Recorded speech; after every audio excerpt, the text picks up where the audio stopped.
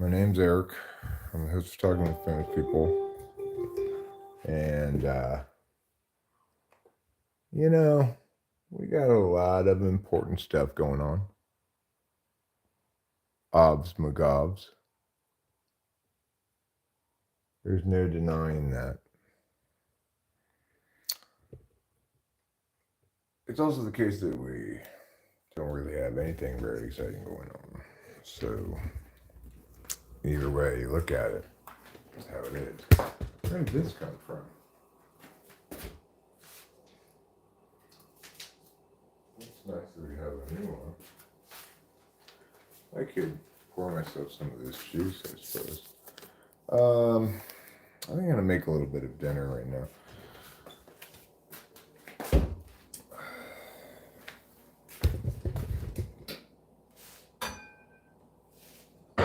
I feel kind of strange right now.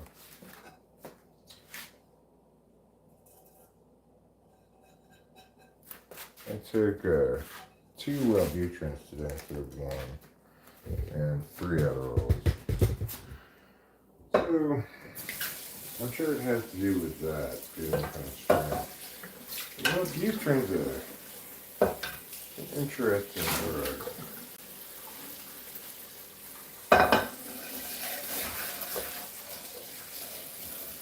I know that they do have Wellbutrin 300, so I'm not worried about having taken too much of it. I'm going to take 2 of them. And I'm on the lower dosage, so, whatever regarding that. Hi there, I can't see it. I don't have my glasses right now. I'll have to get them, I suppose.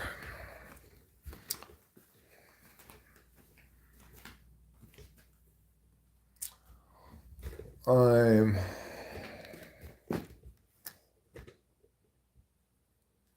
currently on auto pick in a fantasy hockey draft.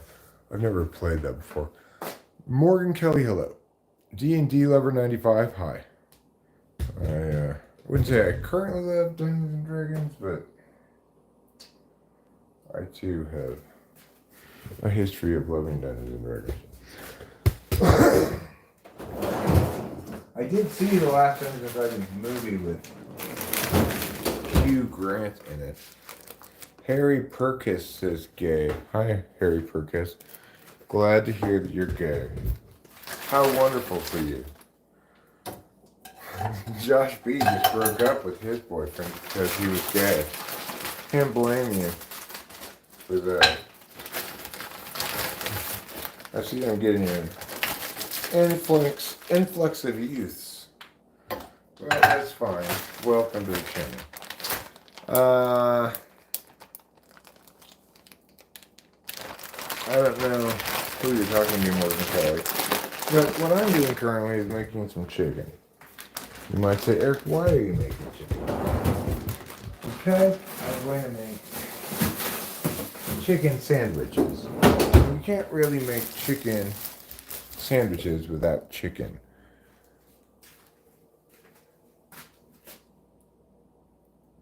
Oh yeah, I'm part of a gay couple with my wife Rachel,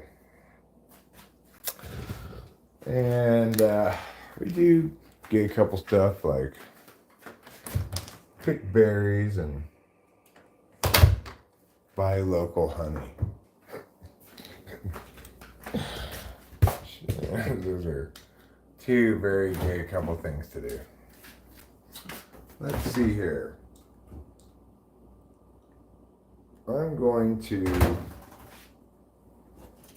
need this. Maybe get an onion. I don't want to cook that kind of stuff. I don't need all of this stuff. I don't need to do all of that. Somebody's not being nice. Uh-oh. Everybody better be nice right now. Otherwise, everyone's going to be like, you're not nice. All right. Let's get last little bit of this red wine here. Put that in there. throw this bottle away.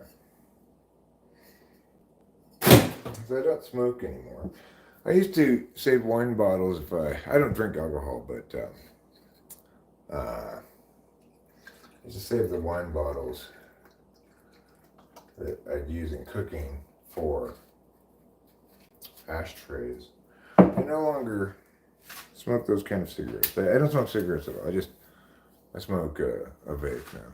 Hi, Winston's mom. Lily A, hello. What's good? How are you doing? I'm doing fine. I'm not Mr. Garrison. I'm not remotely like Mr. Garrison. Okay.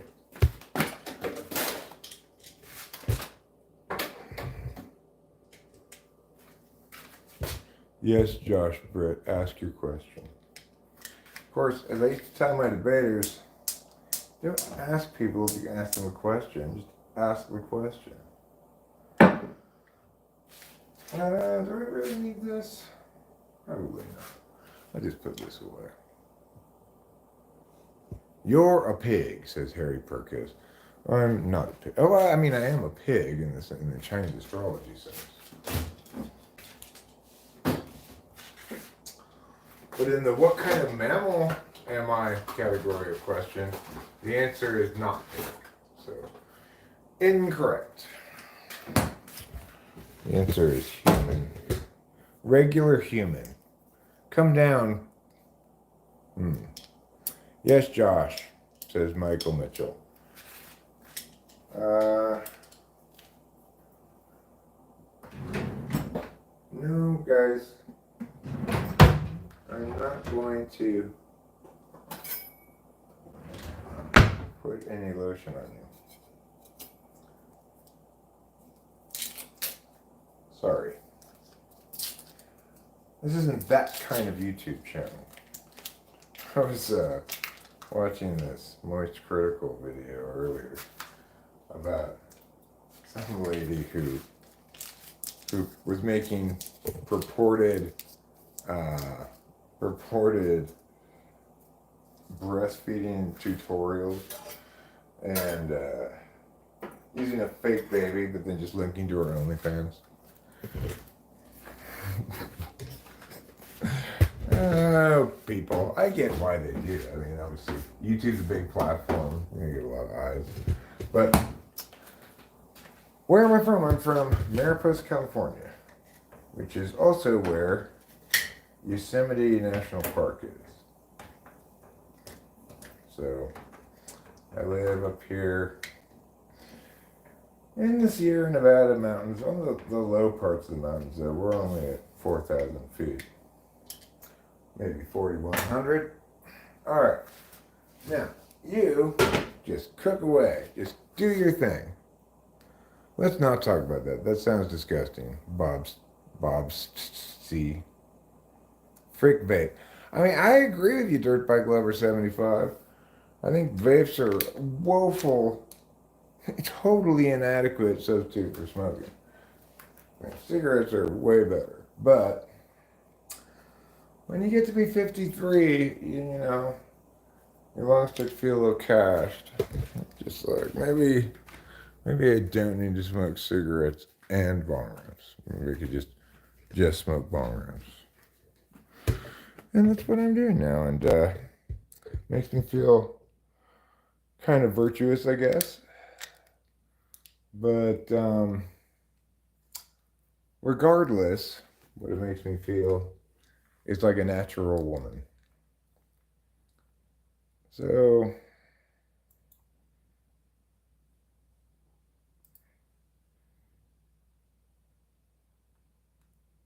I see it's not over yet. All right, home.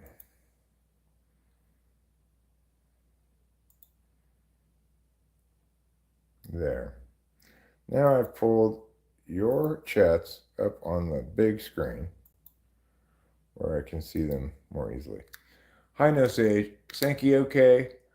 I am an A cup. Have I ever read Nicomachean Ethics? No, I've never heard the title before. What's the most funnest thing in the world to me?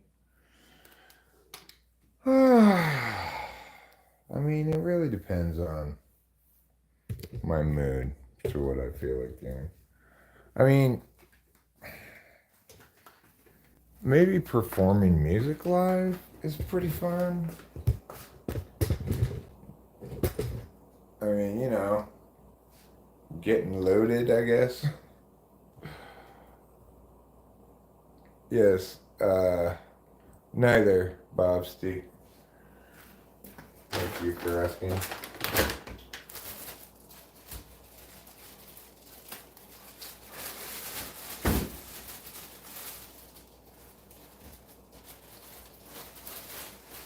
You make me feel like a what, Eric? Like a natural woman.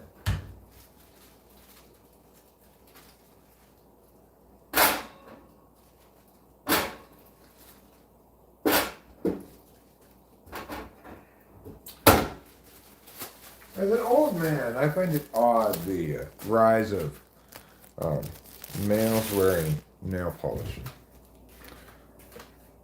I agree with No Sage, I guess. I mean, obviously, I'm going to decline them both. But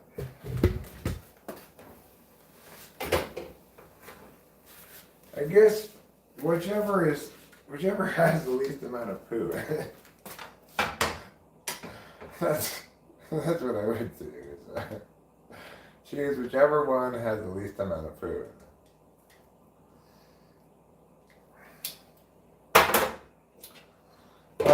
Got to stop watching Diddy related content. It's so dark.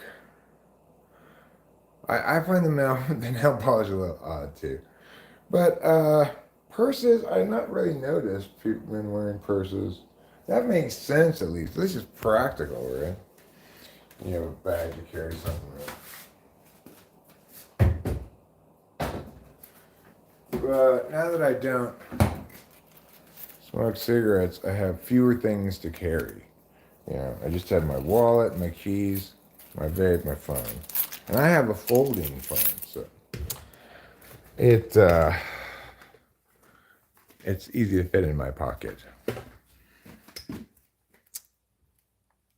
Well, that's good to hear, Bosty. When was my last poop? Earlier today. I had quite a large poop. I was pleased about it. They're not practical, though. They're only big enough to hold a phone and maybe a wallet. Pockets are superior. Well, I'm not going to argue with you. But what if you need to carry your nail polish as well? Then you're going to need to have a purse.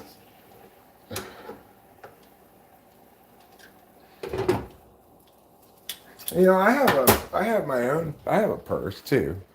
I'll show you guys probably seen it before. Hi, Jennifer Lane. You need to stop smoking? Well, I stopped smoking right before my 53rd birthday. Like 5 minutes before midnight on it. This is my purse. And it is full of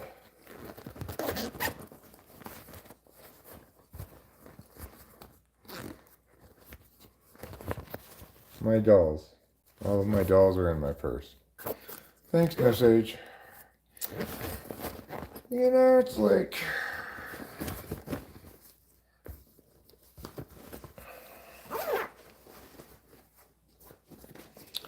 it's suboptimal, perhaps,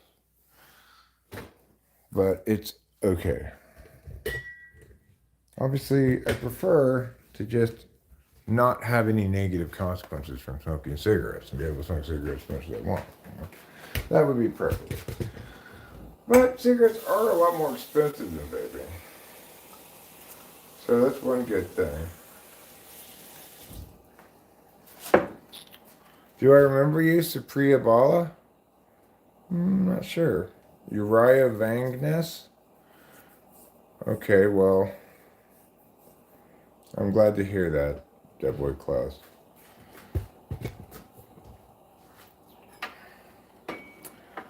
I had given up entirely on that Alabama Georgia game. Like, there's no way Georgia's going to come back from this deficit. They sure did. They even took the lead.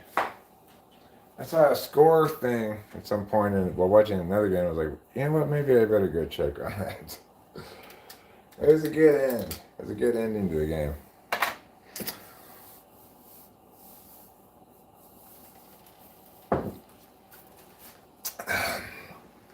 Okay, chickens, how you doing? And by the way, my orientation has been one of two people in a gay couple ever since Rachel and I got married, at least. Maybe even before then. I watched this terrible movie on Netflix. It was kind of good. It had Forrest Whitaker in it. And it was called This Is How It Ends. I think that's what it was called. How It Ends. And I was enjoying it all right, I guess, but you know, the thing is, the movie keeps you guessing the whole time about what's happened, because the characters that you're following along, they're traveling from Chicago to Seattle. It's this lady's husband and her father, and they're traveling to Seattle to try to save her because there was a big disaster on the West Coast, right? And it knocks out all the cell communication, etc. And then you're like, okay, well, this is pretty entertaining, I guess. I'm interested to see what happened. And then they end the movie, they never tell you what happened. So there's some sort of disaster on the West Coast. You learn a little bit, like, that there was a big, wave after either a big earthquake or maybe a nuclear strike. They're not really sure. And they never answer the question. At the end of it, I was just like, you've got to be kidding me.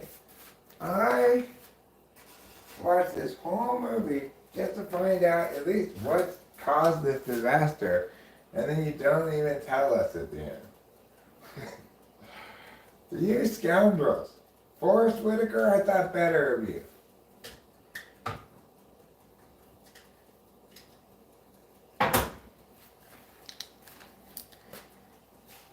You found the show called Travelers. I've seen that show. It's pretty good. It starts to jump the shark after a while, but it's pretty good. It's good for a while. Let me see if Rachel's still awake. And if she is, if she wants one of these sandwiches.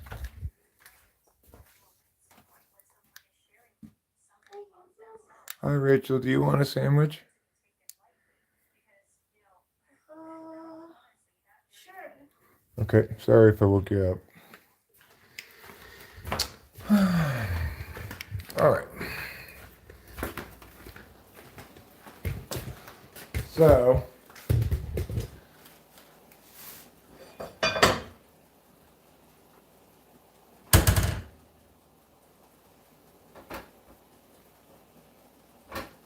this is fine, I guess. It doesn't need to be that toasted.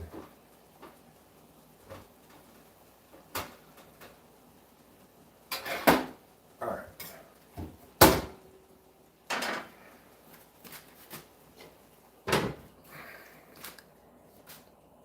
How did you decide to marry her?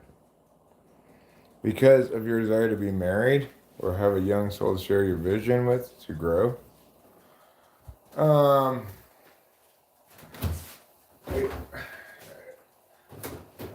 I married her because I love her.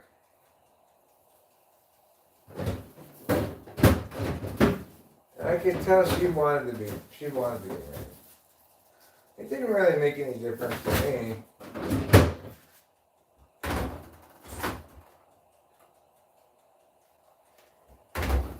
But, you know, I wanted her to be happy. I wanted everybody to, like her parents and family stuff, to know that I was entirely serious. And at that point, we'd been together for a while, so it would be hard for somebody to think we weren't, I guess. But okay. This is my third wife. And she's not that young. She's 39. I know that's still 14 years younger than me, but she's not as young as she looks.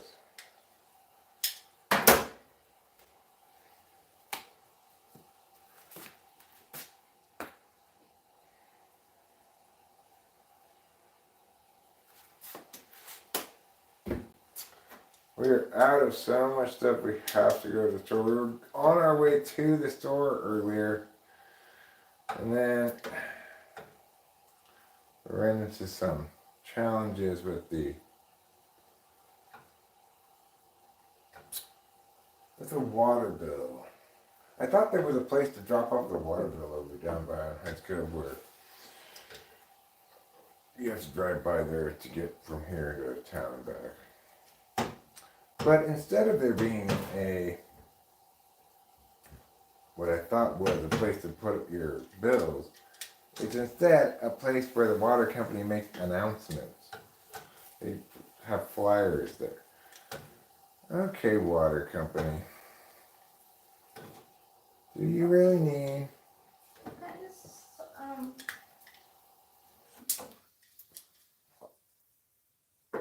What kind of sandwiches do you want? It's just chicken and mustard. We seem to be out of.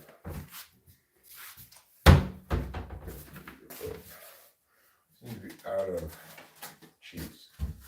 Oh.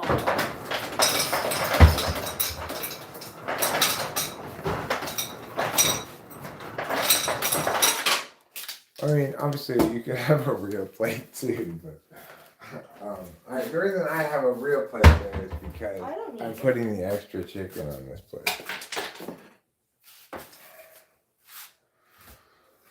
Someone was asking why I married you. Oh. Why did you marry me? Because I love you. Yeah.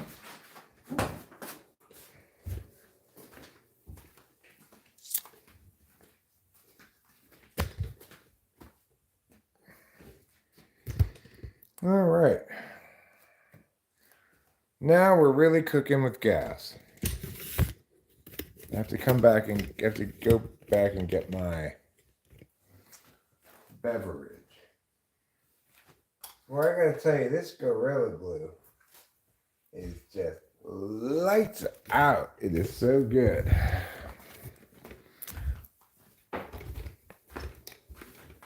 It's definitely the best one we've harvested so far in terms of stoniness. It doesn't taste quite as good as like Northern Lights or something, but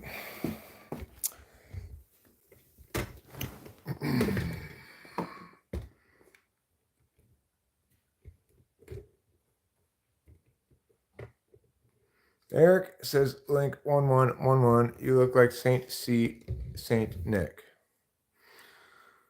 Do you root for, dislike, or not care about UCLA? I generally root for them when they're against teams from other parts of the country. However, who are they playing today?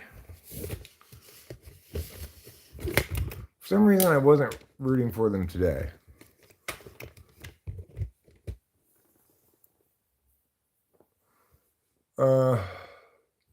No, I didn't feel like I had to be sweet. I just gave you the best answer I could.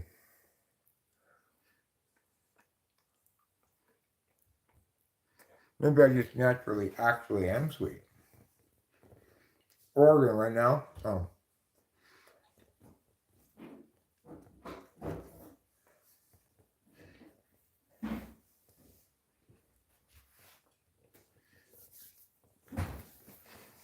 I'd rather see Oregon win now.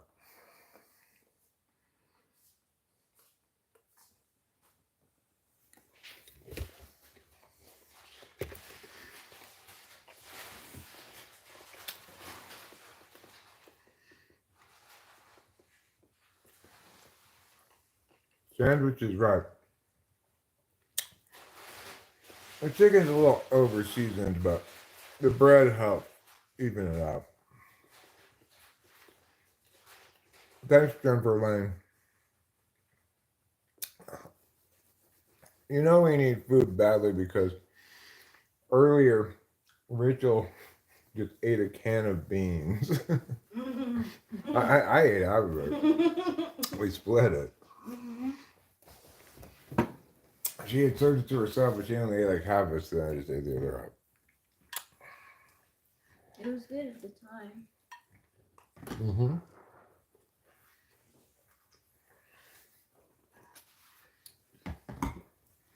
This cup, it's a very strange coffee cup.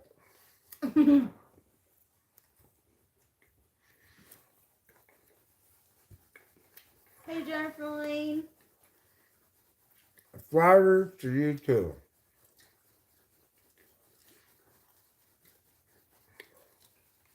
So,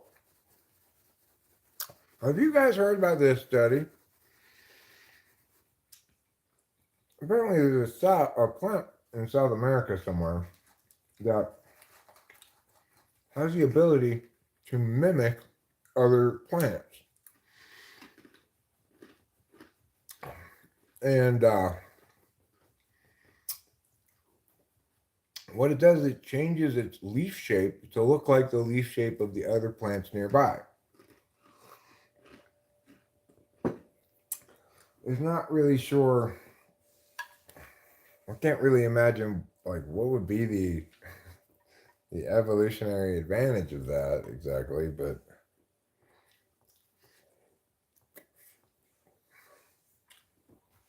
regardless, this study shows that not only do the plants not have to be touching each other, or one of them can be fake, and this other plant will mimic its leaf shape. How crazy is that? Like, how in the world does the plant know what the other leaves look like? How instance, Mom?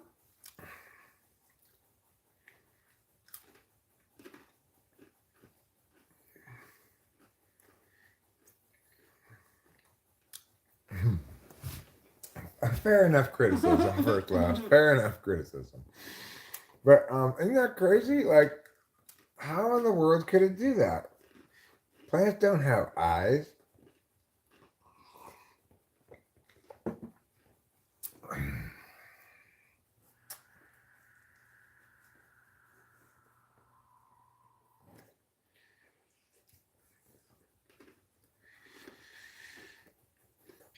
Another thing I learned is that a variety of mammals can breathe through their butthole. Yeah. Now, granted, presumably you have to get air in there somehow. You know, I'm not entirely sure. Maybe, I mean, you would for humans to be able to breathe through their buttholes. Obviously, you'd have to have a respirator into someone's butthole, but isn't it odd that, like, you know that if you put food up your butt will eat the food? Isn't that weird?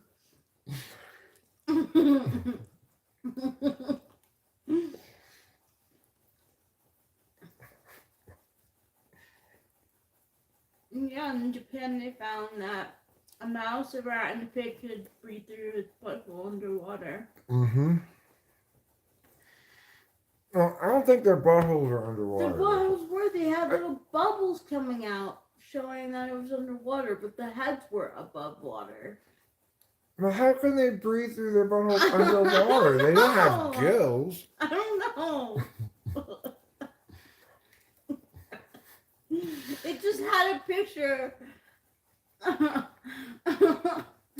of the A mouse, a pig, and something and else. its heads being above water and like little bubbles coming out Of the butthole? of the butthole, yeah. Well, I don't understand that at all. That doesn't make any sense. That they could breathe underwater through their butthole.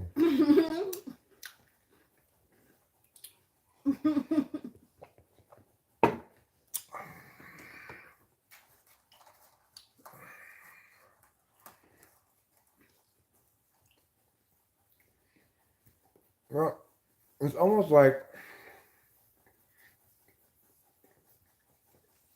our genes were like, well, we never know whether this individual creature is going to put food in here or in here. So we better make it possible to eat it both ways.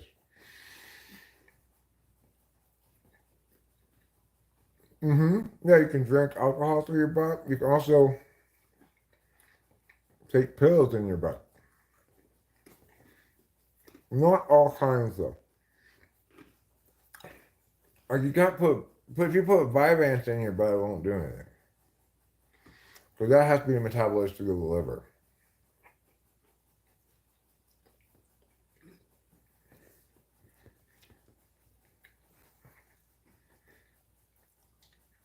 Hey, Sandy. Hi, Sandy. Nice to see you.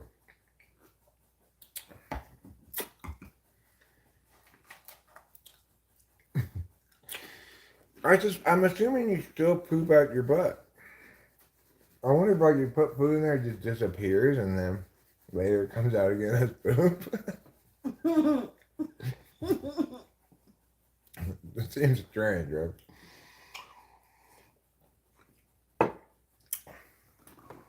Also, there's this one science guy I like to watch his videos. His name is Anton something. And he does a lot of astrophysics stuff, but other stuff too. And he was saying how our existing or heretofore idea of how the moon came about has been basically disproved. Historically, it's been thought like some sort of accretion disk, right? But they modeled it, and that's not how the moon came to be. Regardless, it's like a binary planet, basically. And it's odd, or perhaps not, that the moon is very necessary for life on the planet to do its thing. Create the tides and other kinds of introduction of movement into the system that are necessary.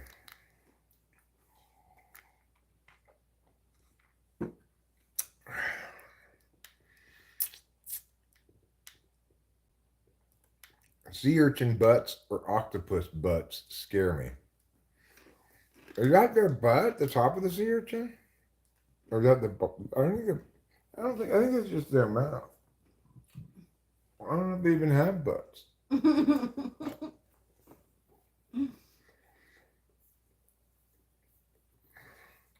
Rachel, what vision did Eric show you that made you want to follow? I first started following because Eric talked about Enneagram, and then I started watching because he would live stream and I would watch his music. That's how it started.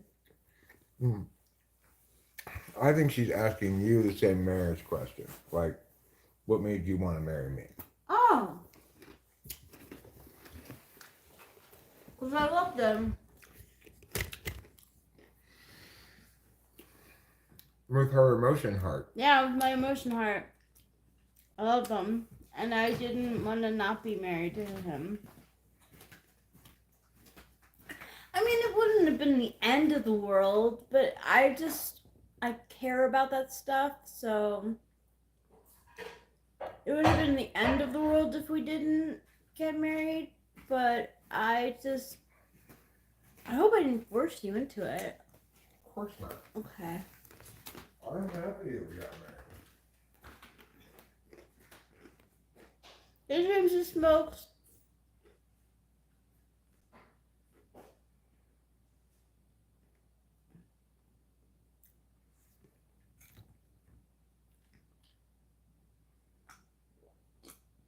Now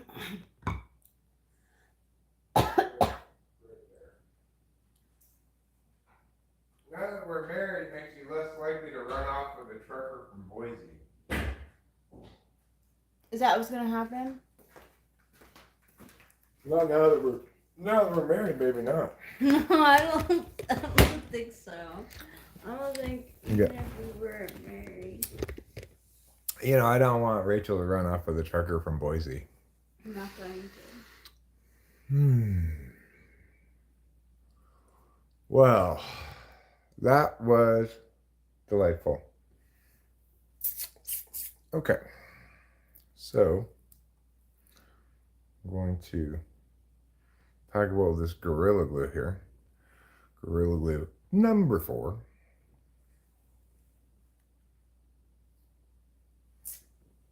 Pia.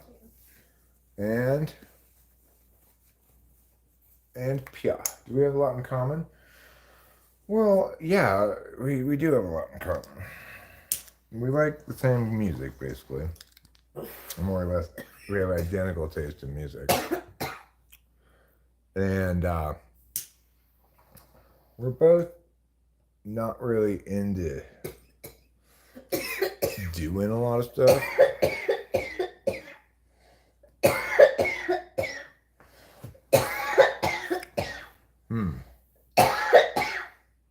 Well, that's good, Ruben. That's just being efficient. Why not be walking to poop as you finish chewing your food?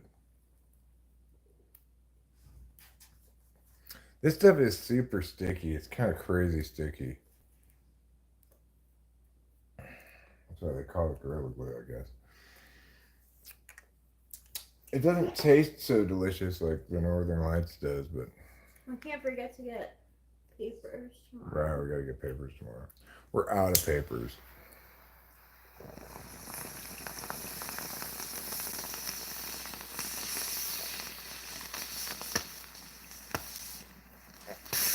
That's true. Sometimes putting new food in will push the old poops out of your butt. Bong rip. Thank you.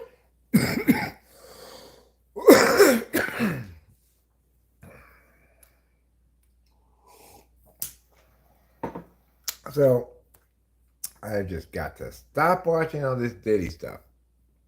It's too dark. It makes me feel like this heart-pounding tension almost.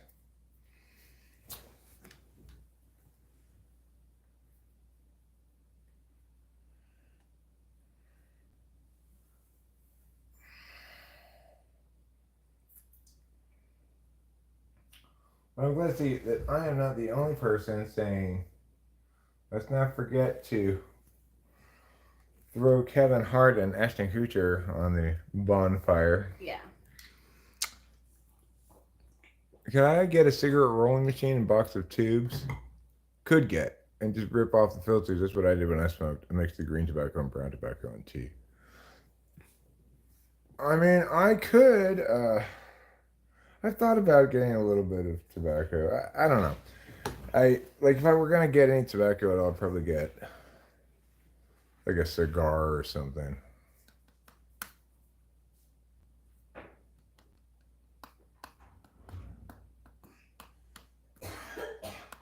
She is a certified typologist. Say Joyce Mang.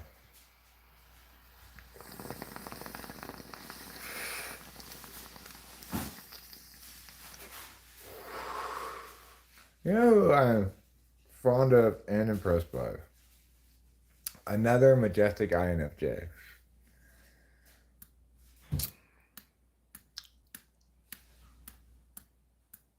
The cash version is good. Oh, this stuff is like, it makes your scalp tingle and gives you the drug sweat. That's how good it is. Good night, sweetie. Love you too. Minister of Capes and Bribbing. What's bribbing?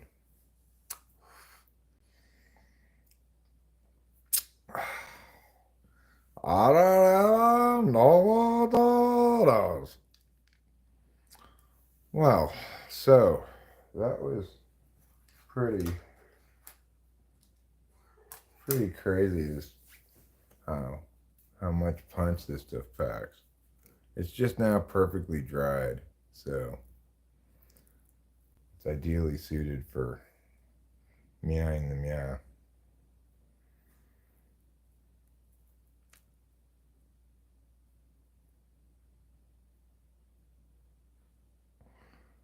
Marcus Aurelius, socionics and all other types of systems are all the same, just some of them are more right than others, but they're all talking about the same thing. So, yeah, socionics would call an INFP an INF little j, but the thing is, they're still talking about an INFP. Still talking about the same exact thing. I appreciate that she takes care of you and you provide for her. What are you all smoking? I'm smoking this Gorilla Glue that we grew, and it's really, it really kicks you in the head. You might say this is like high anxiety weed, but that doesn't give me anxiety.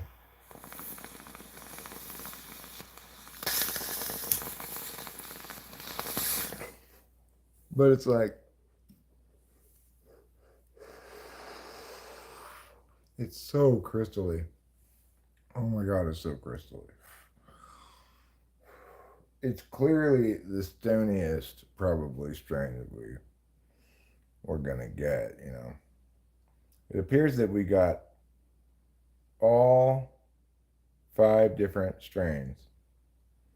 Jack, Super Skunk, Northern Lights, Cherry Pie, Gorilla Glue number 4. Gorilla Glue number 4 is the most stoniest, but I'm a huge fan of Jack Herrera. I love the way it tastes.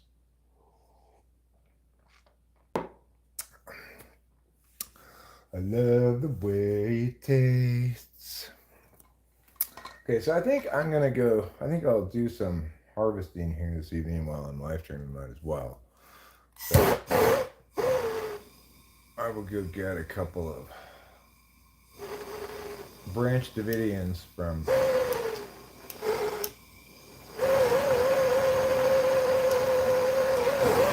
the Plant of Good Fortune.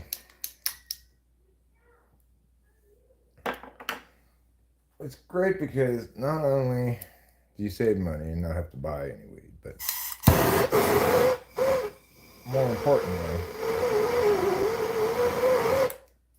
it's like I never get anything from the store as stony as that Gorilla Glue number 4. It's perfectly fresh, like just at its peak of smoking, like smoking right now.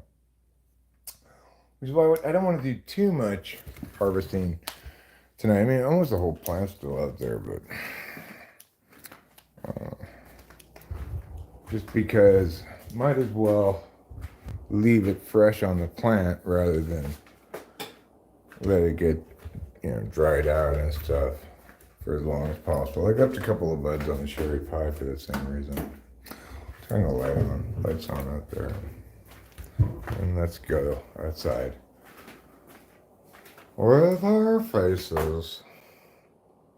This one? Yeah, okay, fine. That light. Alright, now we're outside where the deer and the antelope play.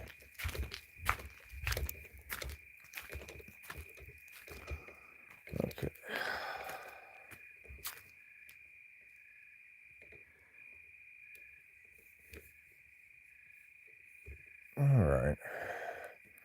This seems like a good one to get started up with. This one and this one, these little branches. Alright. That's good enough to start.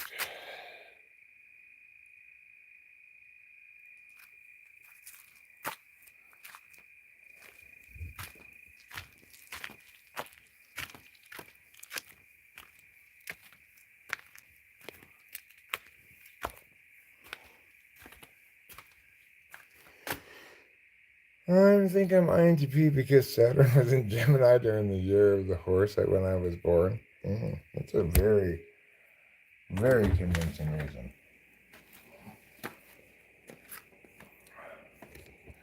I assume you're being like, I don't know, like ironic or something.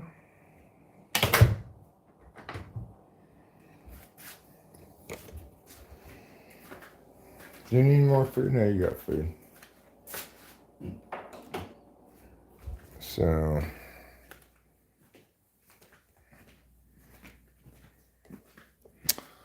all right. You're outside too, West Buckeye. Well, you're definitely handier than I know, Sage, because I'm not especially handy. But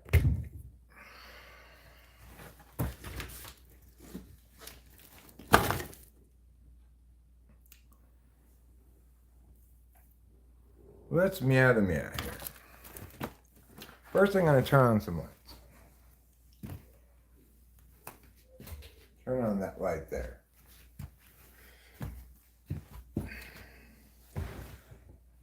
Next, I'm going to show you the glory by doing this. Pia, pia, and then pia. Where's the pia? There it is? Yeah. All right.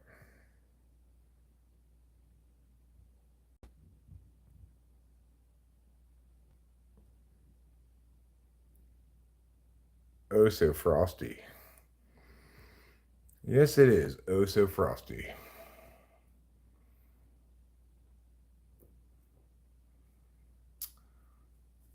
Okay, good. Glad to hear you were. That is a very INTP joke to make. You know. Oh, God, it's just stony, too. I normally don't get that high when I smoke weed, but this stuff is very effective at getting me stoned. What a wonderful feeling. What wonderful times we're all having. What a fabulous occasion.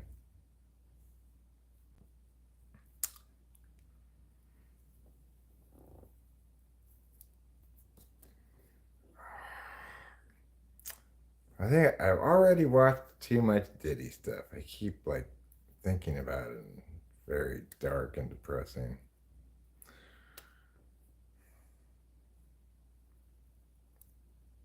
It makes me visualize horrible things, which I find distressing. But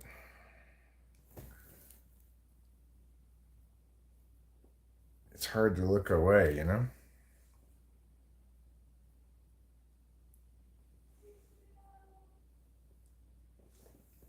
Okay, now I guess I'll have to cut them off with the scissors.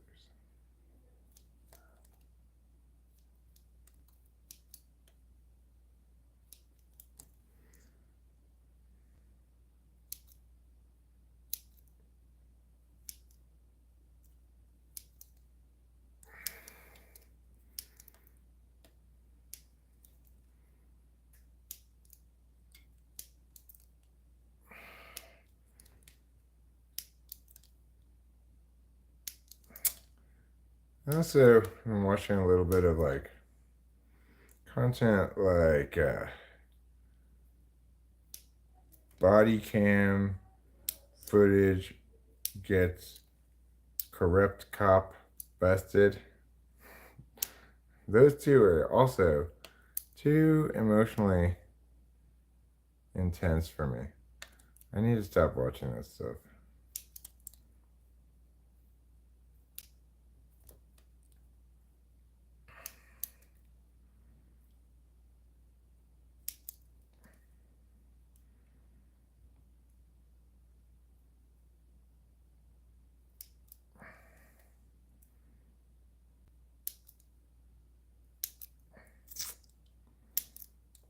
So, I am pleased to see though that Kevin Hart is getting targeted by a variety of people as his accomplice slash enabler or whatever. It depends on who's covering it, I guess. I'm talking about YouTube, really.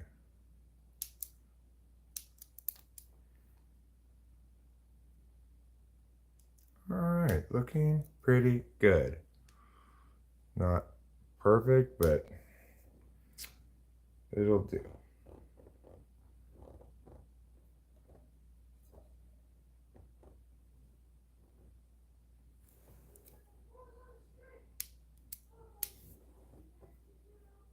Yeah, he did. He sure did.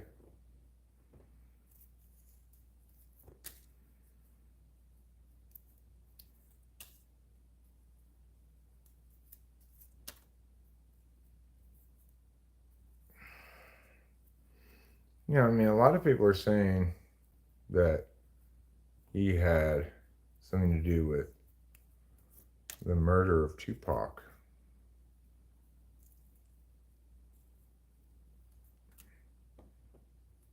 But I don't know how provable that is. They need evidence besides just the testimony of an accomplice. You need more than just accomplice testimony to make your prima facie burden.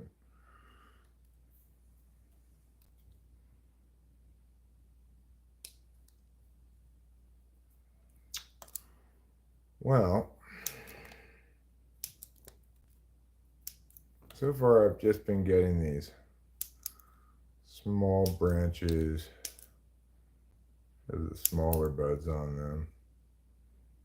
But there's plenty of juiciness on that plant out there, just waiting to be liberated from its ground rooted prison. No, it's not a prison. The plant's happy to be there, happy to be growing.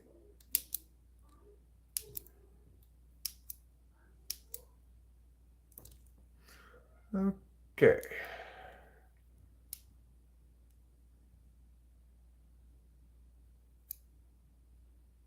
Snip, snippity snappity, snappity snoo. I'll snip this one and I'll snip that too.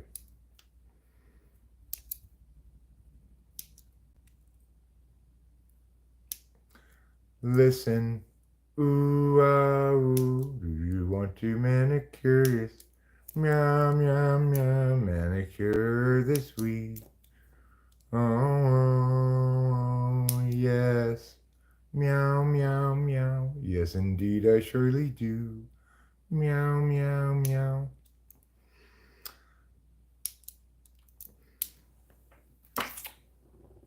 There we go.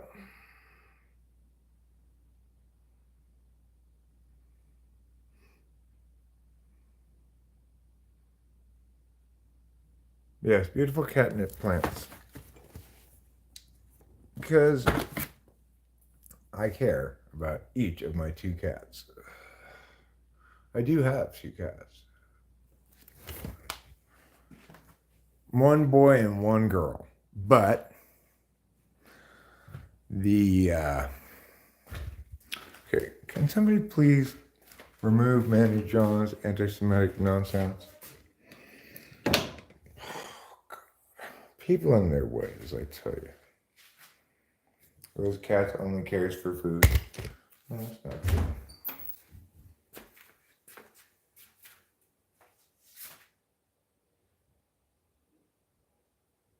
It's very obvious to me that the cats love us, you know.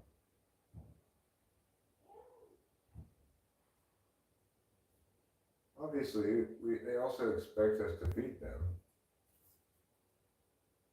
because we taught them to have that expectation.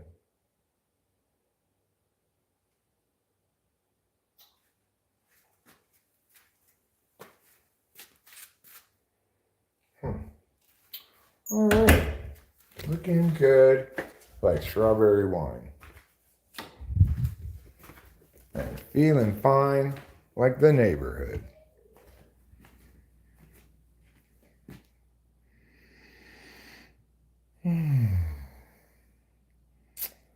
I agree with no sage, except instead of I'm going to, I say, but you should.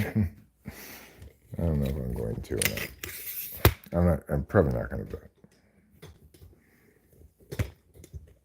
It's like I don't want to dignify this election between these two shitbags with a vote.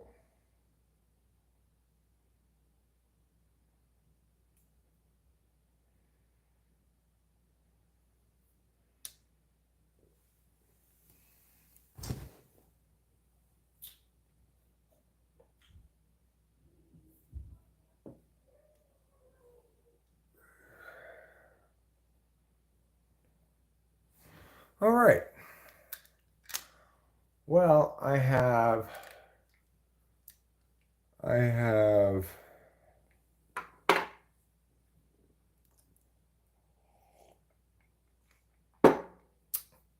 manicured a couple of branches.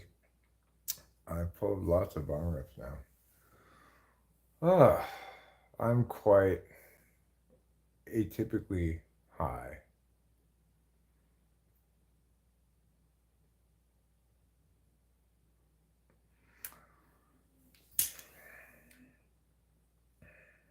Yeah, it's a nightmare. I don't know how you could possibly have. I think I said this the last election and the one before that too, which is I cannot conceive of having two less qualified candidates.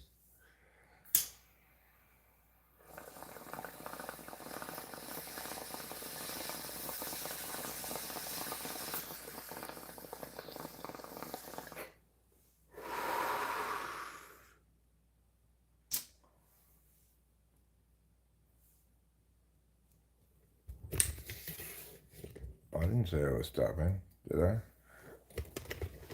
wasn't planning on stopping.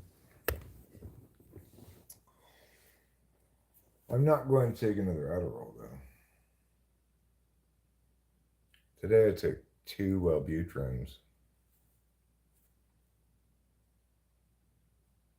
just to see what it would be like. Wellbutrin's a weird drug. I don't know what to make of it. I kind of like it, but I mean, it works. It works for. Want to play the joke setup game again? Sure, no sage. So I give a joke setup, and you guys come up with punchlines to it. All right. You don't need the full dose of Adderall. Just take Adder some. All right.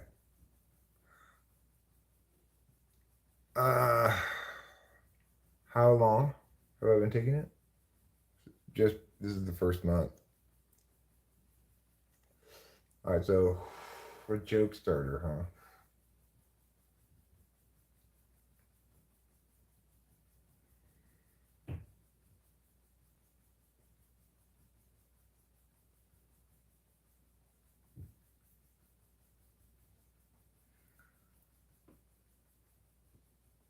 A man walks into a 7-Eleven holding 2 ducks and a banana.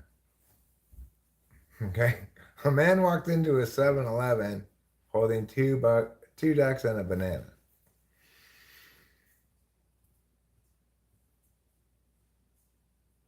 Eric, any correlation between child function and speech delivery? Example, INFP soft spoken, FE child charming. Um, so why is SI soft spoken though? Why would SI be? I mean, SI is a way of knowing. So they're going to be somebody who's got SI third is going to be childlike in how they know about themselves and the world. Um, in that, I guess they're going to reference their own experiences to justify things when they want to in kind of a childlike way. Maybe it could possibly be that it just expresses as a high prioritization of saving energy, preserving the capacity to act later. JD Vance is going to be torn apart by Tim. Okay. I bought 3 bananas today, but 2 of them have already turned foul. That's very good, No Sage. That is excellent. Wow, I am impressed. Did you guys hear that? What a great punchline for my joke setup. Joke setup was a man walks into a bar holding 2 ducks and a banana. He he says, I bought 3 bananas today, but 2 of them have turned foul. That's great. You definitely get a wonder point for that, No Sage. Fantastic. And if you're gonna do the full joke, you'd say, um, it would be like a man walks into a bar holding 2 ducks and a banana. The bartender says, what's with the 2 ducks? And the man says, well, I bought 3 bananas today, but 2 of them have turned foul. Great. Fantastic. You gotta get, is it Wednesday? No, it's not. You got another wonder point. I shouldn't determine Wednesdayness before I do that, but you get 2 wonder points. You earned them, No Sage, for that amazing punchline to that joke.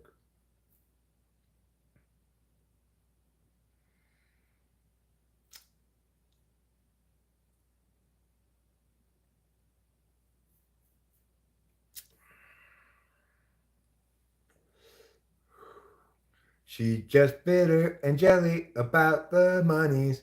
Who's bitter and jelly about the monies? It's not me. I'm not bitter and jelly. One can come from me. All right.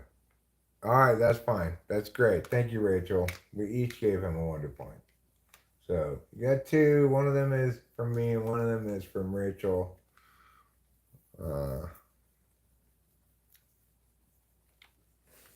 If you're really lucky, maybe she sprayed some perfume on it.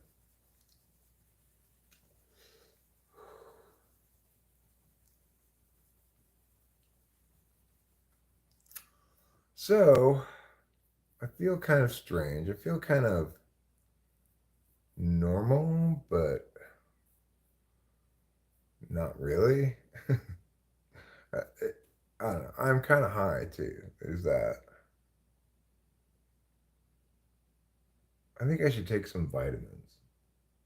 Vitamins may just be a placebo, but I think it's good to take them anyway. At least I'm going to take one of these. These are good to take. You want to take one of these? Sure. It's a multivitamin. Oh, no. It includes multiple vitamins. Thank you. So many vitamins in this.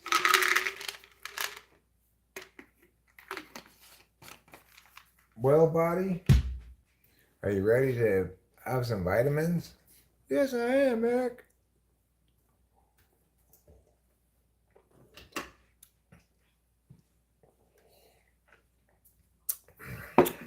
You know what, No Sage? You have 3.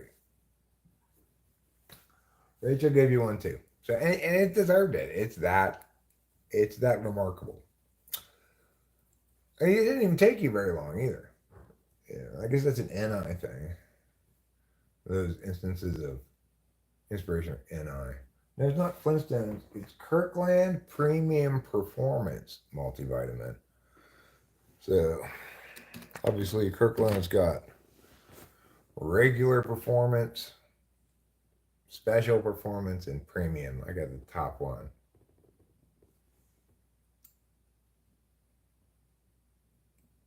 That brings up a point that there should be a Wonder Point store. Well, you know what? If I could just get the Tech It Realm to help me with something, maybe he would know how to do it. I want to get a crypto token called Wonder Point that I would then give you one of those actual things. And then those would be obviously, they would go in your crypto wallet and you'd be like, oh, I've got these Wonder Points. You might think like, oh, well, Wonder Points aren't ever going to be valuable. Well, you know, true, but nevertheless.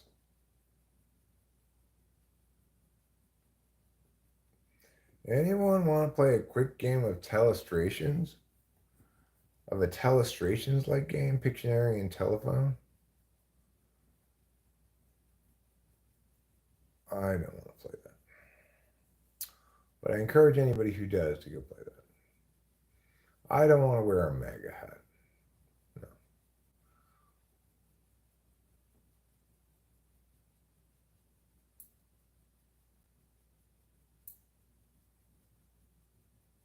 Well, gee. That's fine. It's a reasonable distinction to make. Uh,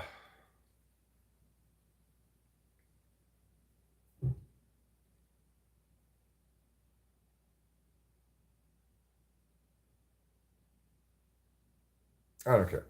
I don't care if you favor Kamala or Trump. Kamala seems more dangerous to me, but also she seems easy to run against. Trump will be too old by the next election. He's probably too old right now.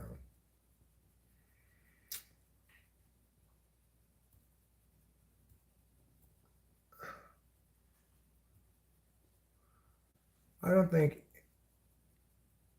anybody said Trump deals great with foreign policy and trade policy.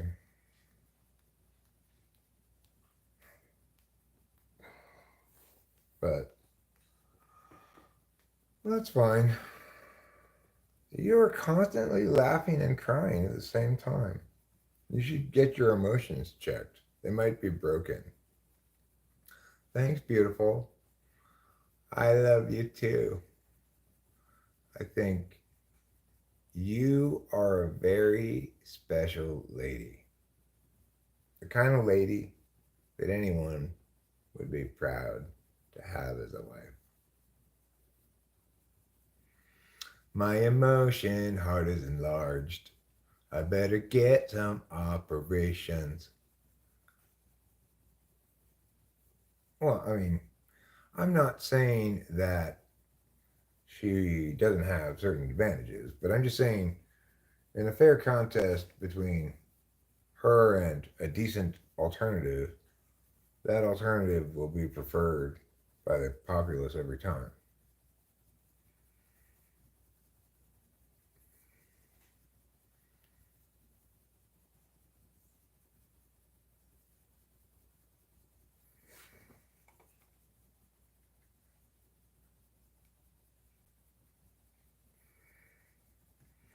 Oh, it looks like Rachel's going to play that game. I feel kind of strangely lazy. You know, I'm sure it has to do with lack of sleep. Because the thing about Wellbutrin is that it's an incredible appetite suppressant, and it's an incredible keep you awake drug. So I haven't been sleeping very well and very much, and I've also lost a bunch of weight since I started taking it because it makes me be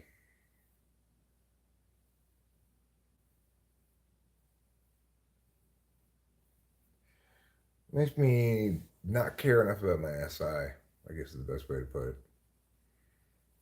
All right, I wouldn't mind watching your game. Is there a link to just watch it?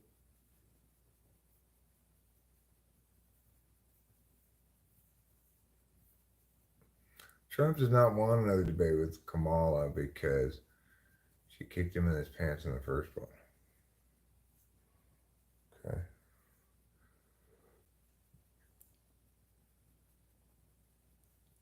I guess it's pretty clear which side you're on, Manny John. I need to lose weight. I eat some cashier girls giggling about my weight gain. It was awful. I don't know. Are you sure they were giggling about that?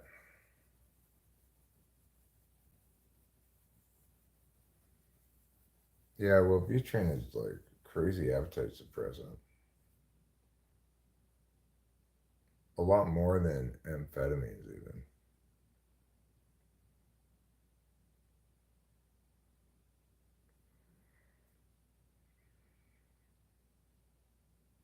Okay, well,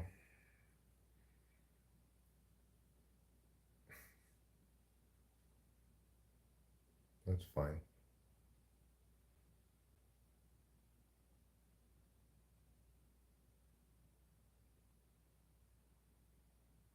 Yeah, it kind of makes me like zombie-ish a little bit. Not really zombie-ish, but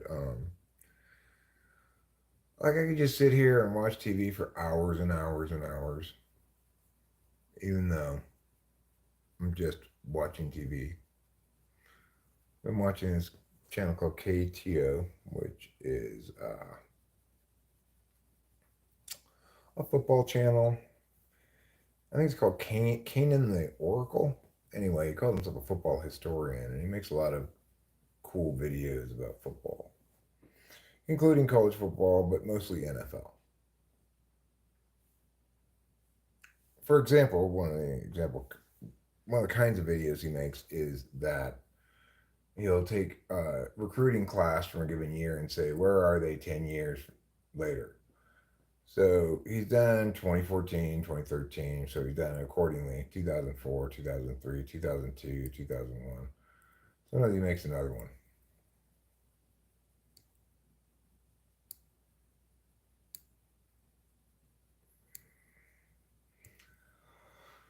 Well, that's fine, mommy. I guess it depends which bad thing you think is worse, right? Uh, it's definitely the case that neither of them have a great relationship with the truth, but Trump actually says things and generally follows through on what he's going to do. Kamala. Every time I see one of her advertisements, I just despise her. I can't believe how much I dislike her because I'm not. It's not like I'm predisposed to strongly disliking candidates of either party. I evaluate everybody on their merits. SI Dom's use, SI Fourth's views. I guess I am. You're maximum SI, Eric. You're even detailing the shit out of your stories. I wouldn't say I'm maximum SI right now. I think that's incorrect. So I'm not sure what it is, but it's, the thing is, what did I complain of that got me this prescription in the first place? Was basically intrusive memories. And Intrusive thoughts, a lot of times linked to memories. Sometimes not linked to memories, but usually. So, this drug, Wellbutrin, it has kind of an anti-SI effect, right? Like it suppresses your appetite. That means you're less hungry. That's anti-SI. It makes you stay awake, and that's anti-SI. That's the alternative to SI.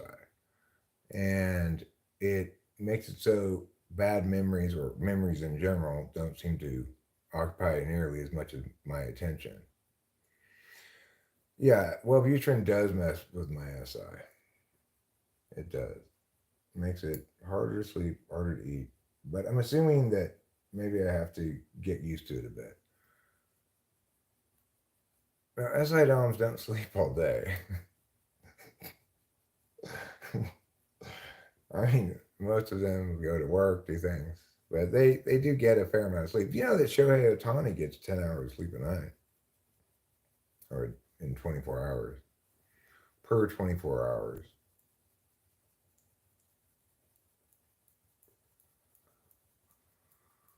No, SI DOMs are not hungry all the time. Remember, SI is a form of knowing, right? So when you're not knowing, I am hungry right now. I'm sure I'm hungry in some sense, but I'm not feeling particularly hungry, even though if I am keeping track of how much I've eaten, I know you're being sarcastic, but I'm still nevertheless correcting you, right? Because that's not how we understand things. We understand first and foremost that SI is a way to know, and it's a way that links to your bodily experience and your other experiences, namely your memories. So when I'm not knowing about my body as well, in other words, when I'm not knowing that I want to go to sleep, need to go to sleep because I'm tired, then in that instance, you're seeing a failure of adequacy but on along that attentional channel to to deal with life optimally. You're gonna be the no fun police too. I'm not being the no fun police, okay? I'm just explaining things as I always do. And if I corrected you, it's only because you're wrong. I don't correct people who aren't wrong.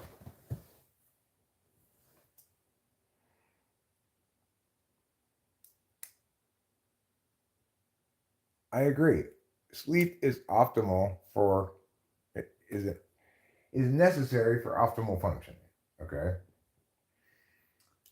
The thing is, I'm not sleeping very well, and I can tell kind of by noting the pace of my speech, and of course I'm quite high right now too. Which is probably interfering with my ability to speak fluidly right in the moment. But uh, I can tell that I'm tired. That I just, you know,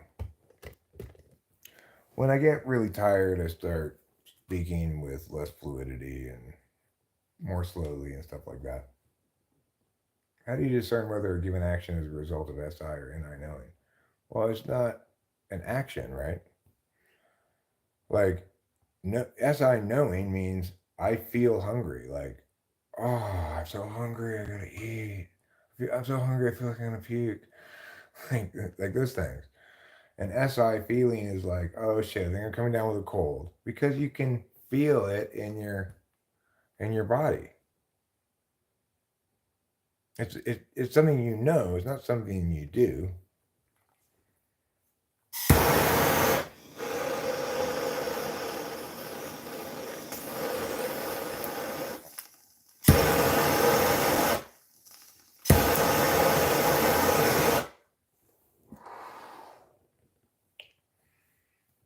There is, I Bill O'Reilly.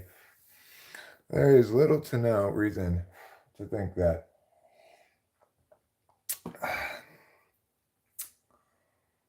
um I don't know. I forgot. I forget, I forgot, I forgot, I forget.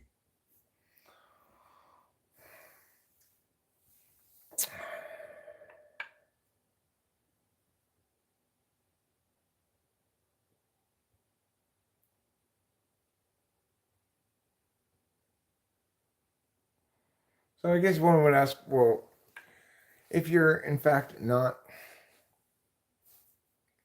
using or paying attention with introverted sensing as much and or as effectively as you have in the past, Eric, or you have when before taking Wellbutrin,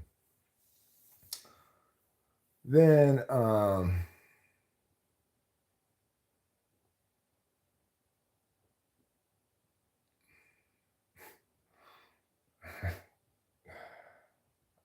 I mean, yeah, Padawan range bender.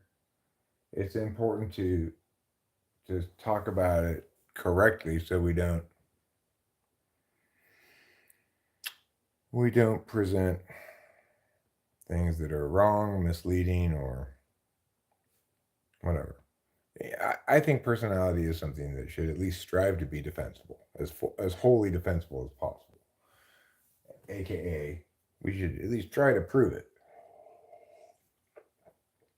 But you can't prove something that's not true. So that's why it's important we describe it correctly.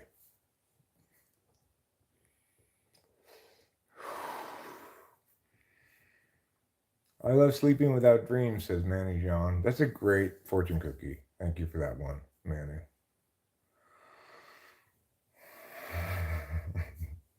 I love sleeping without dreams. It doesn't seem like a fortune, though, huh?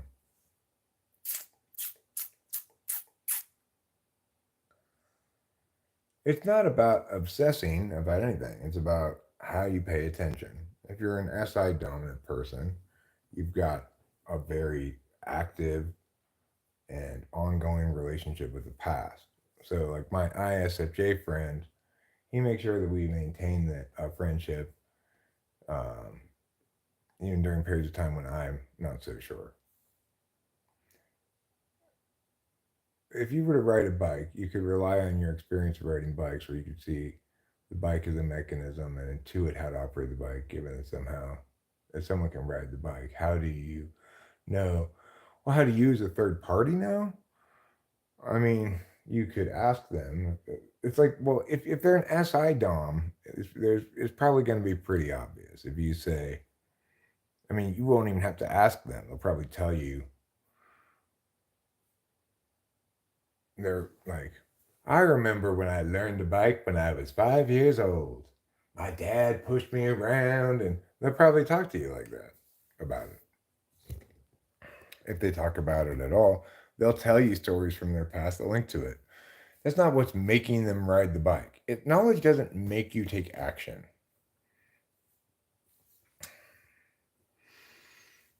Once you know something,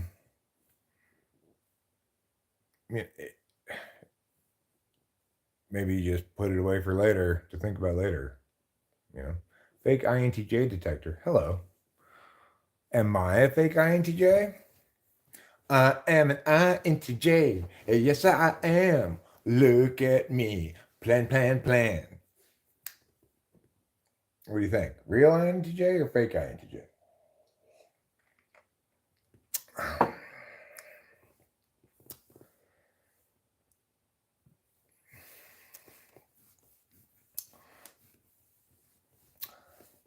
Thank you, Rachel.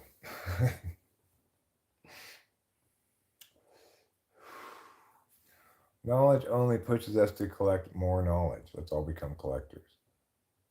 I heard you say an INTP can remember 3 sentences word for word. Can an SI Dom do the same? Probably. But remember that SI is first and foremost a an experiential function. It's not a communicative function.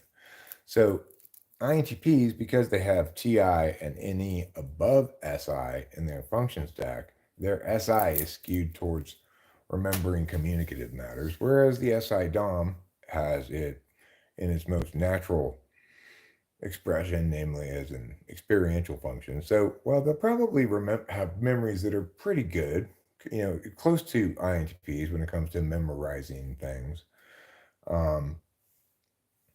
They're not going to be as academically intelligent as INTPs.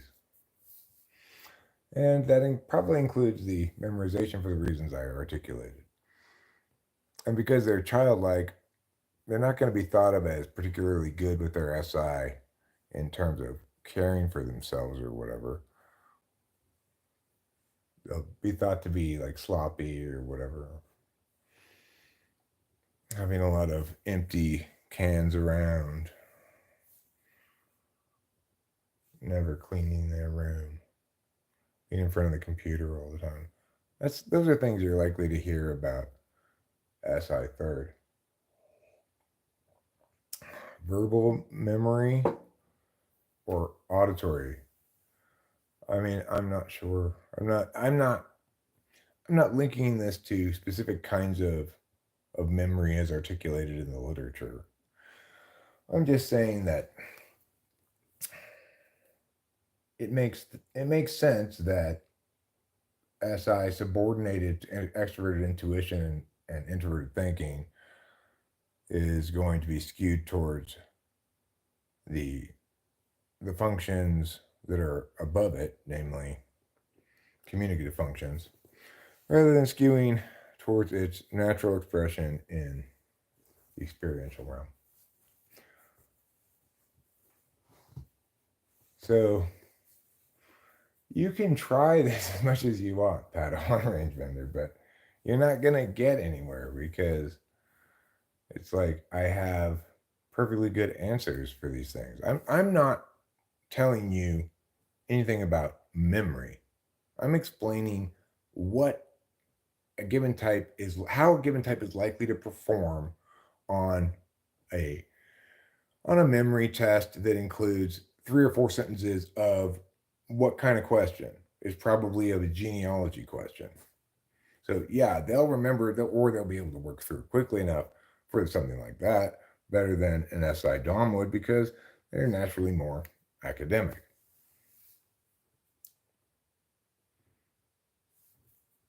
The only purpose of thinking is guess what? What do you need so that you can think?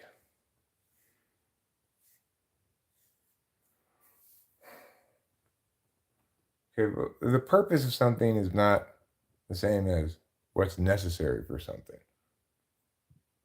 Do you think there's some difficulty explaining the dynamics of typology in plain verse? Uh, Not necessarily. I I feel as though I can do a pretty good job of explaining these things without without using too much jargon. But in terms of experiencing and communicating, we need to make that distinction. We need to make the distinction between things that are real time fluid, like moving around in space, versus things that are turn based, like communication stuff. In other words, we need to distinguish between, we need to make clear what that distinction between experiential and communicative means. And in doing so, we're going to articulate a couple of concepts, which include high resolution data, low resolution data, linking to those two things. You know, experiential being high resolution data, and how you can only retain so much high resolution data. For example, we can't really remember how physical pain feels later on. If I remember getting physically injured, it's probably not very traumatic to me. As long as it's not a super bad injury, because I don't really remember the pain of it, right? It's like trying to describe the solar system. So this thing moves and another thing moves around that. Yeah, okay. It's a challenge. It is a challenge to explain it. I mean, but mostly what the biggest challenge I have overcome in explaining things is that people don't want to have it explained to them. They want to be an expert themselves or something. I don't want to be an expert. It's just that I am, you know? It's maybe it doesn't really matter whether I want to be an expert or not. I don't know. But I have very strong feelings about what the correct way to interpret stuff is. So, like, in this instance, Padawan Rangebender and I came into conflict because he was saying that, well, Butrin puts me more in my SI. But that doesn't mean anything, right? I'm paying attention. So, what I just did there is I remembered what he said. I used that knowledge in this extroverted intuition action, which is, um, something that I remember him saying from before. But it's more of an intuitive thing to then point out that, introverted sensing, because it's a way of knowing, it's not something you can be really in exactly. Sure, in certain moments, I might be yawning and having tears run down my face from yawn tears, and my nose is running, and I'll be like, oh man, I got to go to bed. And in those instances, I guess you could say I'm really in my SI. In other words, my body's, I'm paying a lot of attention to, my body is doing stuff that's indicative of sleepiness and other biological stuff. And I'm paying attention to it.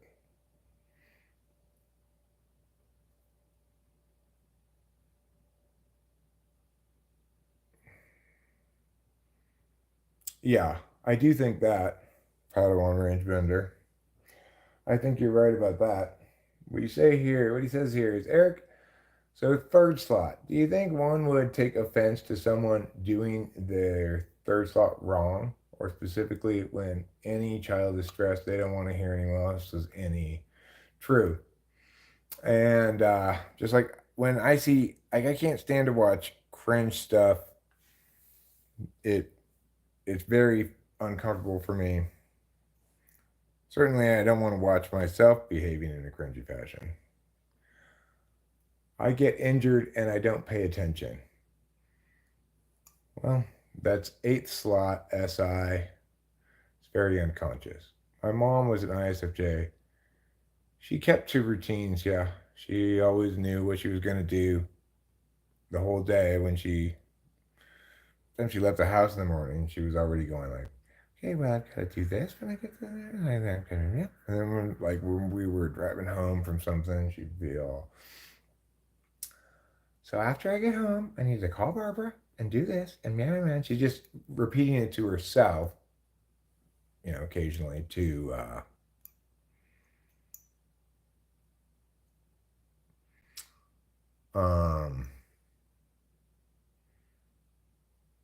yeah.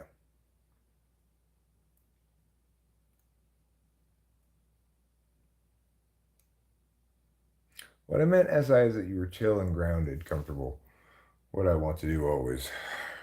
I am chill, I guess. I don't know how comfortable I am. I feel more comfortable, or at least less gacked out, than I do just on Adderall. But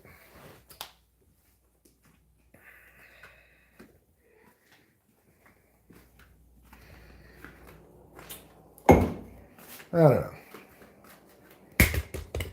It's kind of confusing but amusing.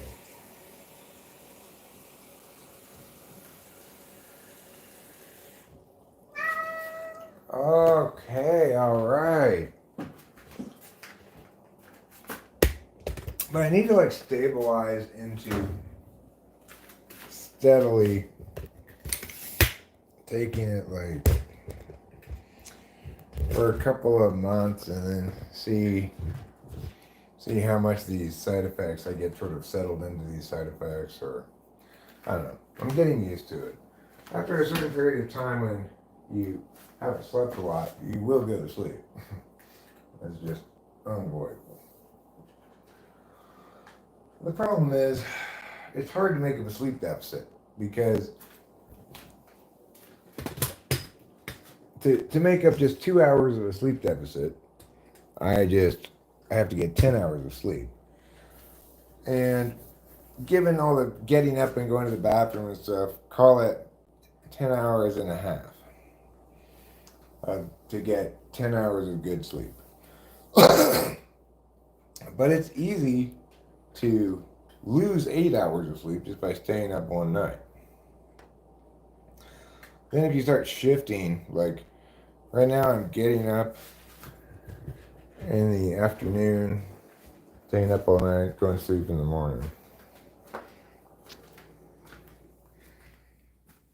When that happens,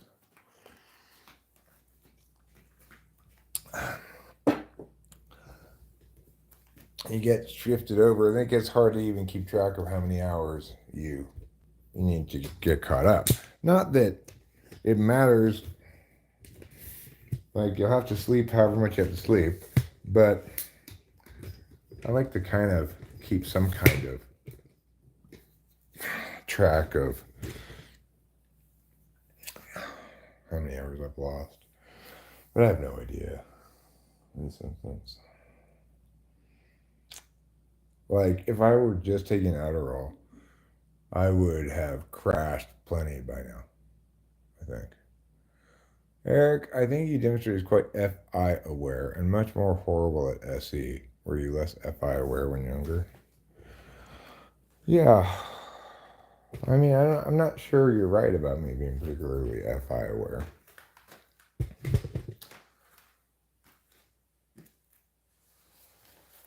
Or, like, maybe in a baby-like fashion. I mean, so when I talked to the doctor, I talked to him about the frequency and overall quantity of negative self-talk. Why did I do that? Because it's something that you can empirically establish as a problem, right? It's not, I feel bad. Yes, it's true that probably I emotionally felt bad. But I didn't understand that really as being what was going on. I just understood it as this behavior that correlates with an unhealthy expression of self is picked up in frequency or quantity overall. But the Wellbutrin really put the stop to that.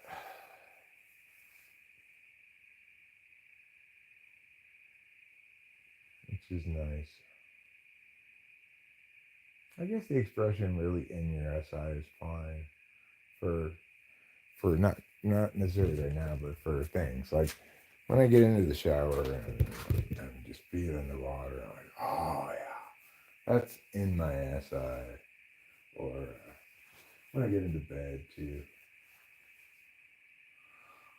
I think this stuff just mostly it flattens me out a lot. I'm flat as a pancake, flat as a tortilla. I'm flat as a Mexican pancake. I'm flat as an American tortilla. You know that Mexican pancakes and American tortillas are the same thing?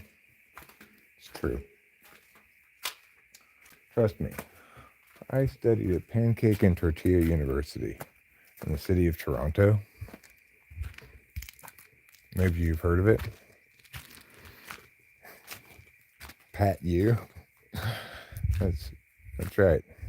Pancake and Tortilla University. Wow. This is quite a plant I'm looking at here. It's got the beautiful autumn color leaves of fall. They're so yellow. Let's touch them with our fingers.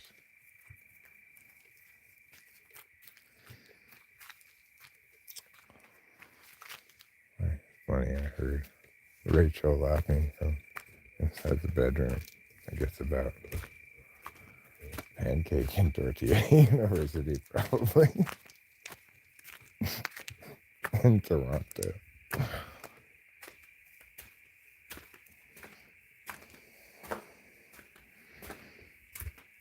Like, I think this stuff kind of flattens out my emotional spectrum too.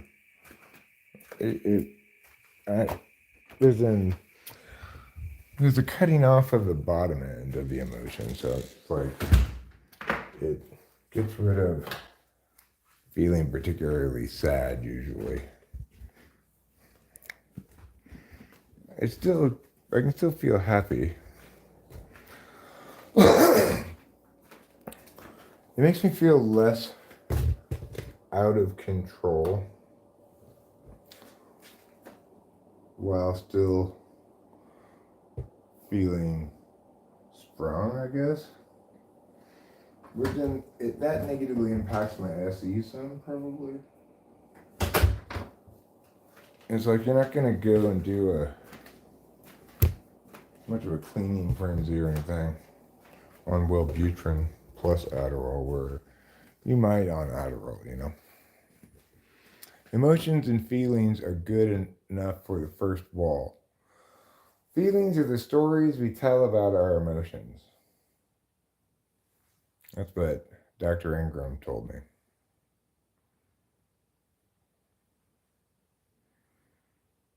Do you think that the experience of the agent attending via different functions is categorically wrong? No, I think that we pay attention with stunted versions of other functions depending on the slot. So, for example, sixth slot, which is the most conscious of the unconscious functions, when called upon to use it, you can turn your attention towards that kind of thing. But you're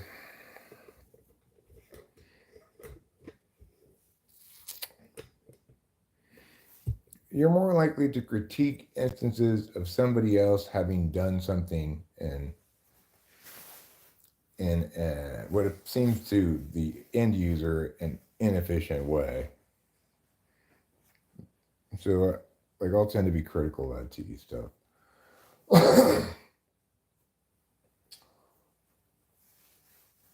I think the eighth slot is the most unconscious function, which is to say, you can least recall instances of using it. So,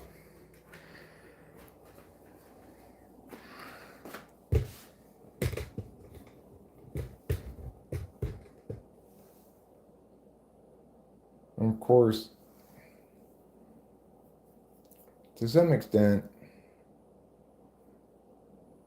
we can think about certain kinds of ordinated tasks as being inclusive of conditionality. Like, I need to test this thing. If this happens, then I know it's not that problem. If this happens, then I know it is this problem. Like that kind of thing, right? There's additionally some order of operations concerns that are very much concerns of introverted thinking. Like, there's an order of questions, you know? And it has to be that way for good reasons, but it's still the domain of extroverted thinking ordination. So you can imagine it as a couple of different things. You can imagine it as, and this is probably the best way to imagine it, as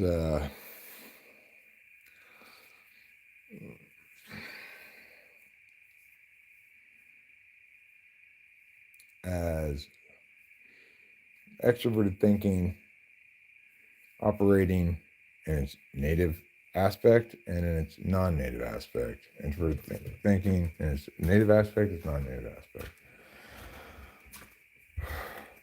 But yeah, that's how you should really think about it. But you could also conceive of it being like, sometimes TI looks like this.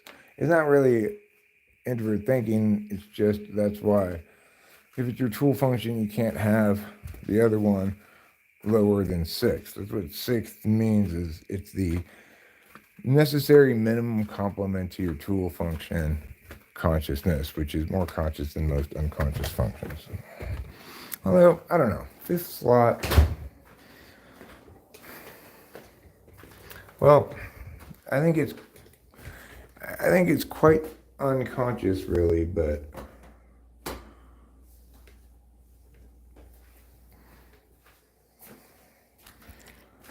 But it's something you can understand well. Anyway.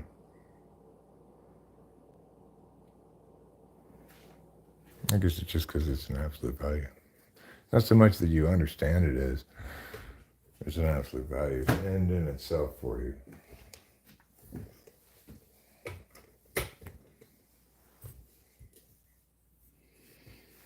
And I think there's a lot of clarity to be had and potentially room to work on the idea, under the idea of we can reduce a lot of these distinctions to in slots to absolute or instrumental values, and that a lot of things follow from that. Things that might not immediately seem to follow from that. Jimmy Carter turns 100, huh? Well. Good for him. I wonder if he's going to try to get a letter from the president.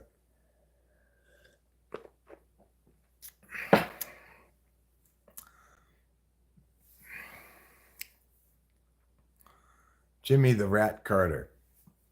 I don't think anybody thinks of him as being a bad guy. But, you know, you can if you want to, I guess. You could be like Jimmy No Good Carter. Still flies coach, apparently. No, I agree. He was not a good president, but he's a fine enough dude. I am going to agree with your assessment of him this age. He seems nice. He seems authentically good. You don't get the sense that underlying his sweet, old, pleasant demeanor that he's secretly holding freak-offs. Who's my favorite president and why? Well, favorite in my lifetime is Bill Clinton. I'd say because he did the best job of any president in my lifetime, which I guess started with Nixon. Was Nixon still president in 71? Assuming he was.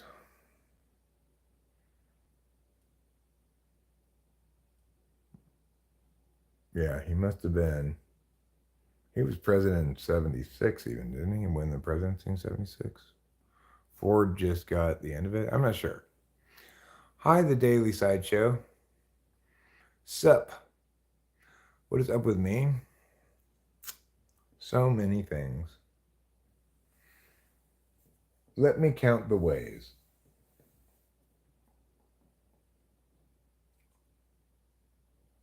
What am I looking for? Bong rip? Maybe a bong rip. It's not a bad idea. I'm not going to object to a bong rip.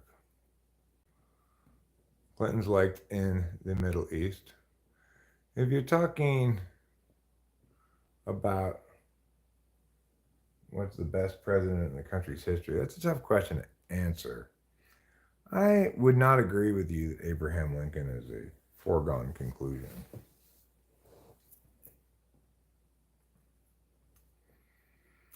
Certainly not Ronald Reagan.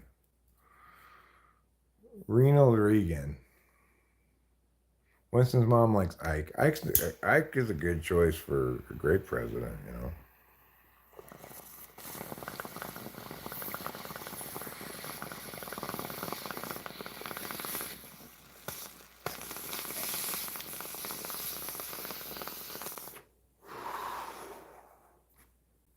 Let's not forget about James K. Polk.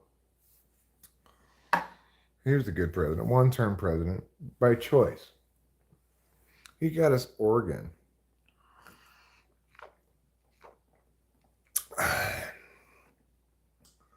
If it weren't for James K. Polk, Oregon and Washington would be part of Canada.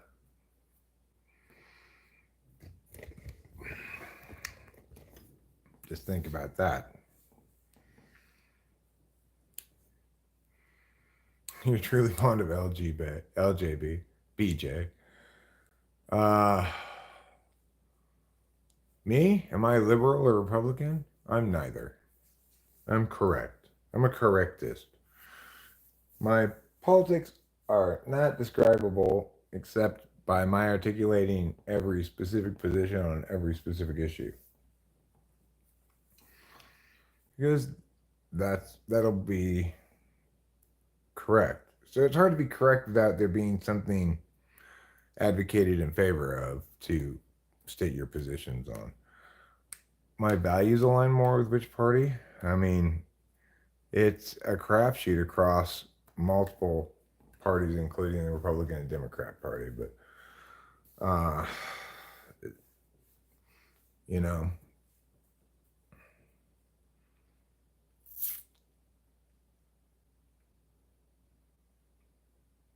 I don't, I don't view myself as being part of any team except America.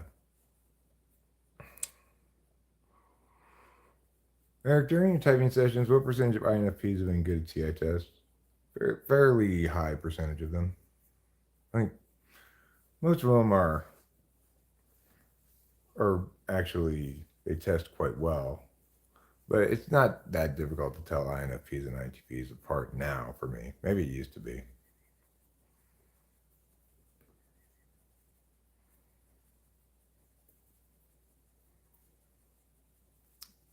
No, what I'm saying is I'm not a Democrat or Republican. I'm an American, and I think this culture war that's been either perpetrated by, instigated by, or carried on by people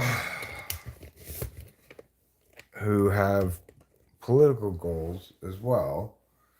In other words, carried on by parties to try to rile up their base. It just creates this outrage politics that's counterproductive. So I don't want to go into that at all. Like I don't want to side with any side at all. Not expressly. Like if somebody's really curious and wants to ask my position on a bunch of stuff, then they can draw their own conclusions. But I'll be always able to come up with some additional examples that seem to run afoul of their conclusion, whatever it is. Because I know a shit ton of different policy areas, and I'm correct about all of them. And depending on what the specific policy prescription is, it could be Democrats or Republicans who are correct, or neither. What does the correctest party stand for? Being correct, Manny John. Having the correct position on every specific issue.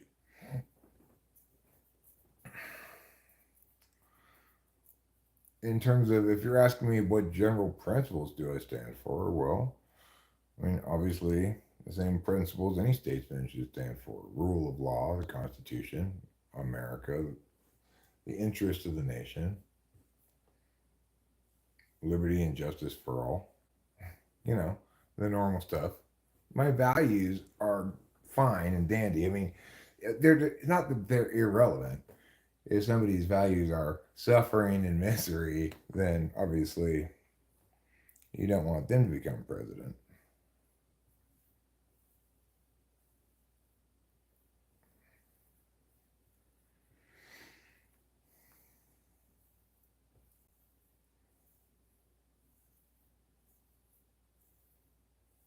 Correctness only comes wrong things.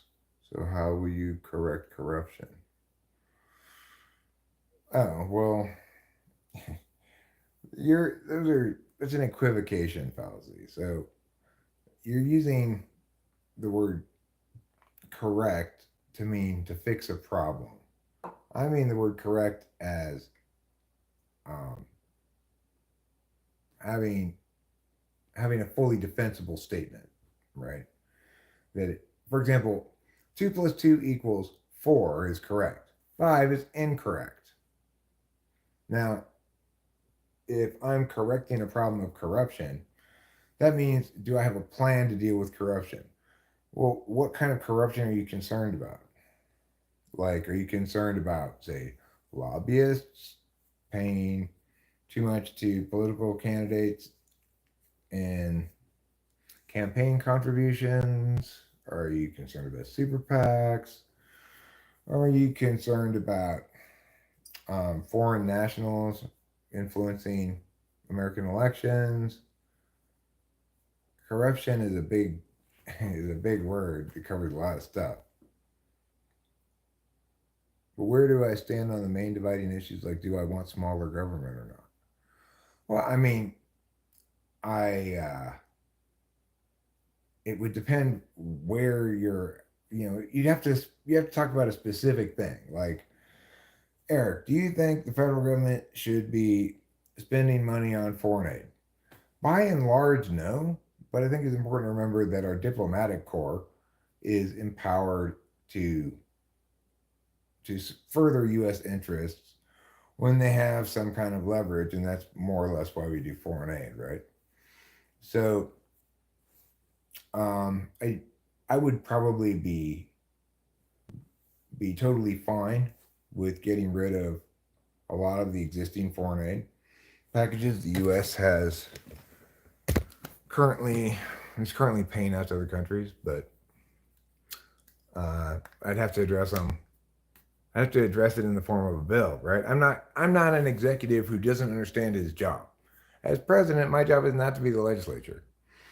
It's not to unilaterally on my own stop executing what Congress has written into law and have been signed by a previous president. Yes, you can disagree with that and be correct.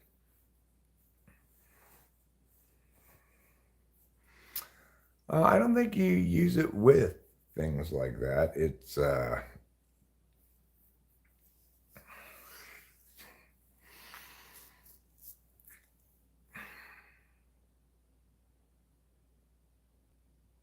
mean, it's true that I can say a sentence that is expressive of something logically justified. And it's also true that I can say a sentence designed to make other people laugh, like me, or whatever. It's also true that I can tell people a story about something that happened to me before. It's also true that I can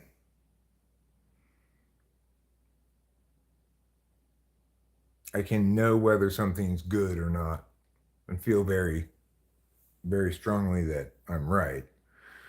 It's also the case that I can recognize the value of concision and execute things in a more or less concise fashion.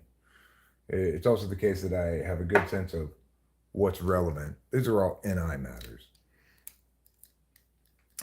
The thing to note is that I'm putting information out right now. I'm extrovertedly intuiting about my relationship with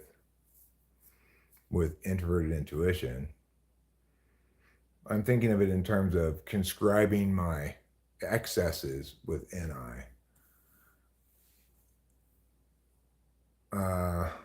TE,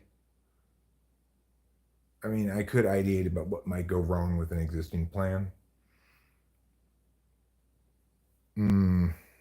FI, I could ideate different ways of expressing my feelings, I guess. But I don't know if I would actually be expressing my feelings or not. There's not much to say about your feelings. It's not a very word compatible reality. It's worth remembering that FI emotions express a very physical expression. So laughter feels differently in the body than if you're about to cry.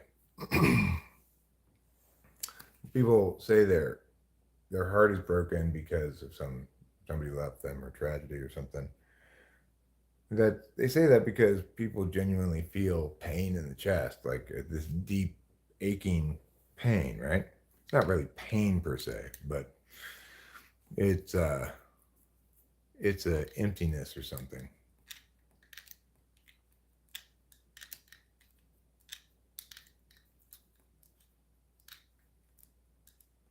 Right, but now I say, see, if it's more than 6, don't listen to it. But now I say if it's more than 6 years ago, right? So 3 years ago, I said, if it's more than 3 years ago, don't listen to it.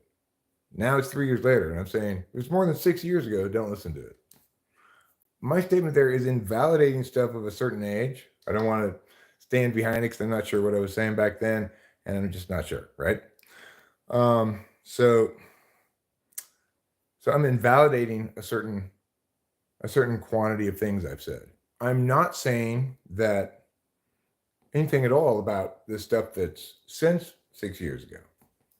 And it's probably more like 7 now, really.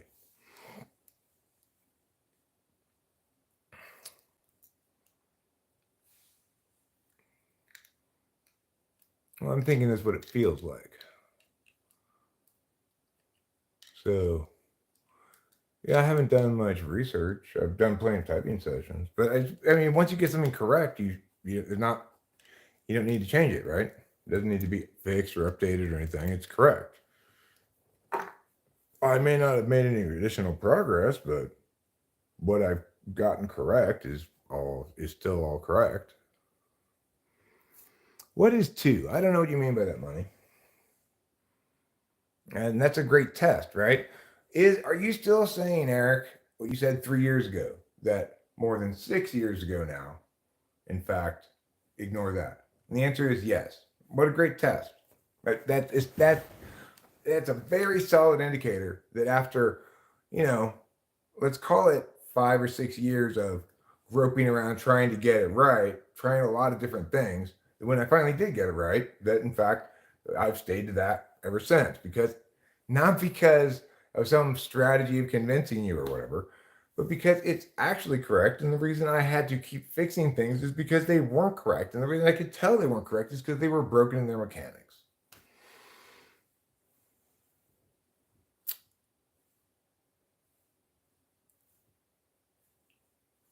No, I am a correctist. It means my goal is to always be correct. Now, note, when I first learned about something, so I first learned about cognitive functions 12 years ago. When I first learned about something, I'm not instantly correct about it, especially when it's a field that is unique. Like, there's only one thing like typology really where there is a correct thing, but you've got a whole heaping mounds of bullshit all around it. That's what it is here in cognitive function town. But I wouldn't expect you to agree with me, man. You're too busy laughing and crying. I mean, it's not literally impossible to be a correctist. It just means I prioritize what is correct rather than what is incorrect. This doesn't mean I'm perfect at being correct all the time. It's just that I prioritize that. So, for example, if I'm wrong and you correct me, I will update my knowledge base so that now I am correct too.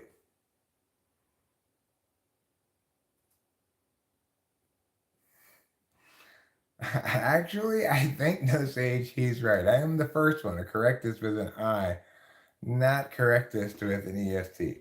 I might also be corrected with an EST, but that's not my claim. I'm saying a correctist is one who values correctness over clinging to what they currently think.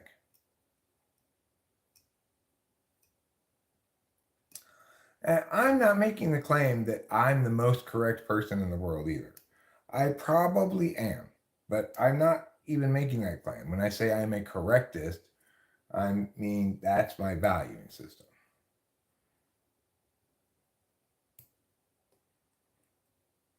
Given the correct frame for attention, what would be some potential advocacies? Given the correct frame for attention? I'm not sure what you mean.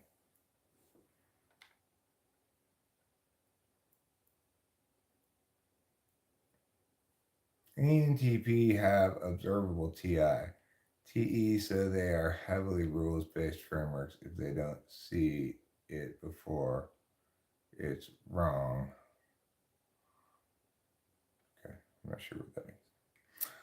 I'm no poly. That's how I am, but I'm an ENFP. Should I put light bulbs on the list for the lamp, or do we have bulbs? We have some bulbs. I could go get one right now and replace this light bulb. Yeah.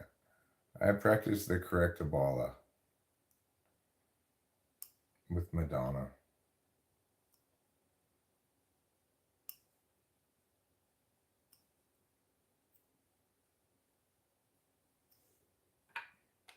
Yeah, I would agree. Prioritizing what is correct is what regular people do, so what's the huge thing you're accomplishing? No, in fact, it's not necessarily incredibly rare for people to prioritize what's correct, but you also need to be able to distinguish correct from incorrect in terms of replace correct and incorrect there with defensible and not defensible. So, because I understand argumentation well, I can determine what withstands scrutiny. I know what kind of questions to ask first, etc. It's more complicated than you think, Oh my right? goodness. Where'd you get that one from? The laundry room? Yeah. Cool. Let's try it out. See if it works. You want me to put it in? You got it? I'm not saying I'm always right, but I probably am always right. Yeah. No, I didn't say, no, I never said I'm always right. I never said that. I said, I'm not saying I'm the most right, but I probably am the most right. But that's not what correctest means. Rachel was screwing in the light bulb. It is working. And we have another light. You go leave it on. Okay. Thanks. Oh, baby. Most right, in other words, more right than anybody else, is very different from always right.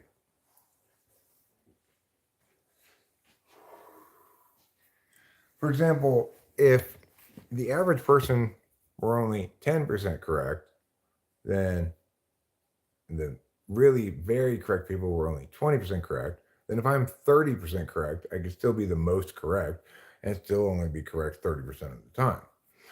So most correct is very different than always correct. It's much easier to make superlatives work when dealing with comparisons than with generalities.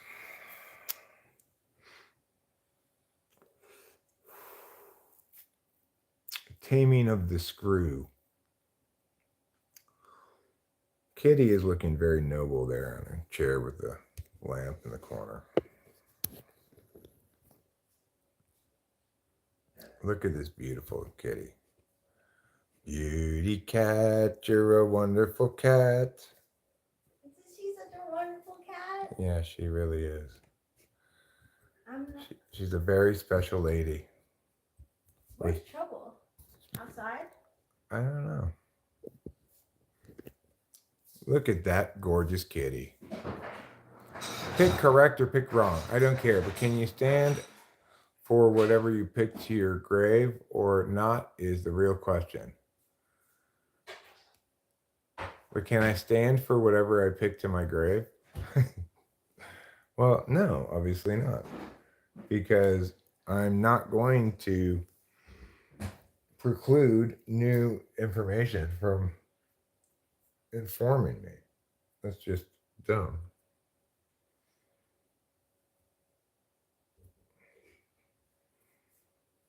You shouldn't be married to your position is right. Money is correct. I wouldn't even get engaged to your position. What a wonderful kitty. What a beautiful friend. Oh, yes. Oh, yes. You're a wonderful kitty. What a noble beast. Me? Yow. Oh, are you coming over here now? No? She's going upstairs. She's following Rachel upstairs. Pick whatever you want, but you won't be able to stand by it for long. That's not true.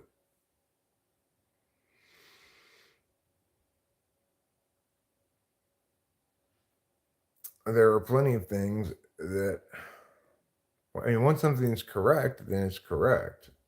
For most things, uh, of any significance, I'm not going to get corrected.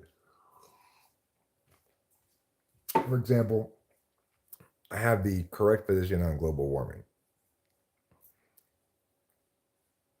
It's not conceivable that there could be new data that would change my position on what we ought to do,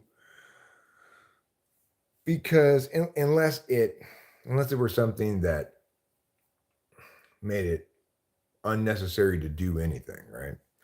Because I understand all the possible arguments. We can either take action to mitigate, adapt, do nothing. And in other words, because I've actually articulated all the various things in it. That's fine. You don't need to understand. I don't know why I'm trying to get you to understand.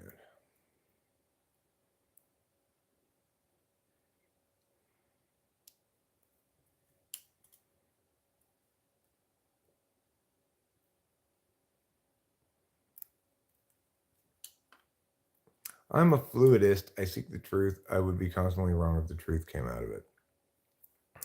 I mean,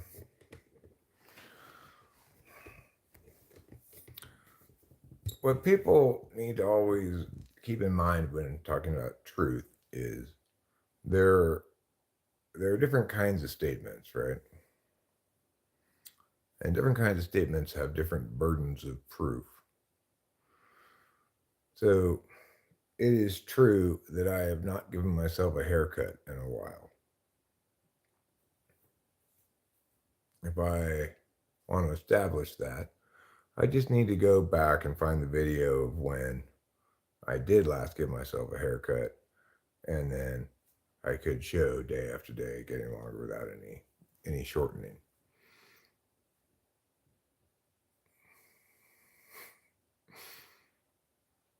Truth is not to be sought.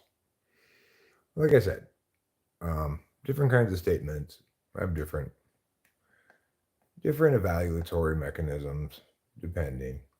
So, like prescriptive statement, like I have a headache. You should take some Tylenol. In that instance, I'm saying that person is saying, if you want to solve that problem, you should take some Tylenol. And the metric that the person's going to compare against is is this solution he's suggesting going to solve the problem I'm having? Do I want to have a solution to this problem? In other words, subjective stuff, right? So for prescriptive statements, it's always subjective to the person being prescribed to as to whether or not it's true. Is there a different threshold of knowing in order to act versus teach? Well, I mean, like explaining things like I'm doing right now is a form of action. It's just extroverted intuition versus extroverted sensing. If you're talking about that kind of action, well, I mean, I think SI types, especially if it's higher in the function, will remind themselves frequently throughout the day of stuff they have upcoming as a way of recalling that they have it upcoming. And then they take action with very low level NI, like, now is the time I need to leave if I'm going to get there on time. Could be, you could call that NI. I mean, let's say you looked it up, then presumably it's NI to know what it's going to take 15 minutes means. If you have gone there before and know how long it takes to get there, then presumably it's SI that allows you to know when to leave. As far as what I don't think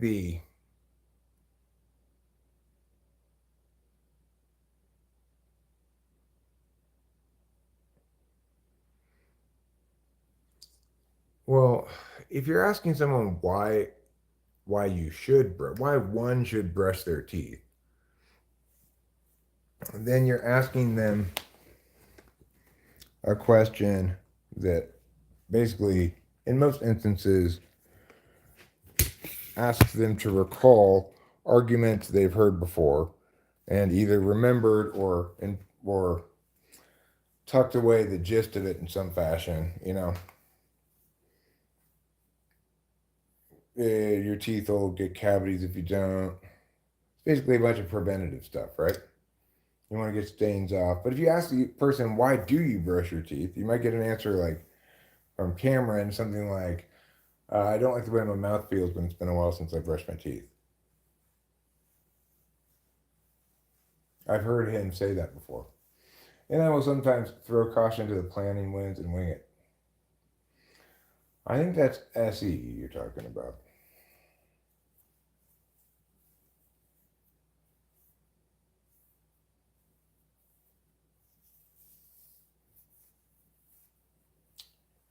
It's just a different kind of thing being known.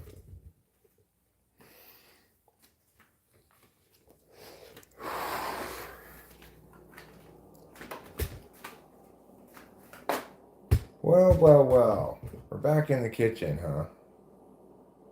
Oh, I know what I was going to do. Let's might as well, since I'm just killing time, live streaming, feeling not tired, but also like not super like jazzed or whatever.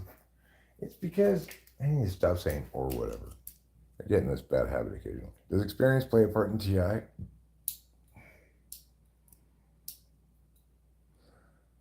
No, obviously nobody who's been isolated in a cave their whole life would have any language, so anybody would be horribly damaged and traumatized by such an experience. But beyond that, you need to communicate with people to develop language. And most of human communication, or much of it, if not most, is verbal. It's with language. Or written, In terms of actual communication, well, right now, it's mostly language. You might be able to glean certain things from my facial expressions or whatnot. But nevertheless, the vast majority of the information, almost all the information being communicated, and more or less most of all of what I'm intending to communicate is word stuff, communication objects, explanations, answers, reading out loud your question, which is a little bit different, I guess. I notice that I tend to read and know the chat before I read it out loud. Okay. Might as well get another branch here.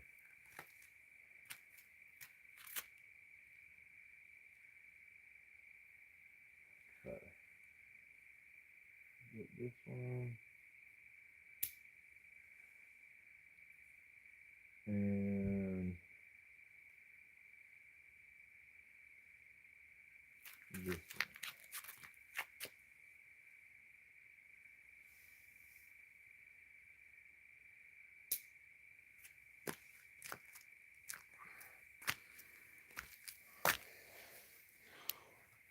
All right. Now let's go back inside. We'll turn off those lights. I don't like to light up the outside unnecessarily.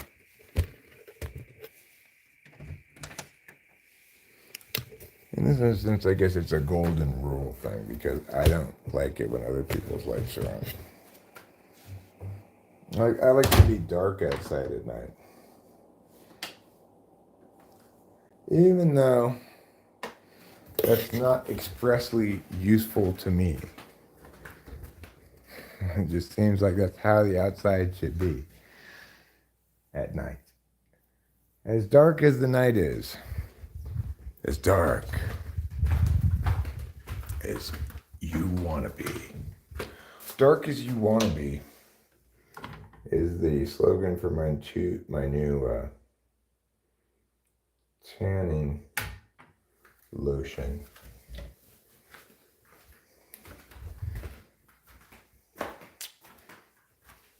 Dark as you want to be.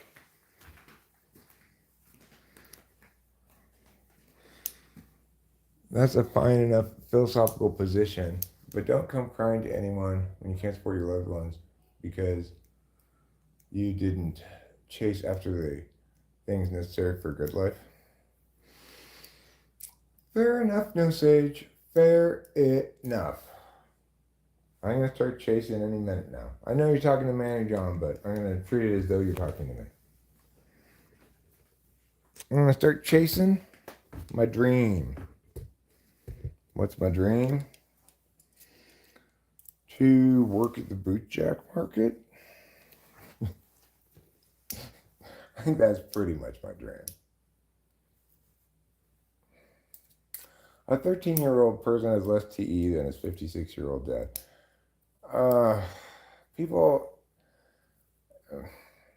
Extroverted thinking is actively figuring out how something works. If you're remembering how it works from having dealt with it before, then you are not using extroverted thinking.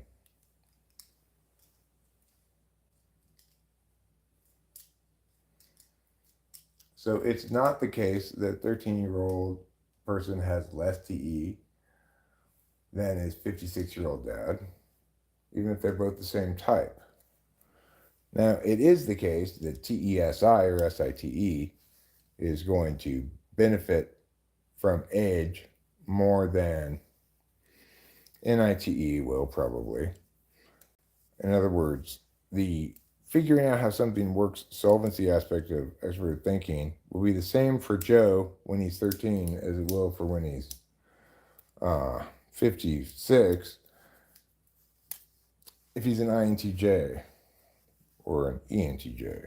It'll just direct his problem solving, his kind of problem solving, which is basically figuring out how things work and then potentially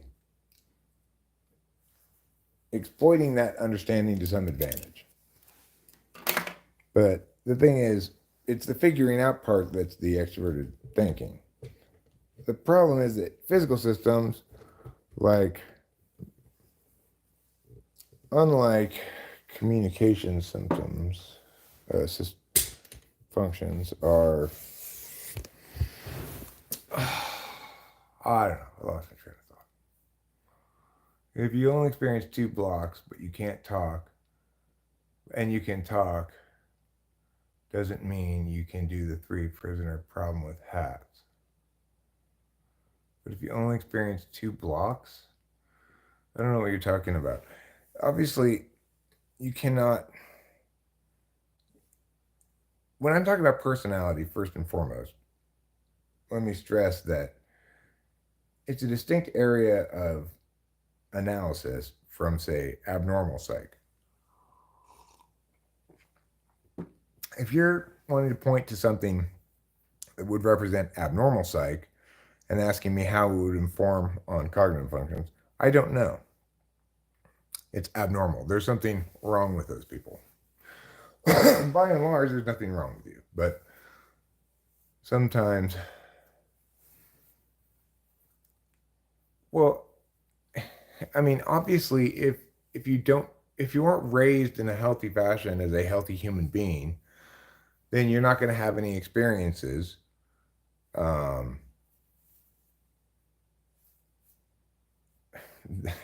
If you're locked up in a cage, then what's going to happen if they let you out?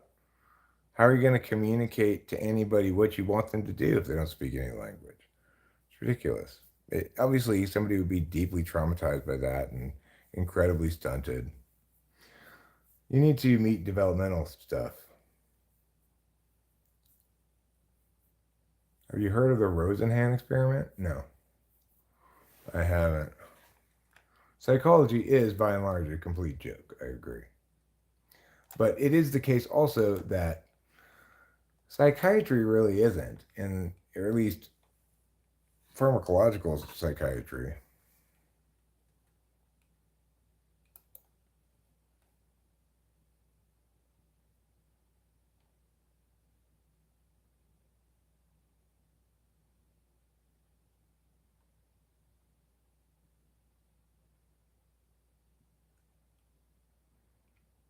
Hmm. I have heard of this. I've forgotten what it was called, but I have actually heard of this.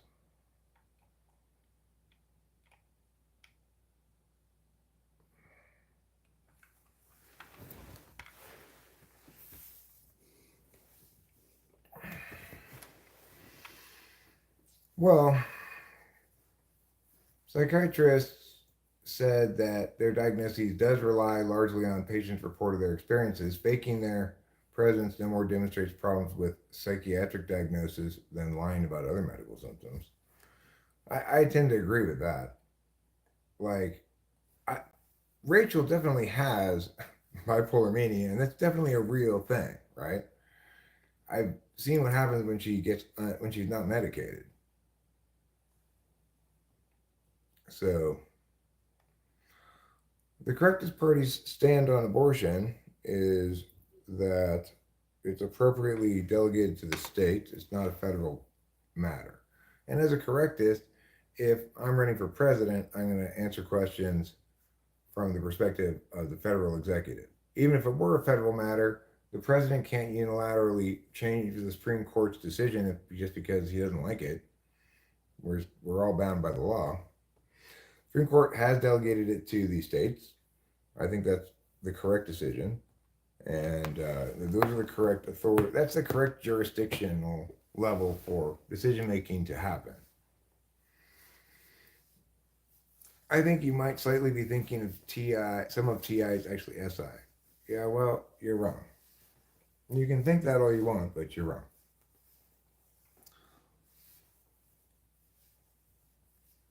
I do think that you're thinking stuff that's SI is not SI, maybe. I'm not sure what you think exactly, but I know it's correct.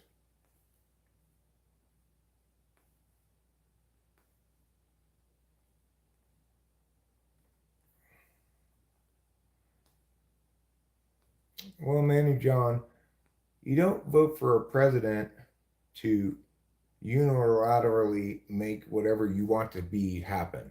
Okay, you vote for a president who's capable of understanding their job. After all, a president running for president, so somebody running for president is applying for a job, and the boss of that job is the American people. So you want to know that the person you're electing for president understands the law and applies it. You want to know that the person who's running for president isn't going to become an autocratic king, isn't going to try to, put themselves in power forever, or any other bullshit like that.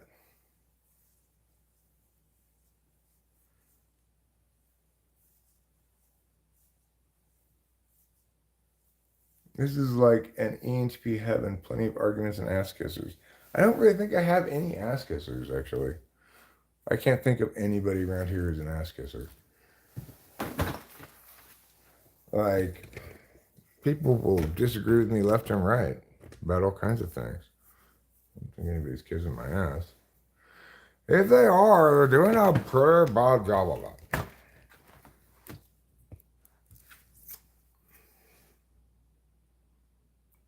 it. People have their own opinions about things. I understand that. I'm not saying people shouldn't have their own opinions about things. I'm just saying that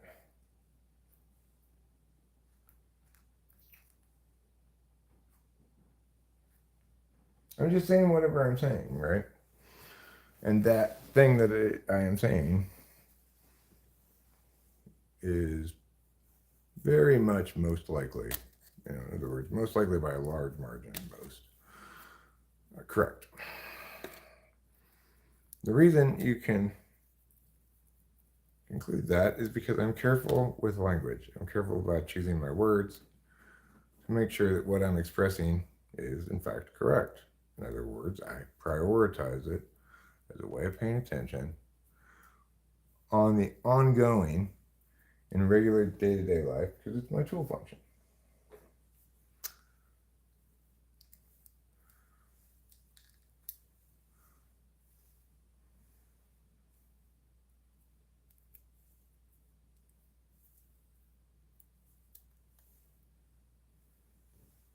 Okay. Try to get as many of these leaves as I can that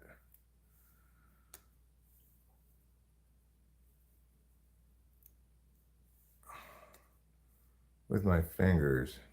Ugh, I gotta stop watching that Diddy stuff. I've just heard too many disturbing things periodically, I remember, and get disturbed, feel like distressed. What ugly, ugly stuff.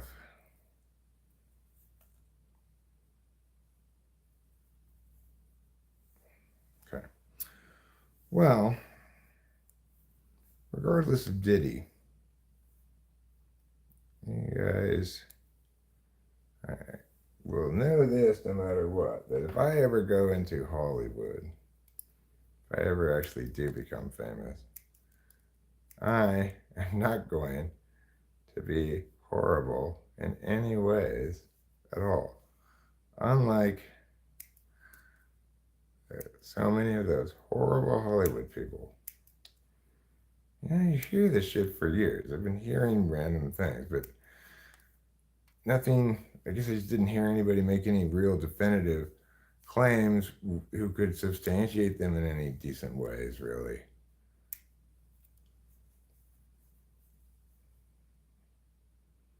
But I hadn't really heard any rumors about Diddy until that video came out of him beating on Cassie. Hopefully Jay-Z's going down, and Kevin Hart, Ashton Kutcher,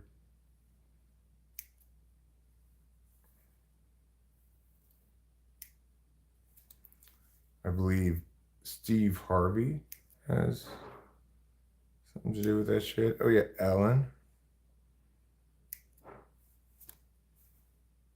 who's already embittered because people don't like her anymore, except for this core group of fans who cheered for her horrible comedy set.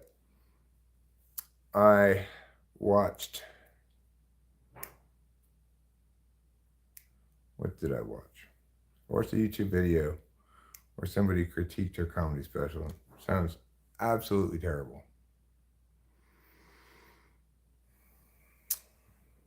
Does that hurt your fingers? Cut and get sore after a while. Scissors are small. Not too much because I don't keep at this for hours and hours. I do a couple branches at a time. I figure until it gets too cold for the plants to survive out there, if it takes me a while to harvest it, well, it just stays fresh longer. That's what I'm thinking.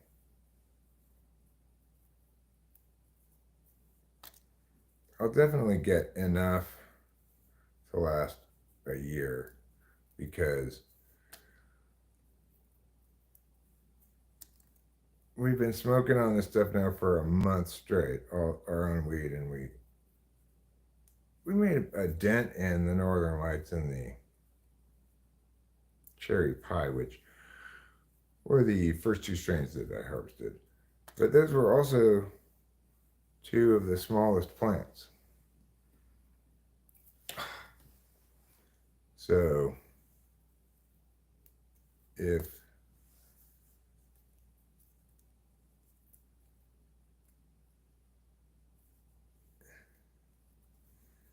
we extrapolate out from how much of that I've smoked, and considering how much of those were, in terms of ratio of total amount I'm going to get, they were a relatively small portion of it.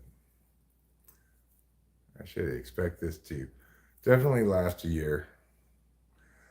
Maybe even a little bit longer. Stay just a little bit more. Say you will.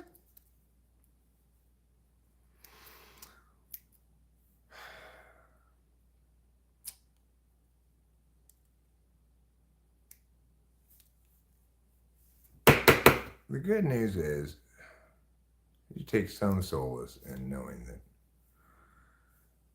Diddy's in a horrible prison right now. Maybe it's wrong of me to feel glad at his suffering, but I do.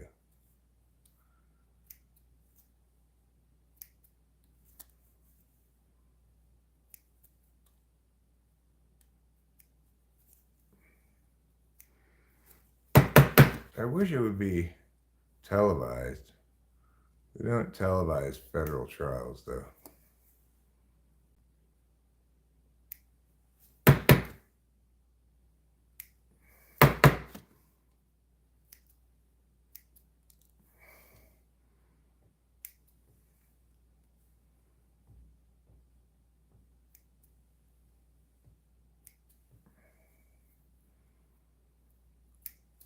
It'll be a while till they actually go to trial, I'm guessing.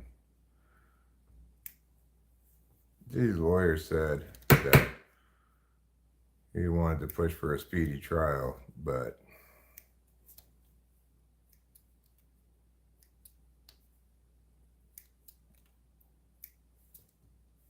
I understand why, because presumably once he gets sentenced, they'll move him to a different jail. Apparently the one he's in is particularly bad. I mean, I don't really sure how federal penitentiaries work, but like in regular, like state and local law and such, you've got jails which you go into while they're processing you. Then you get probably bail, and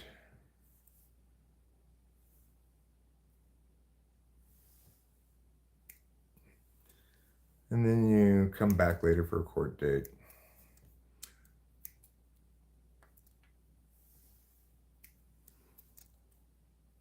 But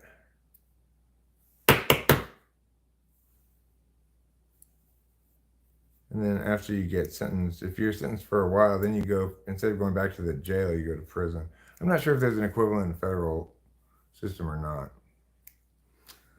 not. I'm not sure there is, actually. Seems like maybe there's not. So will he be staying there after the verdict? I don't know. I'm assuming, of course, that he's found guilty. I think it's pretty fair to say he will be found guilty.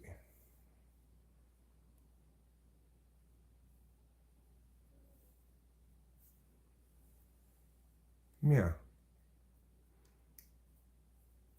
Here we go. That's right. All done. Manny John, but do you do it to antagonize people and get reactions?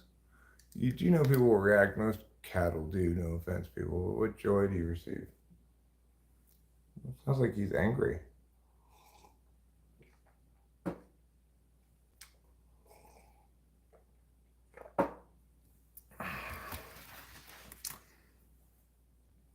So presumably he would get that. I took you down a notch. Satisfaction.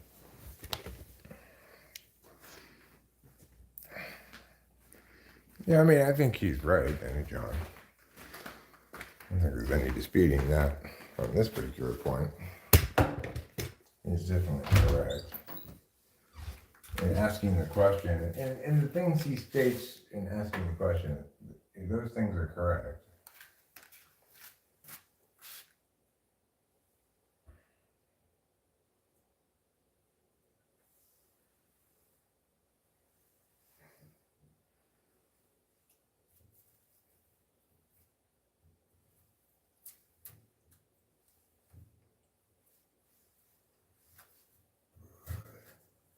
He's not misinterpreted anything.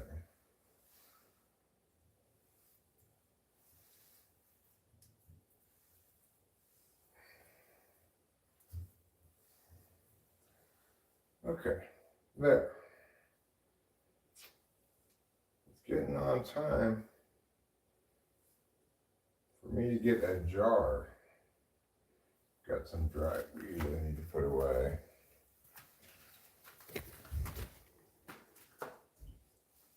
A jar. That's exciting stuff. I don't necessarily need to get right this second. So I've got some empties right here, but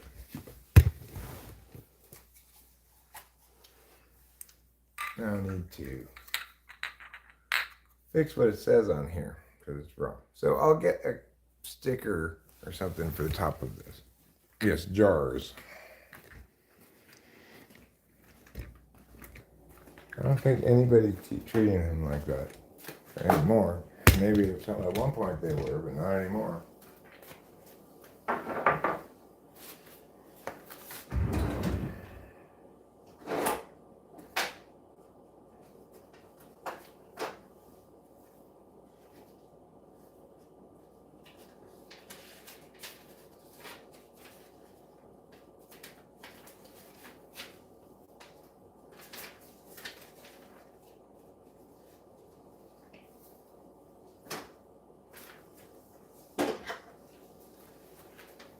Okay.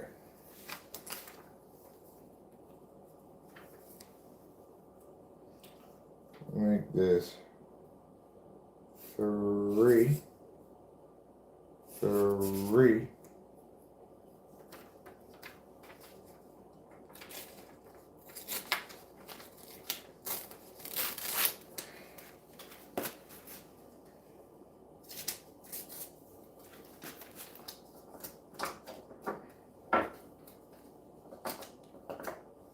Okay.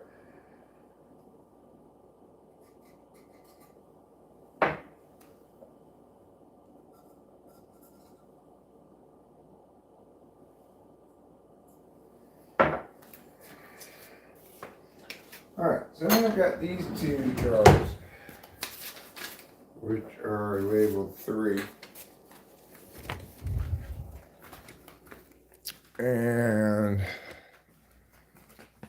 could also have written Gorilla Glue number 4 on here. Do I own any Sean John clothes? I don't think so. Not to the best of my knowledge. I'm sure people are getting rid of those. They're saying, I don't want to be caught wearing these horrible things.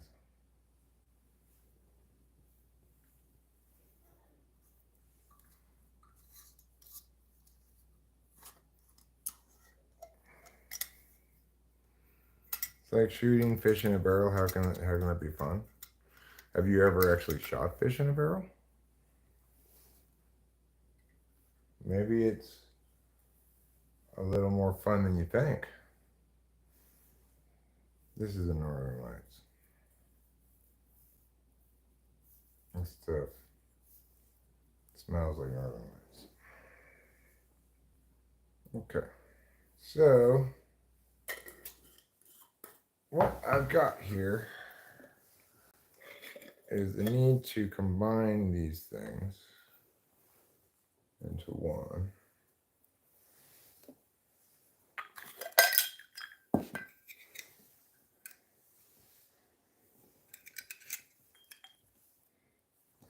Is this the same? Should be. Yeah, that's the same. Okay. So this is 2. I guess I'll just put this back down here. No, I guess I'll just leave this out here. And this other 2 is empty. Just put that right there.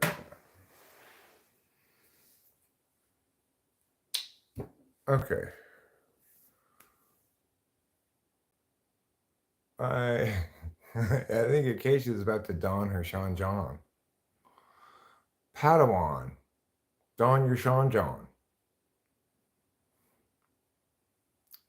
Then bob yourself to shoot an elephant.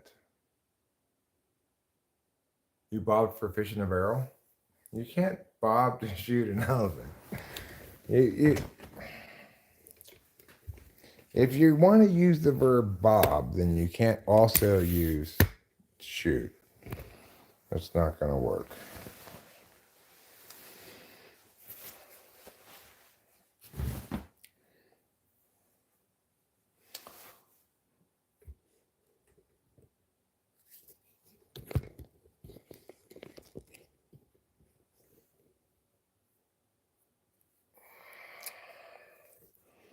Bobbing for meow.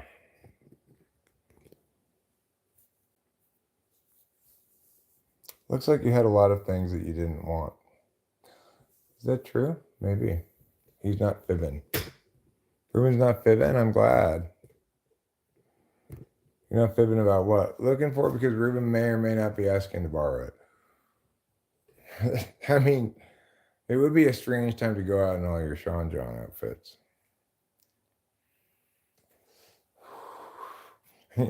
Hila would not go over well if you went out in public with a shirt that says, I support Diddy. I'm sure you'd get some shit for that.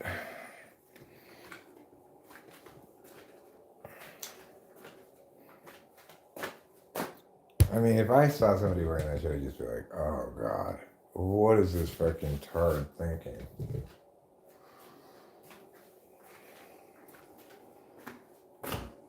Even celebrities won't support Diddy. Diddy didn't do it. You have a perineum support shirt? Really?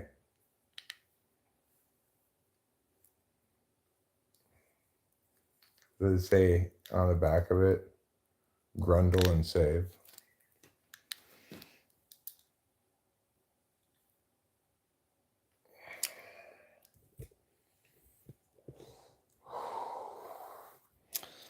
I don't know. I just need to stop thinking about it too. I've seen too many dark things about the topic. I try to in some instances I try to manage how vivid descriptions of the crimes get, Ain't that the truth? At Perineum Depot, you can grundle and save today. Take that the truth, Barry. Hi, I'm Dave, and I'm Barry, and we're the owners of Perineum Emporium Depot.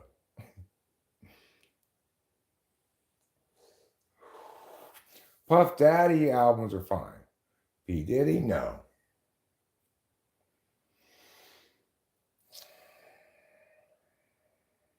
I think we just call him horrible shitbag.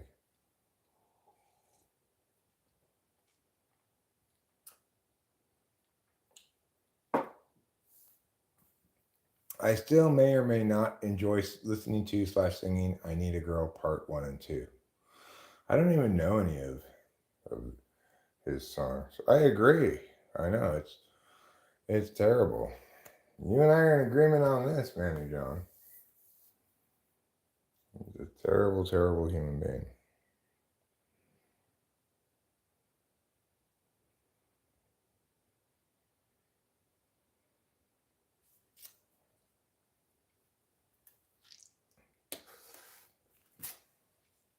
I think because the only reason I watched as much as I did, you have no idea what P. Diddy did. Oh God, it's very dark. Okay, it involves something that rhymes with Rex Rafficking.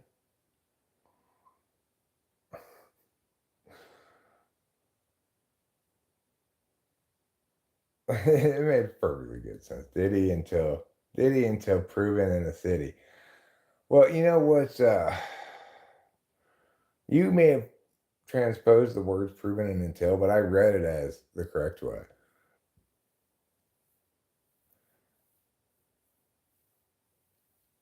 Yeah, he's hmm, he's currently being indicted on racketeering charges under the RICO statute in federal court. And he definitely did it, and he's definitely super evil. And I mean, there's no way, I don't have any proof of that, but allegedly he did it, you know. I believe he did. That's just my opinion. It's not, it's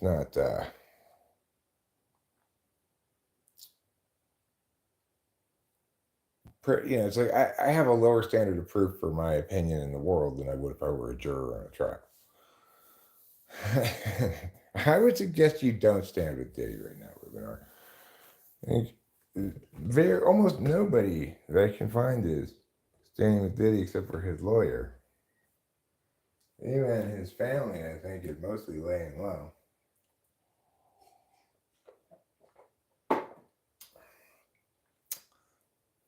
Hey Diddy, hi. Feeling a little down these days?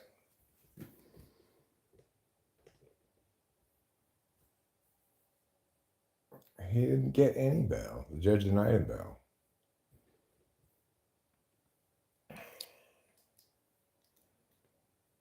So he has to stay in jail until their trial.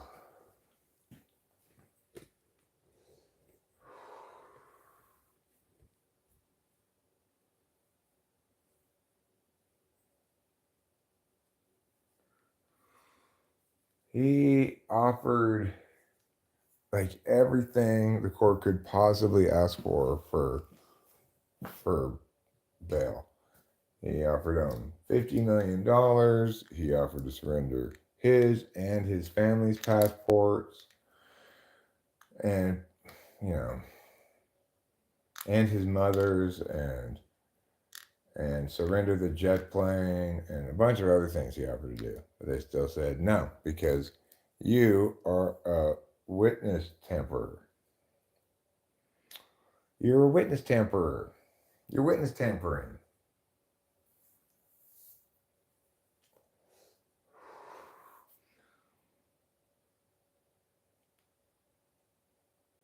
I mean, I think it's fair to say at this point that most people have some clear understandings nowadays of certain kinds of boundaries. You know, I think predators are decreasingly able to get away with their shit. I've just I've had enough reading about it and watching about it because it's just so dark and depressing. And it's like I'm like obsessing over reading about it because presumably I don't know, it gives me some sort of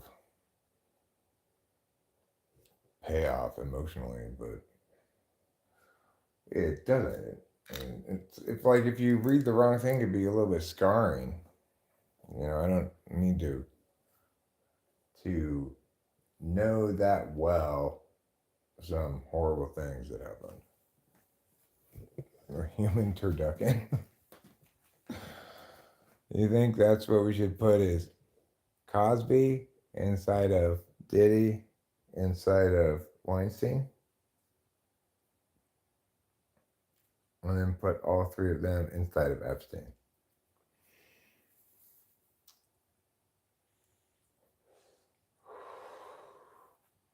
A turducken is an interesting bird.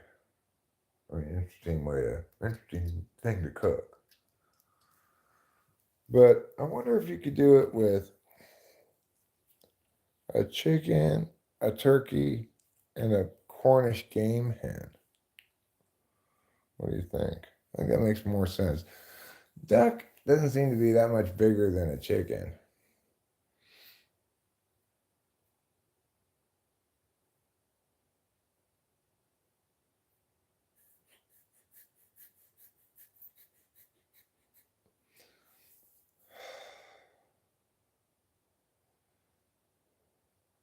You need to include a whole pig and a cow. So a pig stuffed into a cow, a turkey stuffed into a pig, a chicken stuffed into the turkey, and a Cornish game hen stuck into the chicken. I'm gonna get the duck out of this. I'm not a big fan of the duck anyway.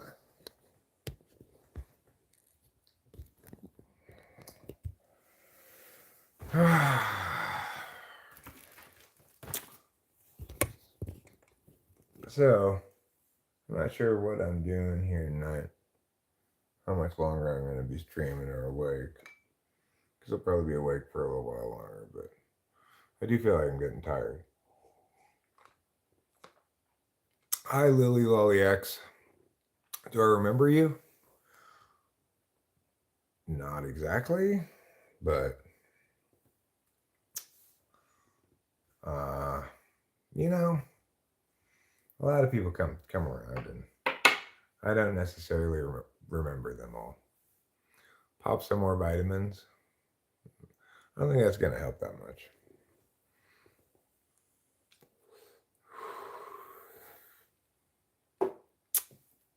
Okay, let me smoke some of this weed. What's the game? I don't know. What is the game? What game are we talking about? We're talking about Candyland. We're talking Chutes and Ladders. And horror. I am tired, Lily Lolly X. I'm very tired. I've not been sleeping well for a while now. I need to sleep. Cornish game hen. Birds? No, we're talking about what things you can stuff inside of each other to make an equivalent to turduckens.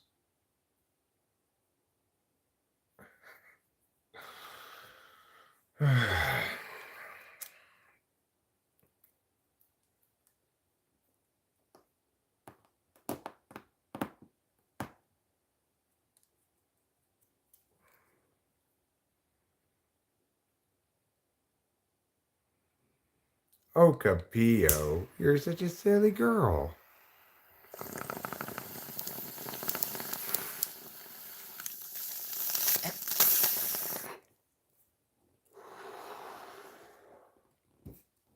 Maybe I should.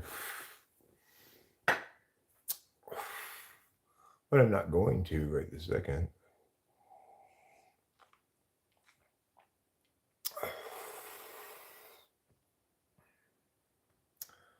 Let's all listen to Manu's parts. Go ahead, Manu. Ah, ooh, I see. Has there ever been a turkey centipede where you stuff the necks into other turkeys' cavities? Well, I mean, are you imagining like Russian doll turkeys, each one a little smaller than the last? Or are you just imagining them strung together, like on a banquet table? You'd have to feed a lot of people to have like 10 turkeys strung back to back like that. How would you cook it? You have to string them together after. Oh, I've already been listening this whole time. Good. That's good to know, Manny John. Well said. Well said.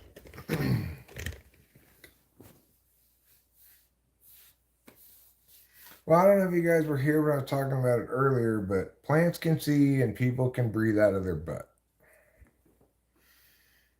So, one determined man and a blowtorch.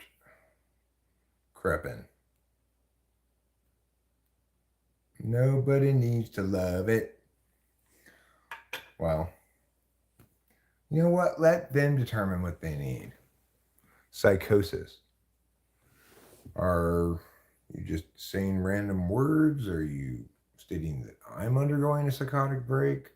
Are you informing us that you're undergoing a psychotic break? You'll need to include more words if you want us to understand what you mean, Rodrigo Gonzalez.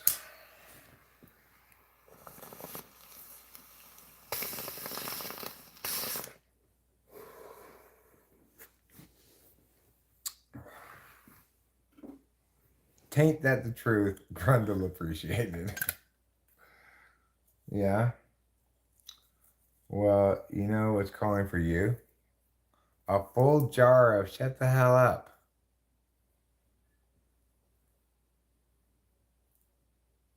I don't care what you think. You're not my mom. Okay? Lily Lolly, you're not my mom.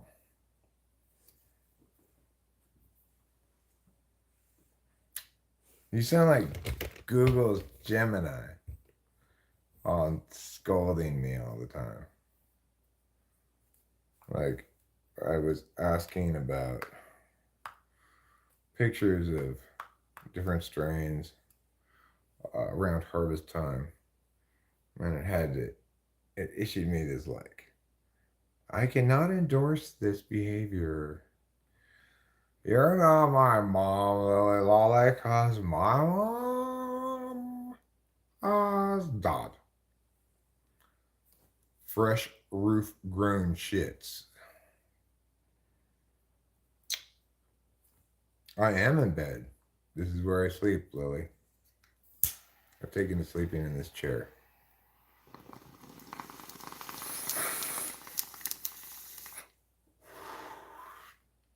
In fact, I'm sleeping right now. I'm sleep streaming. Just like some people sleepwalk, other people sleep stream, and I'm one of them.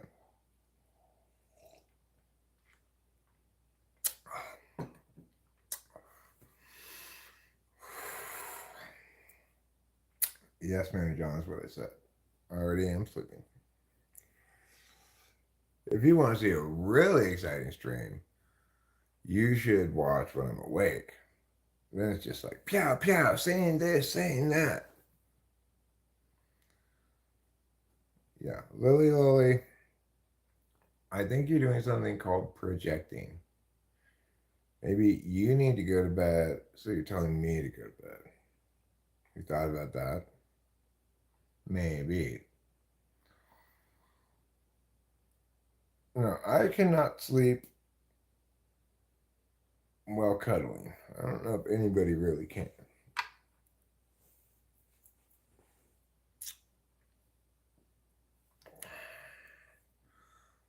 Mom is dead. My mom is dead. My mom is dead. My mom is dead. My mom is dead. My mom is dead. Yes, my mother is dead.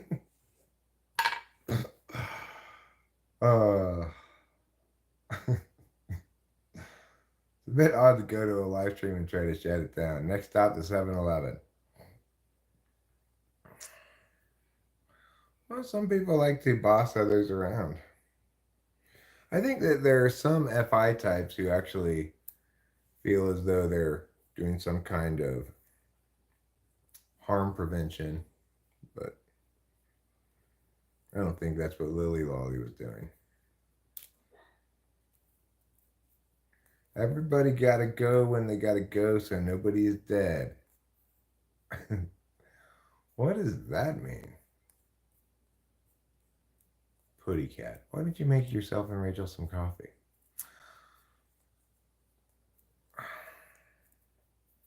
Putty cat might say such a thing. In theory. Trying to be helpful, you know. I'm in the UK and it's 9:10 in the morning. Yes, I saw that above. I just didn't read it out loud. And that's a good drinking game. I think it means everyone has to pee-pee sometimes, and if you have to pee-pee, you're alive. I see.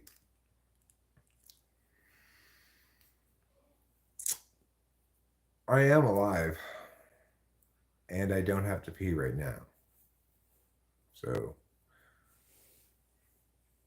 I only have to pee sometimes, though, for me to be alive.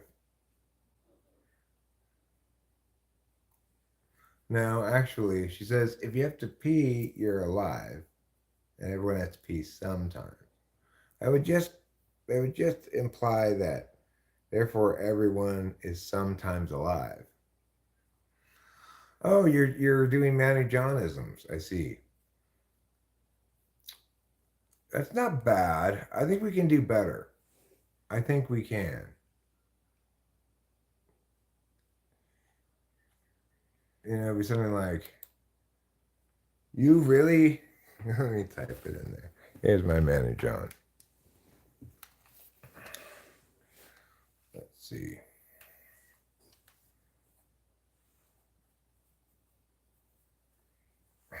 Rachel might say something like that, I suppose. Johnny is male already. But that doesn't make any sense, show media. Anyway, what am I doing? Manny John.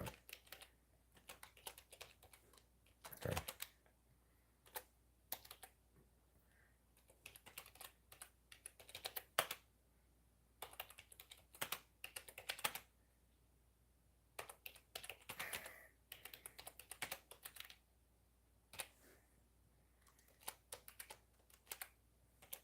And then here. Let me get them. Where are they? Here we go. Where is it?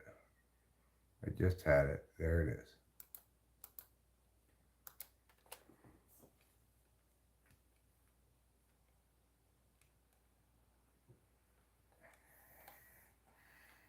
I think that's pretty good.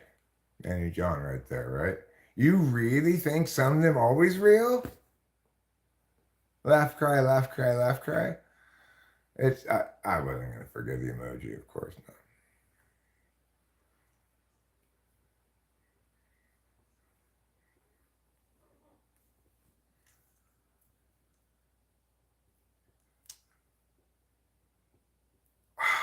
Padawan range Ranger, don't remind me of that depressing shit.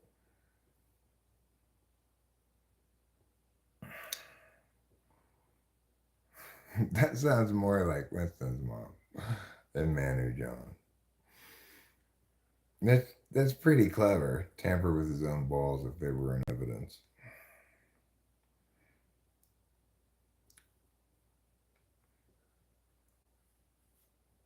Oh, that's a good. That's not like Manu John. That's much more inspired, I think.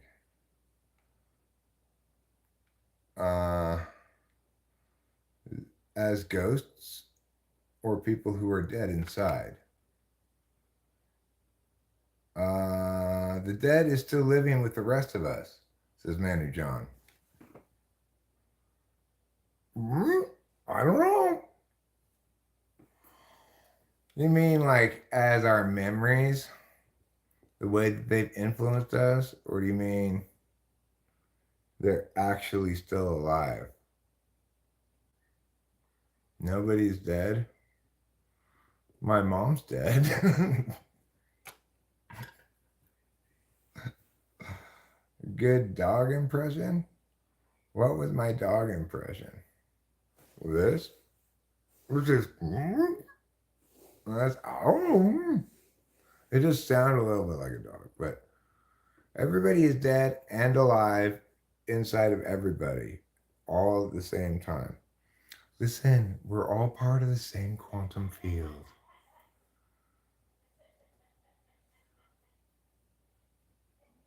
I'm not fibbing. I'm not fibbing. It's true. If the dead are still living, then why are they dead?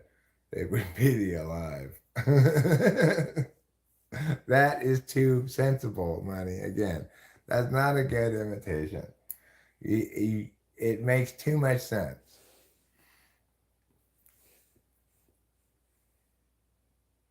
Manny Johnisms.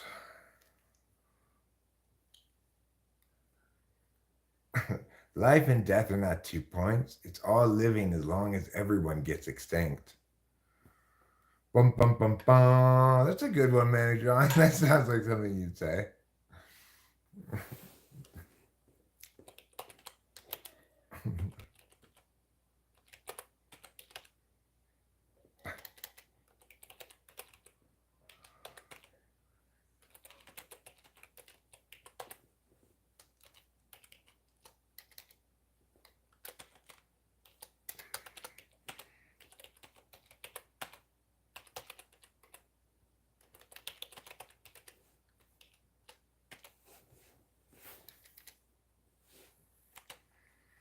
Let's see.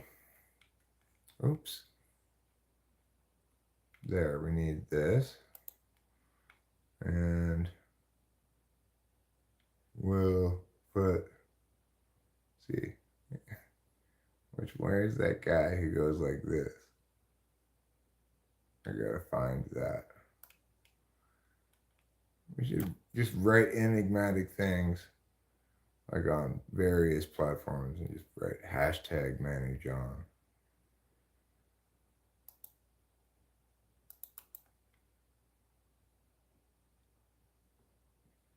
I don't know where that guy is.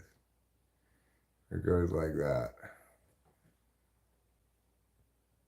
That'll be good enough.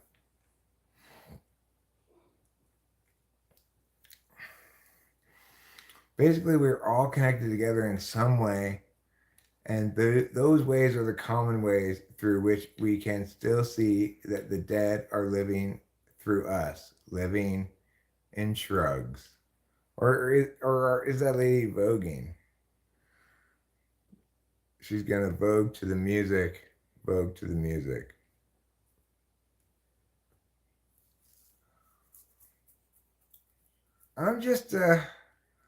I'm really embracing the notion of Manny Johnning as an activity, you know. Thank you, Acacia. I appreciate your Manny Johnings. Are these ones that we write or are they actual Manny Johnings? Can we put actual Manny John? We'll put a couple of actual ones so that we have some examples. Oh, I see. These are actual Manny Johns. Okay, fine. Good.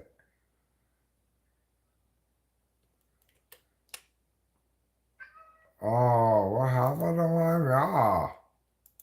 You're not terrible.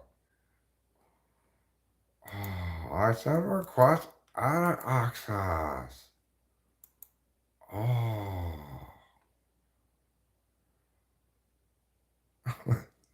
Sean John is actually a pretty good clothing line, guys. Let's go up and find some more.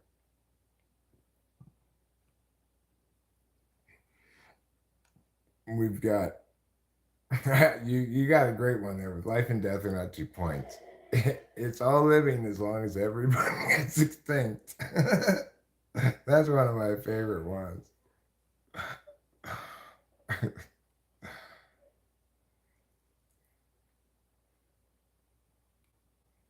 Okay.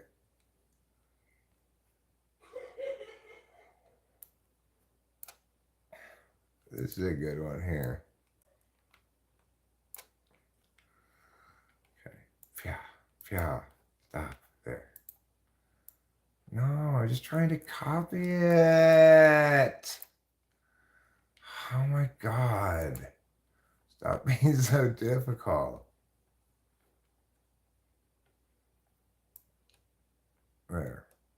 Here we go. If somebody is dead, then how can the rest of them still exist?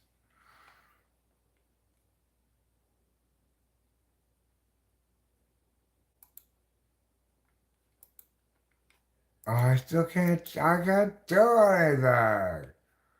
Oh, why do you have a show?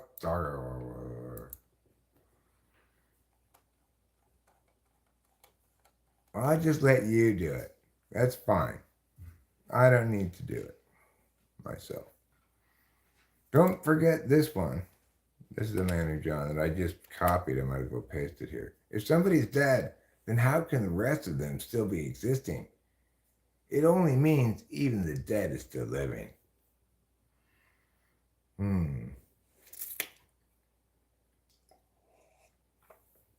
The doubt of Manny. All right. Well, I guess what I will do right now is bring some dry glue,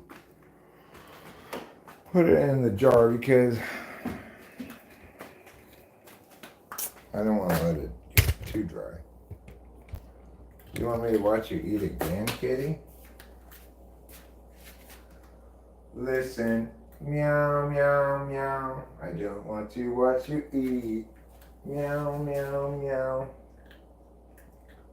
You're a silly boy, McGilly boy.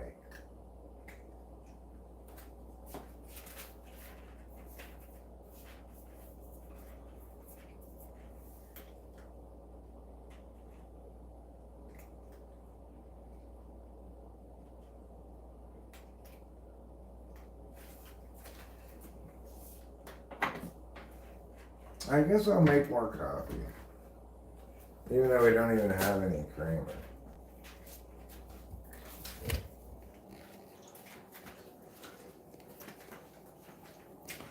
But you know, you can't have everything go your way. Sometimes in life, you have to drink a little bit of black coffee.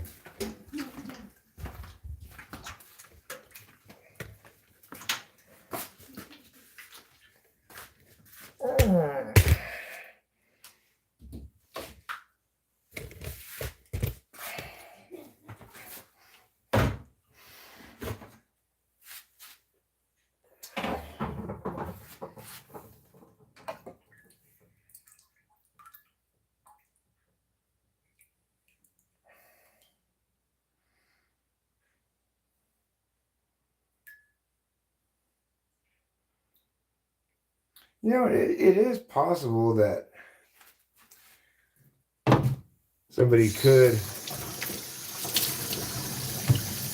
program some way to have like chatbot accounts on YouTube that act like regular people. In other words, they can only watch one thing at a time, but then they interact with that live stream. I guess you could watch more than one thing at a time, but you can only really pay attention to one thing at a time.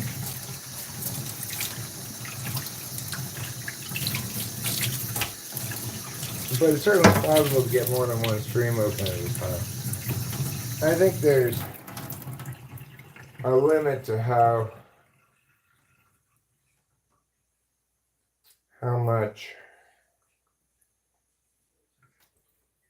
many streams a given person could conceivably be watching concurrently. I do, when I'm watching football games, sometimes have different football games going concurrently in different windows. And each of them will be smaller than the size of the TV. But I don't generally do that on YouTube because there's no way for me to understand the thing I'm watching just visually. Well, I mean, I could with closed captions, I guess.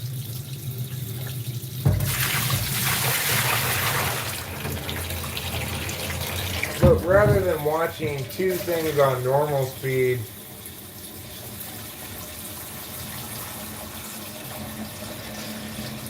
I'd rather just watch one thing on double speed.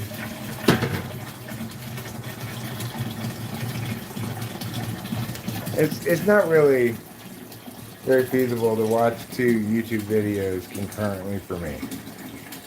Sporting events are a little bit different than kind of anything else, I think. They're probably unique to sporting events, that I can watch them visually, understand what's going on without any words or even necessarily closed captions.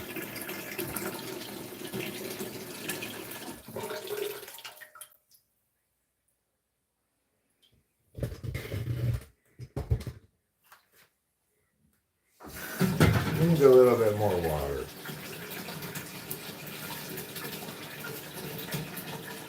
But the trailer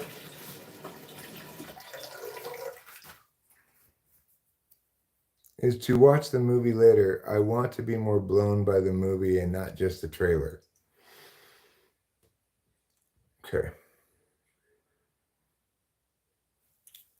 Money. There's a limit to how much you can take. It's not unlimited. So, Money, would you say that when you're using ellipses, you're hashtag Manny Johnning? Manny John, it's nice you're here. You woke Eric up and I'm entertained by your bravado.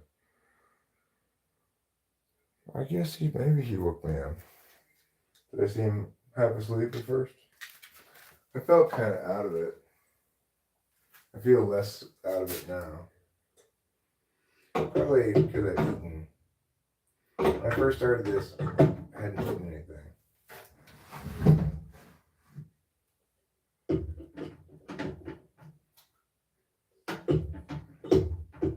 Call and there. Good job. Now, put this on. Like meow and meow. Okay, now.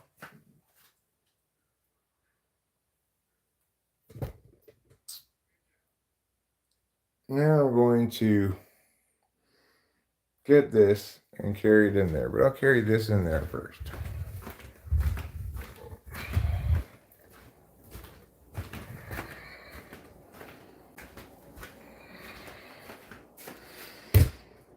Okay, watch and see all the magic with your own eyes. I'm going to come right here and I'm going to put a meow right there on the table. Okay. I'm not going to show you that. Maybe just right there. Okay. There. Now you just wait.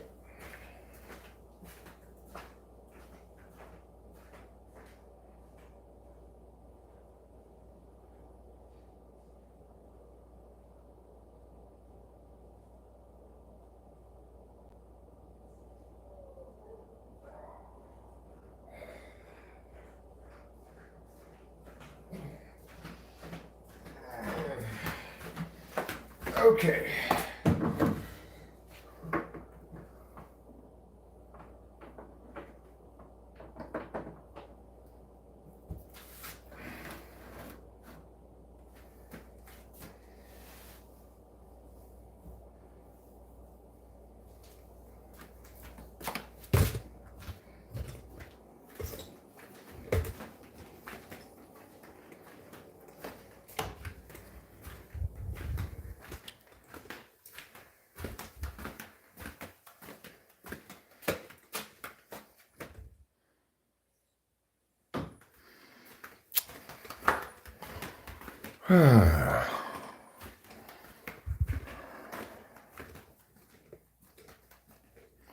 Kitty, are you sitting on my jacket? All right, that's fine.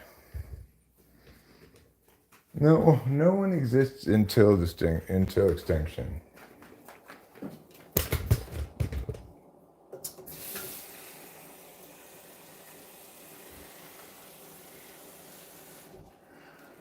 I would say that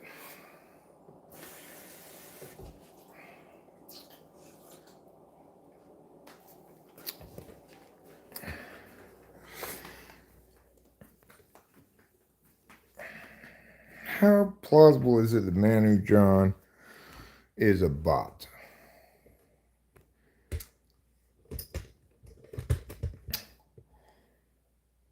All right, Padawan range render.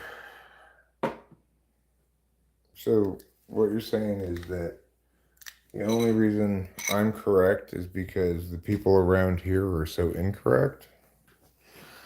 That's not how correctness works.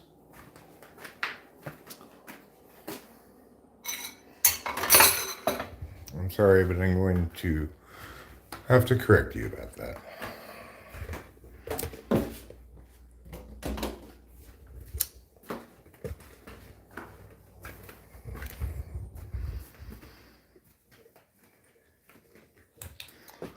All right. Right. So I was going to get some meow to put in the meow. Bragging is currently allowed? Cool. Well, maybe I should brag about this.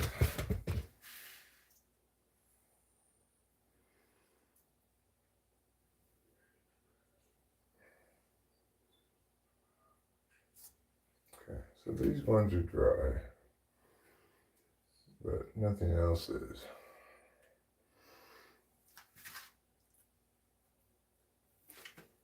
I guess I'll just might as well put it in the jar, but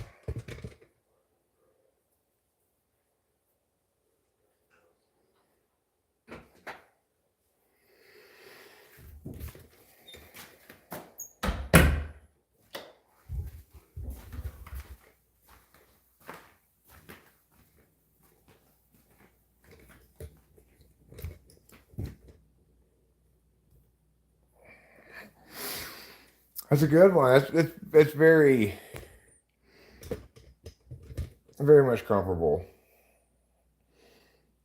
Like if Manny John were really a bot, would I be able to tell that he was a bot? I think his engagement with me about the issue of correctism seemed kind of authentic. Like, what is the correctest party's position on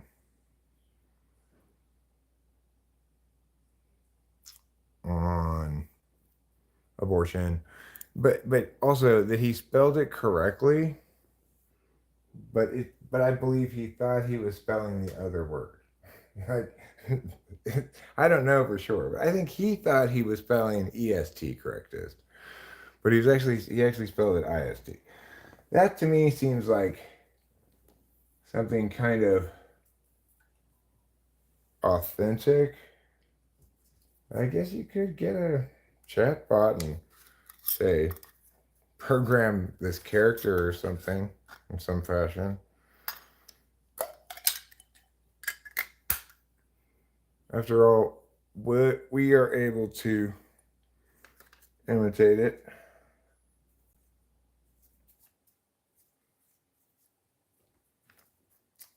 So we can. Seems conceivable a chatbot could.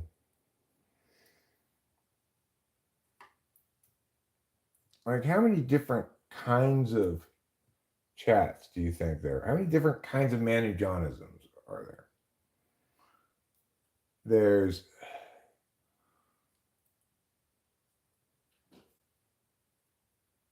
like, let's say we're talking about the NFL. He would ask some question like, you really think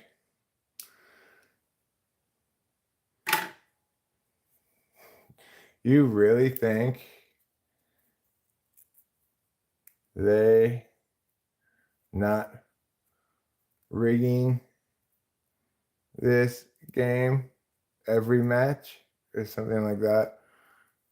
So it's basically like, oh, you believe the lies. It could be about, say, what I just exampled, or any argument about truth or whatever. Then at least argue within the bounds. Within the bounds of what? Padawan, if there were layers to truth, then it might not be the truth. What might it be? Just layers?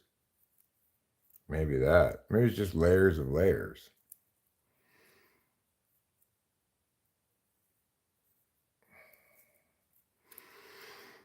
I mean, if we're in a simulation, it doesn't matter, because when we're talking about the kind of things that I'm arguing are true, are conditionally true.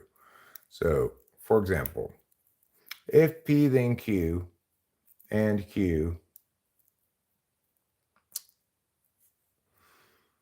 therefore P is not true. In other words, that does not comprise a valid argument. Whereas if P then Q, and P therefore Q is a valid argument, and it's true. The reason the second one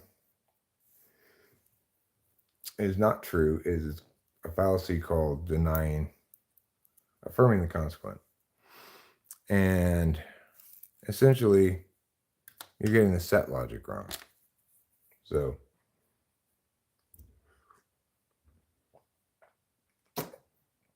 the thing about those kind of statements is they're predicated on if, yeah.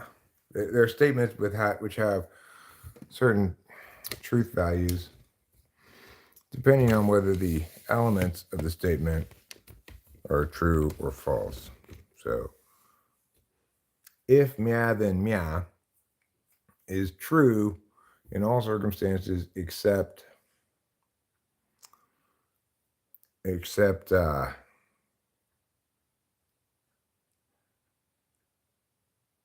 where the antecedent is true and the consequent is false. So there's only 1/3 of the permutations that one of the 3 permutations, 4 permutations. 1 of 4. There's 1 permutation that makes it false and 3 permutations that make it true. So if I were to say, if 1 + 1 = 3, then 2 + 2 = 5. True or false? That one would be true because the antecedent in the first part is false, so it doesn't matter what the second part is. If I were to say, if 1 + 1 = 3, then if 1 + 1 = 2, then 2 + 2 = 5. In that instance, it would be false as a composite. The value of that conditional statement would be false because the antecedent is true and the consequent is false.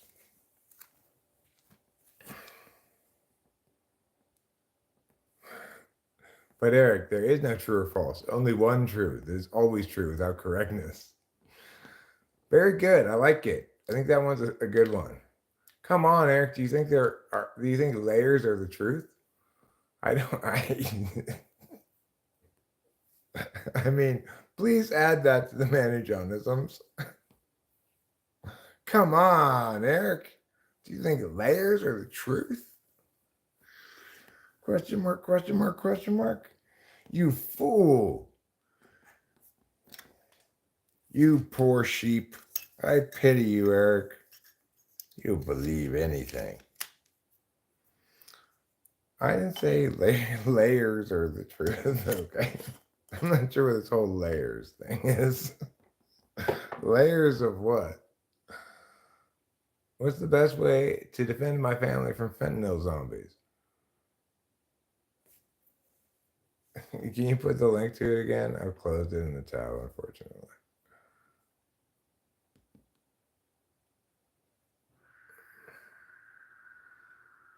If I can see that side of the barn is red, does that mean the other 3 sides are red? The ones that I can't see? No, it doesn't mean that. Just because the one side you can see is red does not mean the other 3 sides that you cannot see are red. This is assuming you're standing directly in front of it and close enough to the front of it that you can't see around to the sides.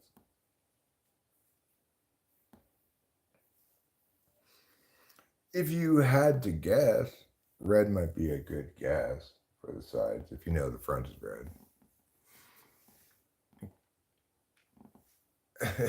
You think truth is just cake?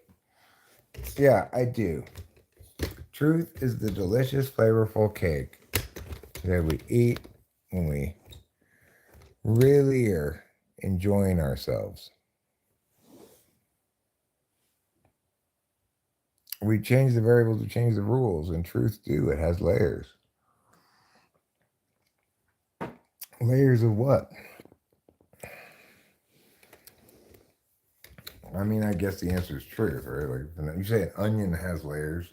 Question, layers of what? The answer is obviously onion. That's called reasoning by analogy. Okay, death threats and hate today, but nothing new. Just getting ready to come out to the world, so I'm a little nervous. Okay, well, sorry about the death threats and the hate. I assure you it wasn't me. Truth. Status, we afford statements for the sake of argument. Right. Did you get that from me? You know, that doesn't mean it has layers.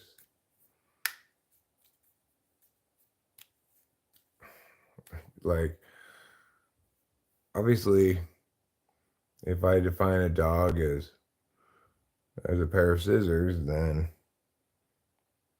tell you, now that you note my definitions, please hand me that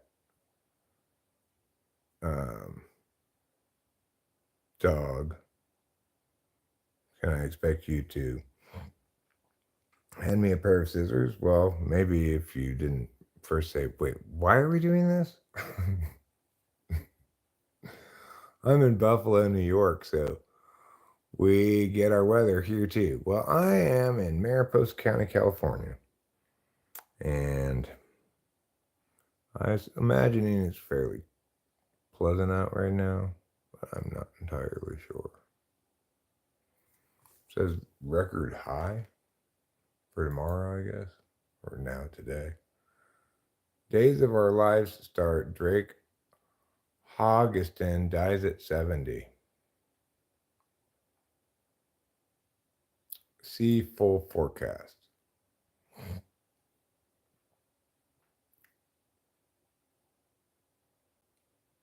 Tomorrow's supposed to be 95. Tuesday, 90.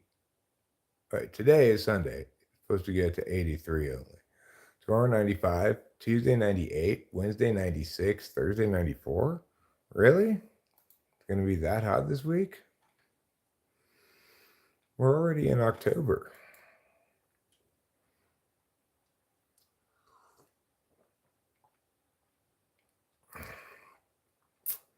It's all about seeing. So what do you see?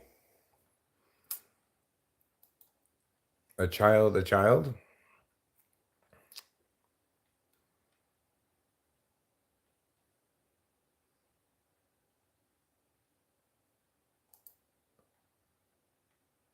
Everybody gotta go when they gotta go, so nobody is dead. This Diddy is over. Now we gotta watch out for new Diddies, which are already out there.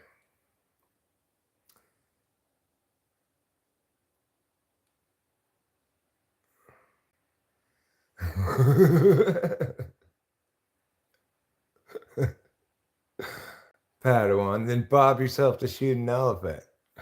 An atheist is as much as theist than a theist is not as much as an atheist. Every lie is a white lie until someone paints it black. If you go to watch a game, would you buy a ticket for yourself or would you buy tickets for everyone who ever wants to watch the game? For myself? Everything is dividedly united together and unitedly divided together. If anybody can bottle time, then I will be living on sun.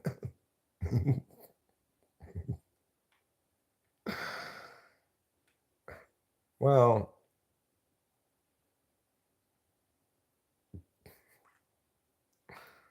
so whatever is in between your home and grocery store, you have lots of things, but those things wouldn't exist if there wasn't. What is that?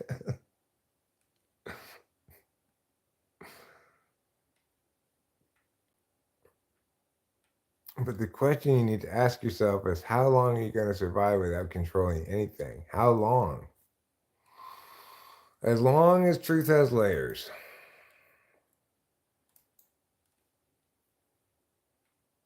It's all about seeing. So what do you see? I've got to go to the bathroom. Then I'll probably wrap this up like a Christmas present pretty soon. I could make some more food first, eat it. I do feel hungry. A little bit hungry. Not a ton hungry. I wouldn't say I feel hungry like the wolf, but I might feel hungry like something that's not very hungry. I'm not sure what kind of animal is known for its lack of hunger.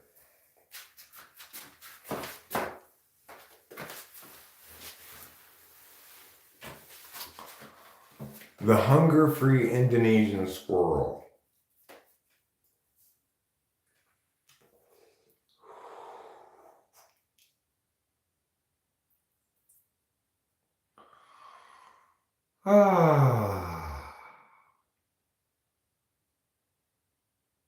I'm rapping U to the R to the I to the N to the E. Spells urine. U to the R to the I to the N to the E. Urine. U to the R to the I to the N to the E. Spells urine.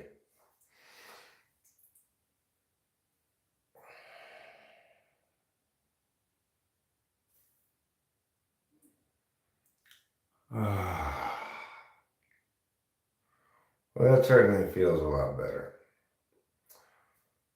I feel like Eddie Vedder after singing Jeremy. I'm sure that makes him feel better.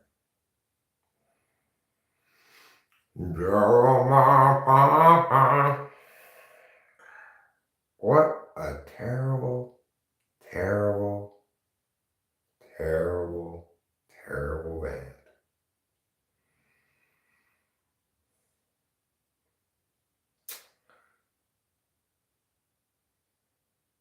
I should give an award to the most terrible bands of all time.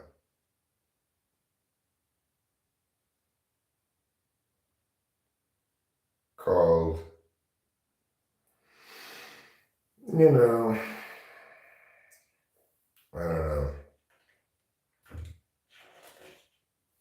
the Failure Acknowledgement Prize. FAP, the FAP, the Failure Acknowledgement Prize. A FAPI. People expect it to be pornographic, but it's for bands that suck.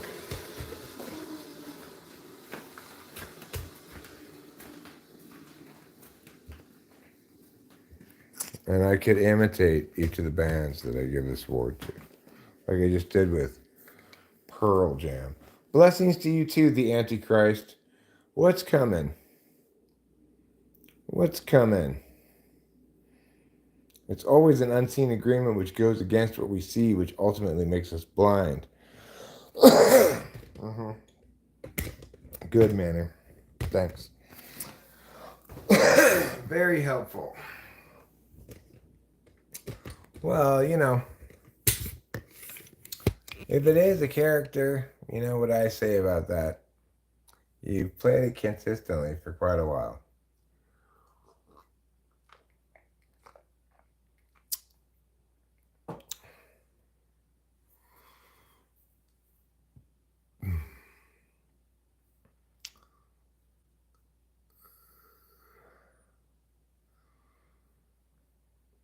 The idea of 2 plus 2 equaling 4 could be expressed as, if a 2 is 2 ones, then 2 twos is 4.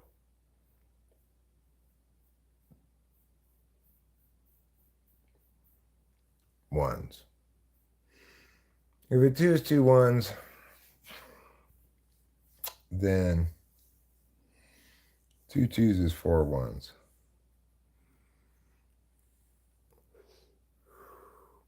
Padawan. So you think Wright brothers were crazy?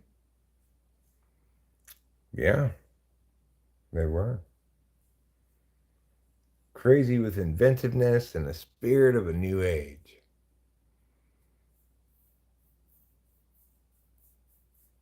I think there are 4 dimensions. Everybody always forgets about time. You have to define succession in counts. Yeah, I guess so.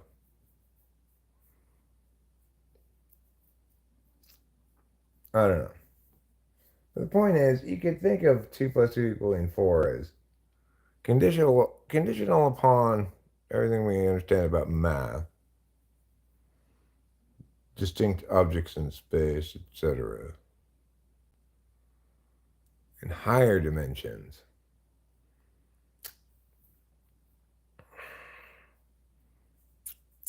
I mean, the thing is, I don't really believe in these purported additional dimensions besides our 3 dimensions of space and 1 dimension of time.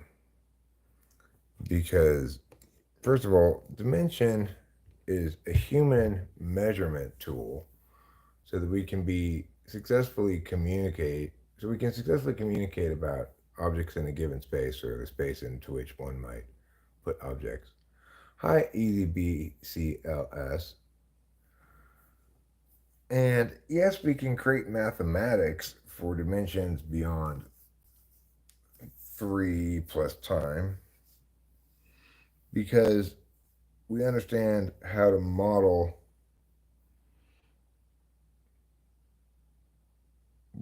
one dimension, 2 dimensions, and 3 dimensions. So we understand how to model dimensionality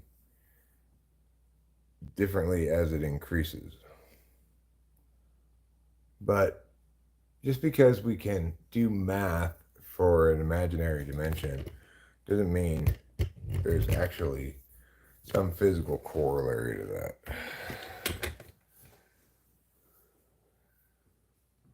We are not 4-dimensional creatures because we see 3D, but the 4th dimension is time. Easy BCLS. Math is kind of little ways to cheat yourself into thinking we're getting somewhere.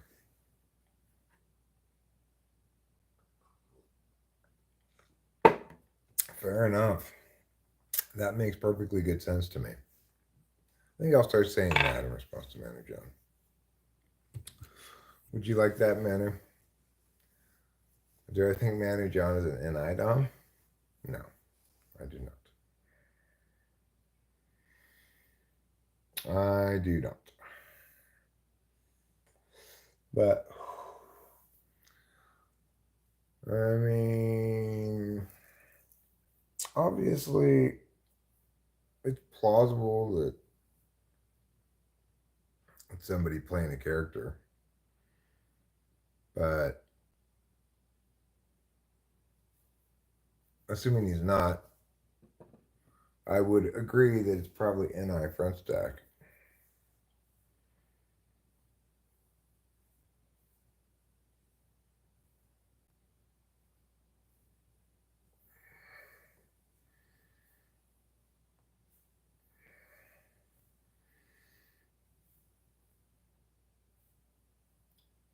The thing is,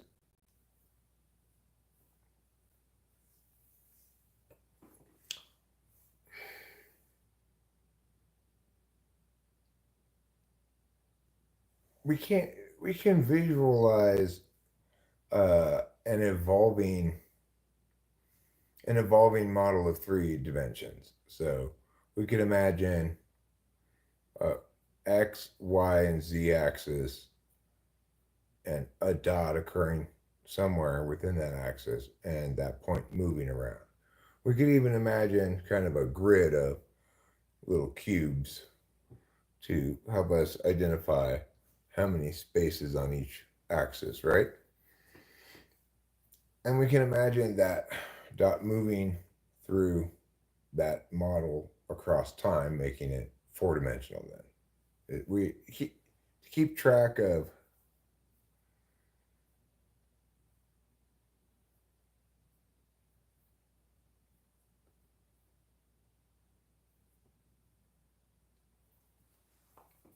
so Money probably knows more about this than I do.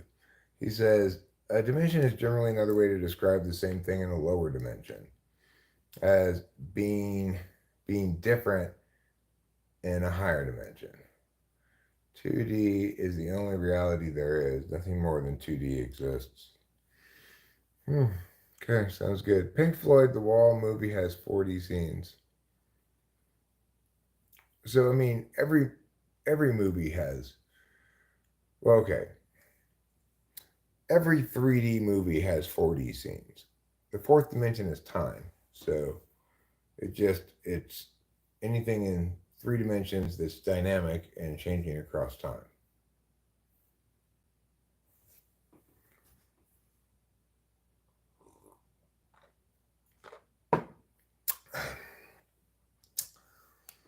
As far as there being conceivably an additional dimension, you really, it's not really plausible to visualize it. That's turn based. It is true that time works in two different fashions: turn based and fluid. Experiential attention deals with the stuff of fluid time, the normal, just experiential time, and communicative stuff generally deals with turn based time. So it doesn't really matter how fast or slow I say the sentence. If you read this sentence, it means the same thing no matter how quickly or slowly I say it.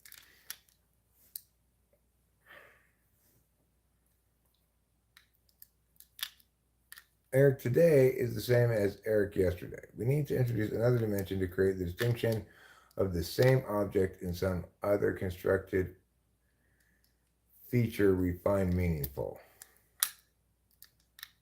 Okay, so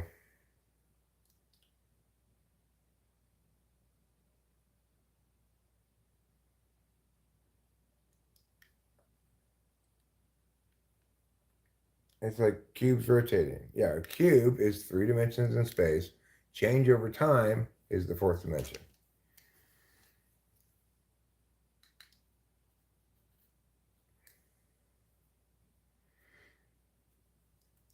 So the thing is, we don't need 4 dimensions.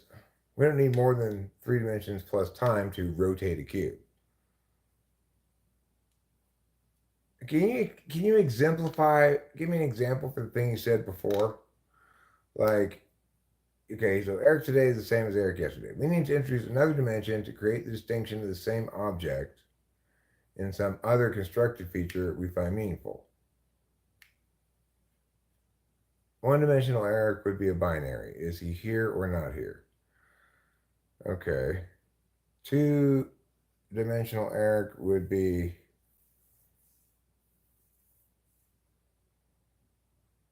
here, not here, and happy or not happy.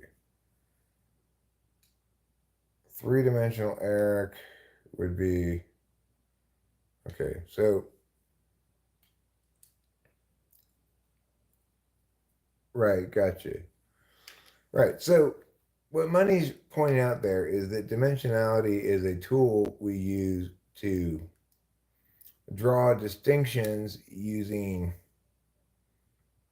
a sequence of binaries so that we can have, and every successive binary creates an additional axis, right? So indeed, we can create dimensions as many as we want to if we see them as a succession of points on a succession of different qualifications. I understand, Money. Thank you for explaining that to me. It's very insightful and helpful for me to have learned. It's helpful to learn some occasional things from math.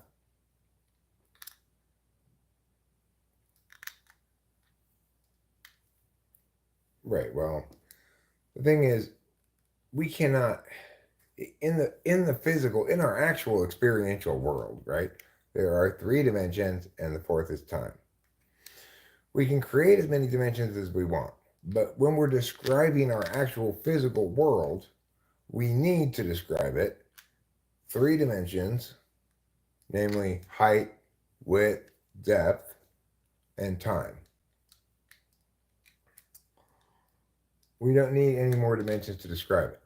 So if we remember that we're using dimensions as a means of describing uh, another in a series of binary distinctions, then we can see that it's silly to imagine that in our actual physical world that there are beings coming from other dimensions, because to exist in this physical world in a way that we can experience requires you to exist in the dimensions of height, width, and depth.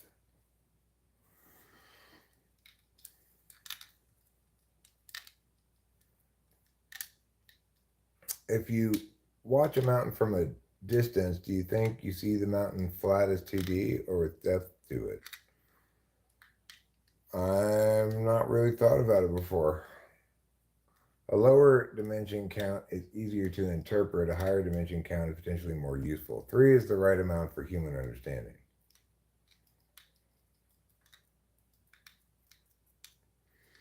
Well, I mean, we have lots of dimensions uh, that we could understand a physical object according to. In other words, you can, if we're just using it to describe a series of binary distinctions, something falls somewhere on this depth line, somewhere on this width line, somewhere on this height line. Um,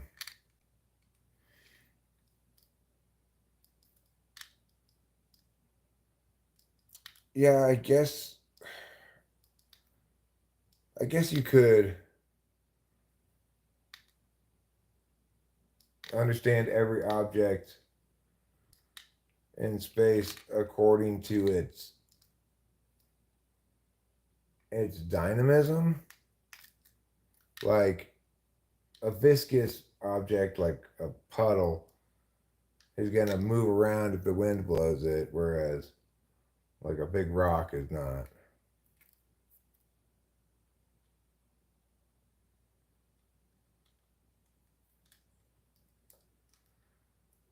Can there be more dimensions? Well, okay.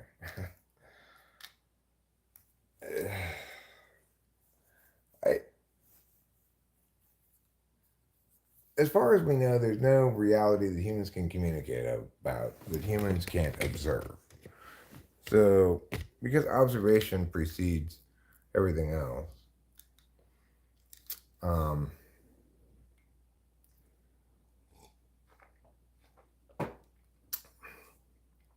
if there are dimensions that we can't observe, then obviously they don't exist.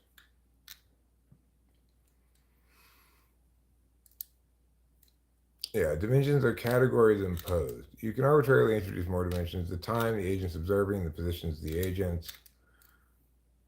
Sure. But I think what's important to note is that we don't need more dimensions than 3 to communicate about objects to other people. That's what matters. Because it's a communication tool, right? If I'm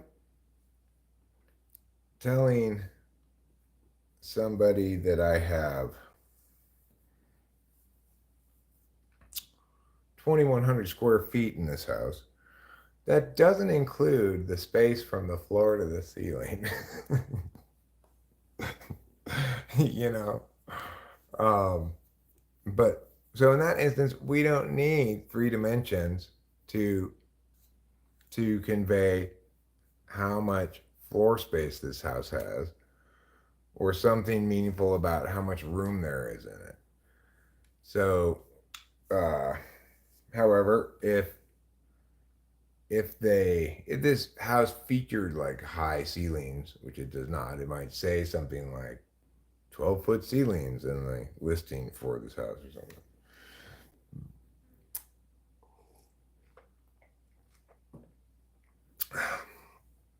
If I measure a given space, and I want to make sure that I want to make sure this object's gonna fit on this shelf. So I measure the depth of the shelf. Then I only need to measure one component of the object in question, assuming that width and height aren't your concern. In other words, it's a shelf that's in the middle of the wall. You know, this thing's not that big or whatever. Then you can just go there and just measure the depth of it. Like if I wanted to put something on this mantle here, I just need to worry about the depth of it, because there's very few things I'd want to put on top of a mantle that would be wider than this, and there's multiple feet from the shelf to the ceiling. So the only thing I'd be concerned about is the depth.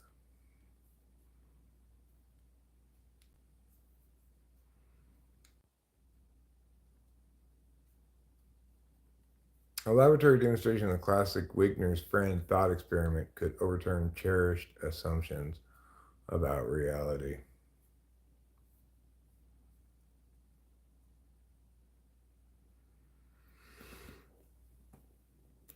Yeah, that's true. It's true.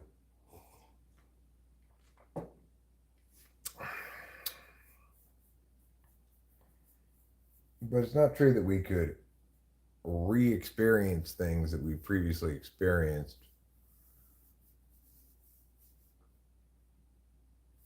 and get to redo them.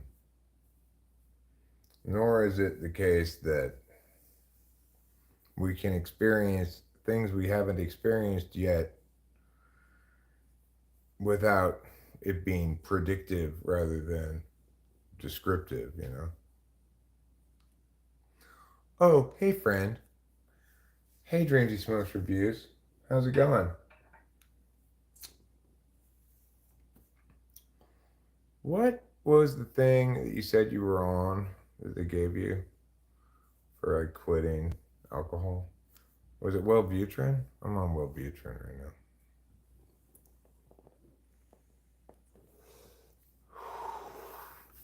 No, I haven't watched any of your reviews lately. Since I quit smoking, I haven't watched it. It would just make me want to smoke.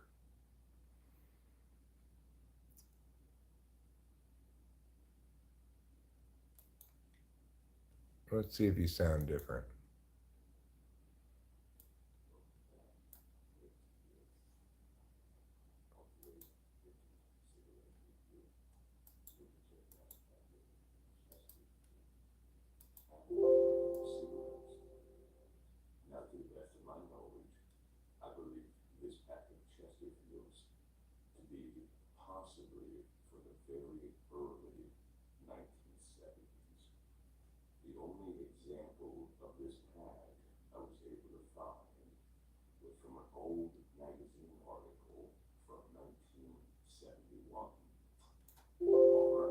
Hmm. This is the Challenger.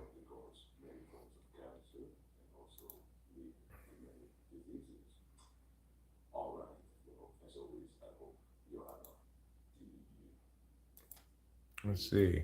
How is it? This just makes me want to smoke cigarettes.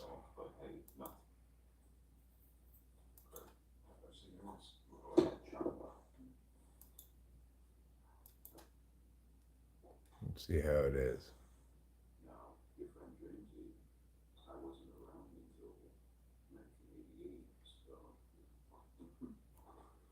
That pack of cigarettes probably came out the same year that I came out then, because 1971 is when I came out.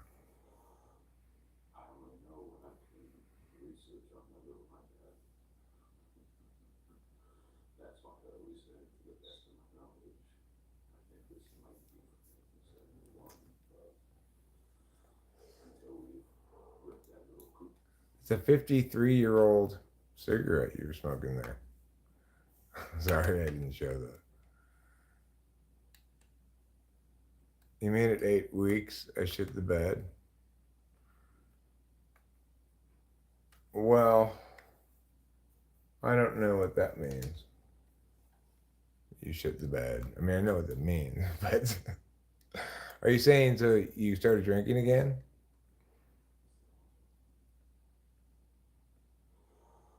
Hey, I have over 1,000 subscribers now.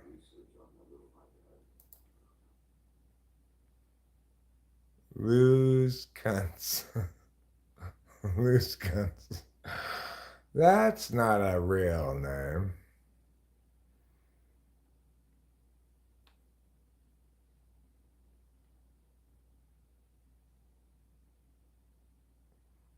What's your productivity look like? I've been quite productive.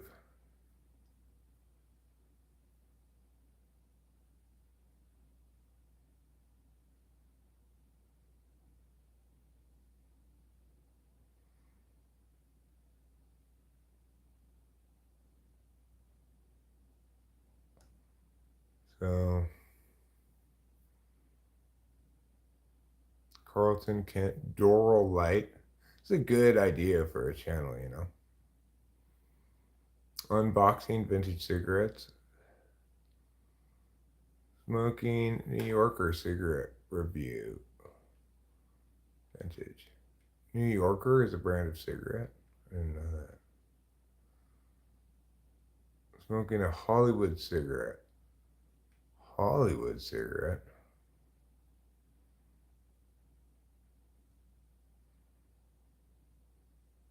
Oh. Delta King. Welcome back. Ramsey here.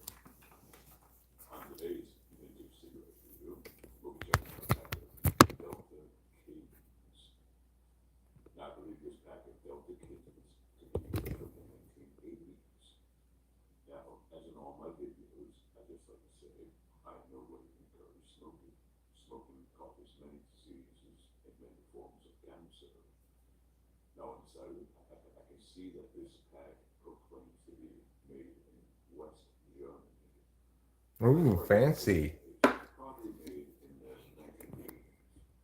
Alright, well, wow. West Germany, huh? That's so fancy. A little closer to get the candies open. A wonderful day. Alright, let's check out the pack. Lamb of God. Awesome. Delta Kings.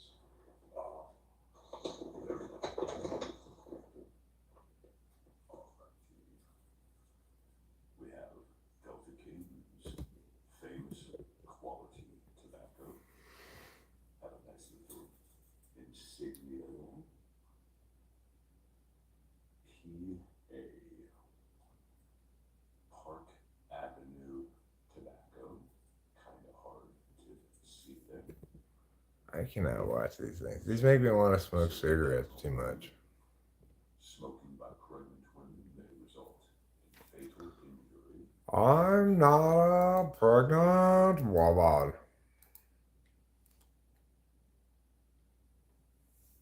What did Marilyn Monroe smoke?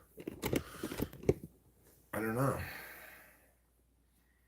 But potentially time can be linked with self, but that 10,000 Earth years can pass and you physically age only a day elsewhere. Well, yeah, that's true. Age a lot faster in some rooms than in other rooms. Yeah, well, I was gonna say that something along those lines too during these smokes, but I decided to restrain myself.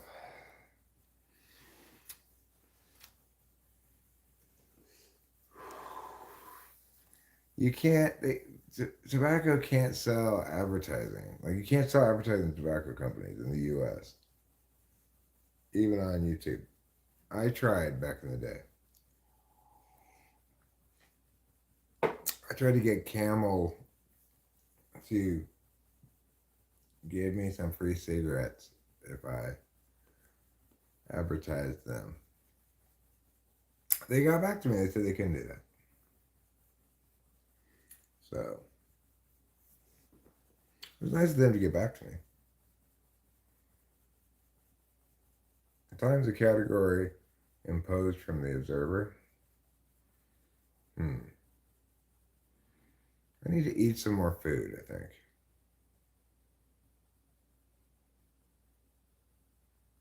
I do believe I do need to eat some more food. The question is, what kind of food will I eat? And the answer is delicious food.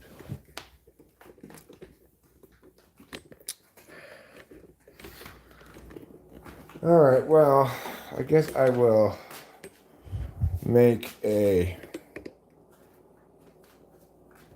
I could make a couple of possible options here. Meow. Go ahead and eat. You don't need me to be in here for you to eat.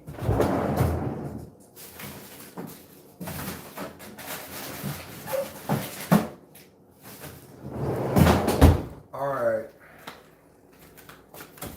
So here's what I'm going to cook. A little something called bacon sandwiches. When making bacon sandwiches, first clean your pan out from your earlier. You're not going to need any seasoning for bacon.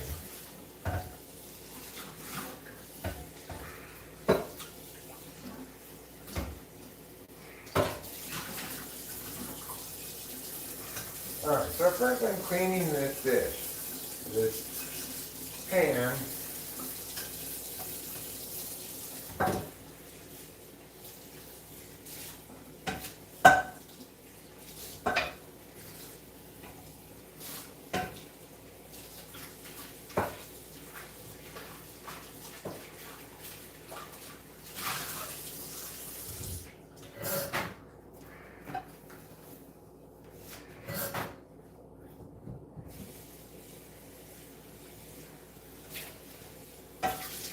Okay.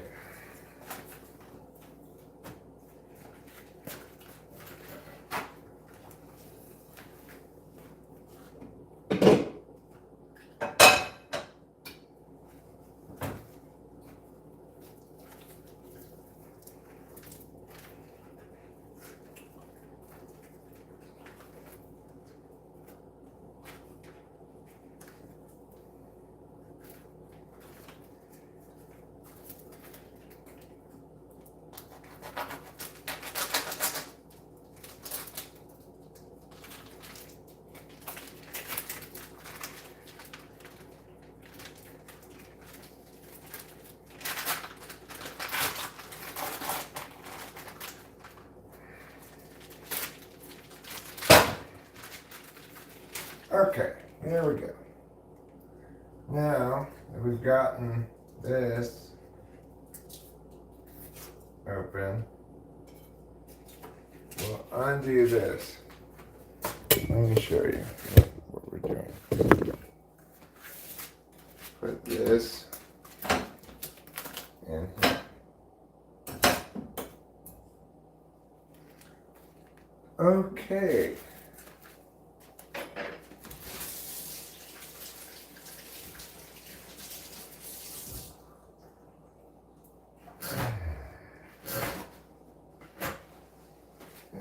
Very disturbing. I wish I had not watched this video telling this lady telling a story.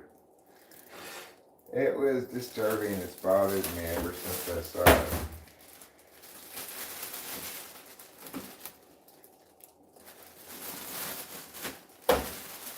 Ugh.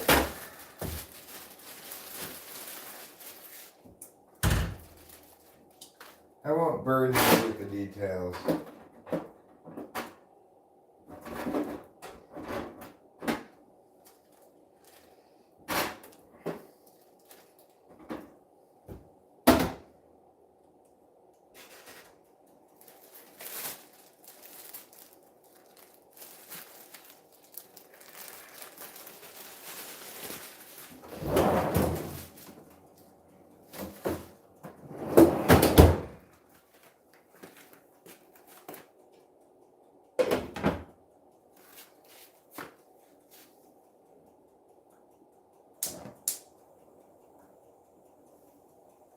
All right. So we'll just let that bacon cook for a bit. Kitty, what are you doing?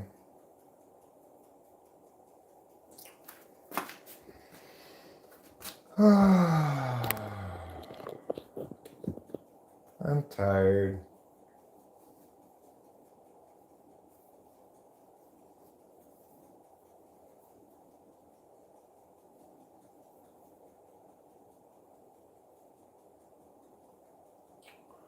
I'm tired, I'm hungry. Starting to feel my energy waning.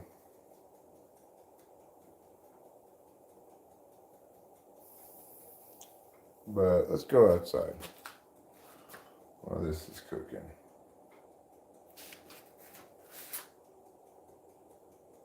I might need to put a little bit of water at the bottom of this.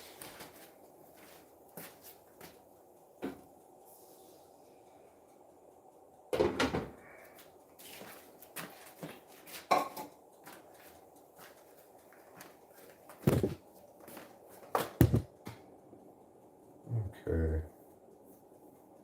Let's go outside. I don't have a whole lot of batteries left in this. Got to charge anything on it, but I'm gonna keep the stream going just because I appreciate the company. Oh, I never made that new coffee. God damn it. I should have done that already.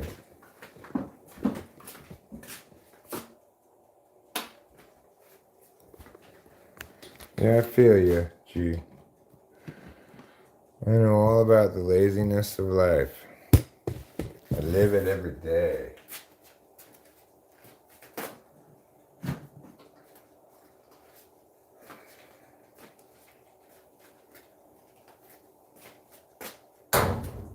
Okay.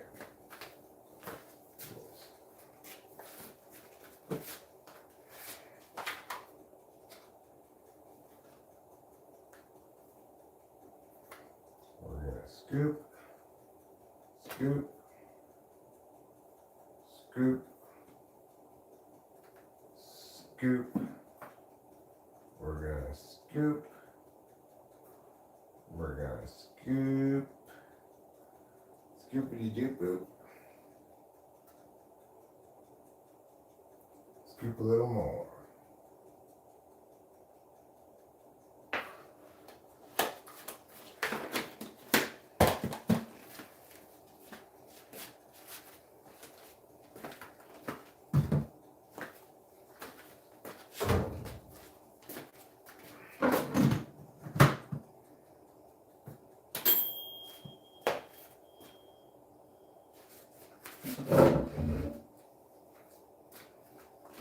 All right.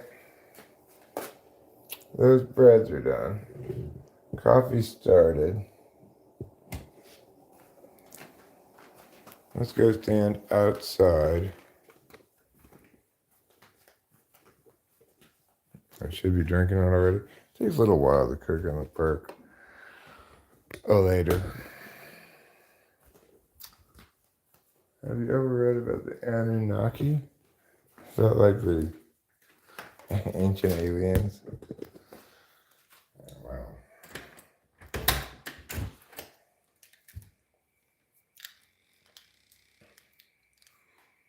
I don't think much about ancient aliens. I'm not a real alien fan.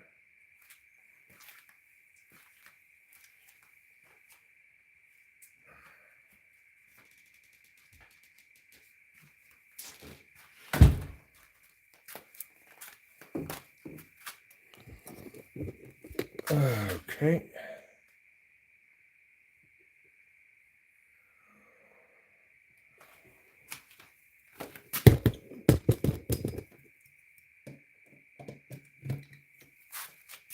All right, now it's charging.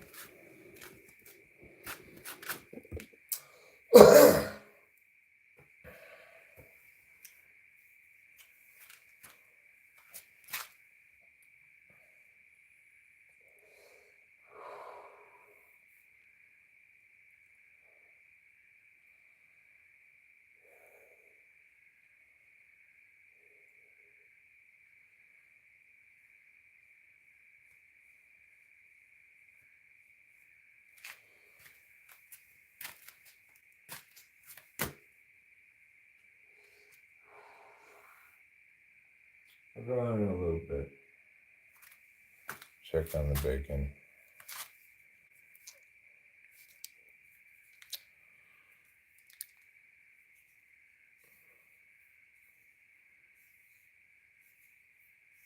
It's fun, Eric. Me neither. It just fit the higher dimensions chat.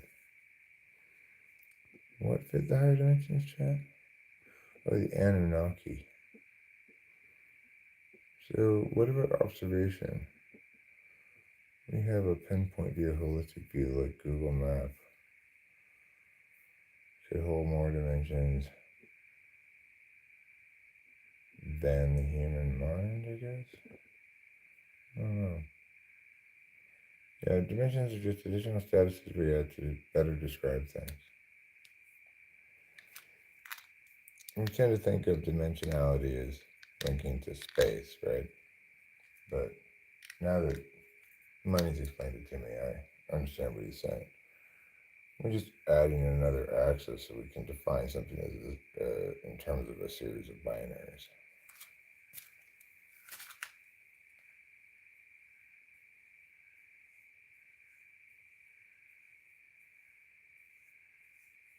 I mean, it can be, it doesn't mean there's only two choices necessarily. Like, you could have happy and not happy, 1 and 0, but you could have an infinite number of points between 1 and 0.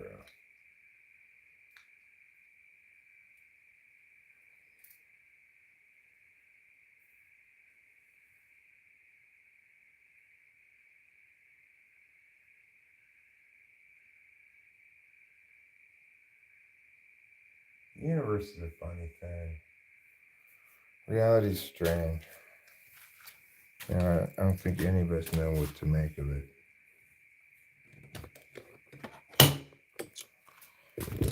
This Anton science guy I was watching, so I think I maybe started to talk about this and I got distracted before.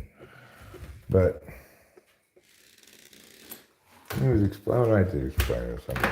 He was talking about how our existing understanding of how the moon formed has been basically disproved.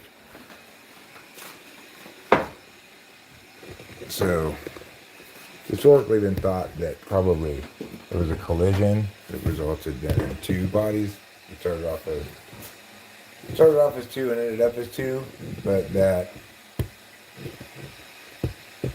the gist of the idea was that one way or another, you get this kind of almost liquefied planet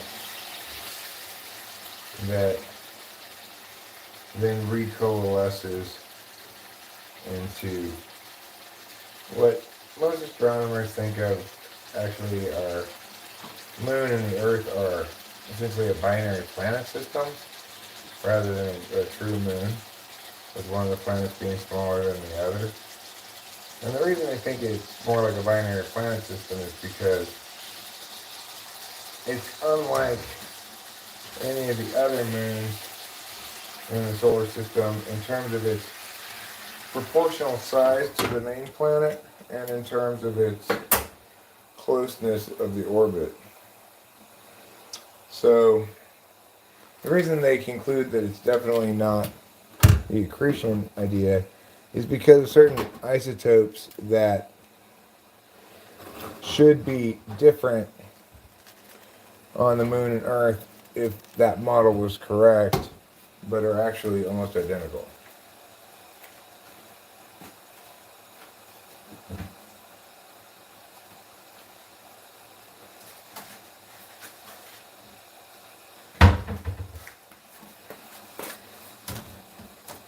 It's weird, right? Like, we really need the moon for there to be life on Earth, because the moon creates the tidal poles, which are probably a prerequisite to a functioning ecosystem, I suspect.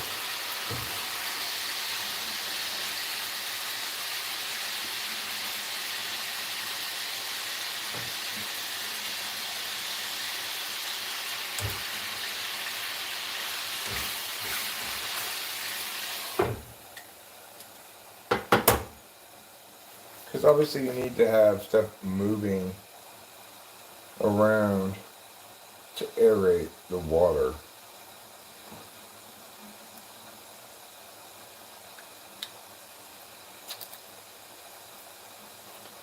The moon was brought to watch me.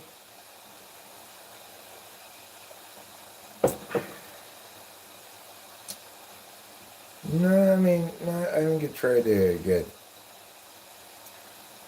suppressed, really. I think I was pretty privileged, ultimately. For the time, I think people probably do a better job of raising children now than they used to. In terms of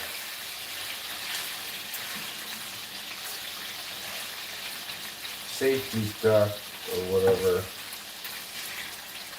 I think schools probably do a better job of preventing and dealing with bullying now than they used to.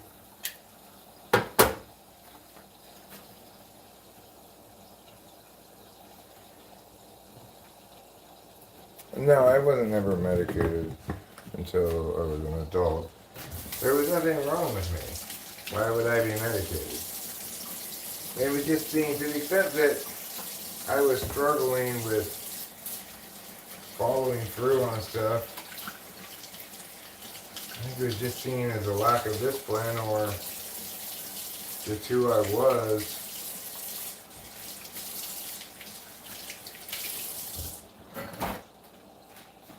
And I guess to some extent you could say there's a lack of discipline, but I was generally encouraged in my talkativeness and singing and so forth by enough people that it was fine.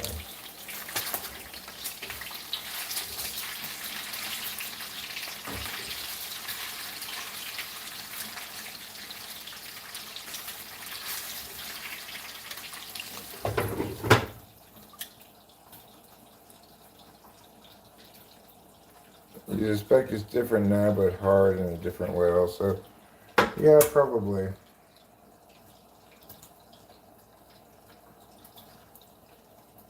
Probably.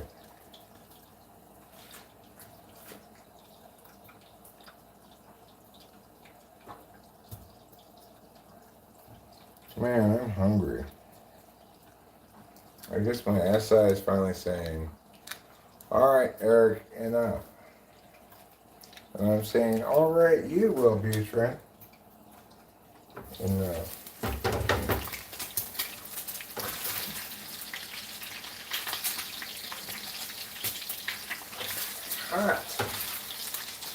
Hot bacon grease, flat on my foot.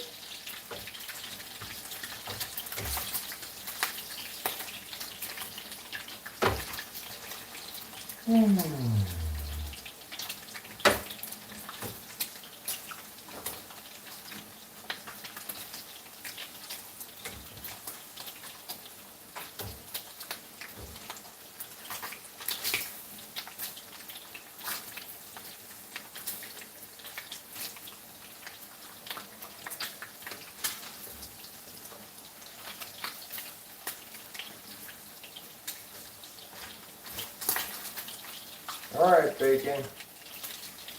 Time to cook. Come on, bacon. Read your book. Come on, bacon. Do your thing. Come on, bacon. Fiddle and sing.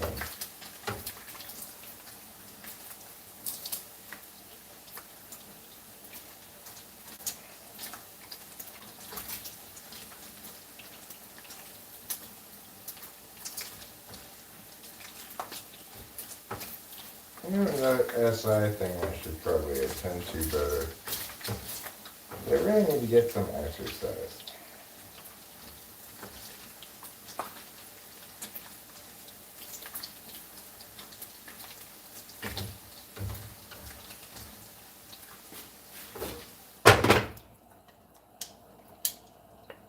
Well, were you a charming, friendly lad?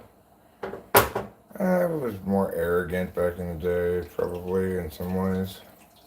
Kind of maybe more insufferable in some ways. But maybe not, and also in other ways.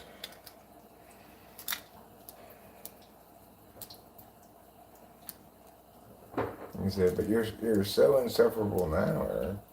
That was more or less the same. That's what personality type tells us. You know? Same guy now as then. You can see that video of me at 17. Such a video exists. It's on the channel.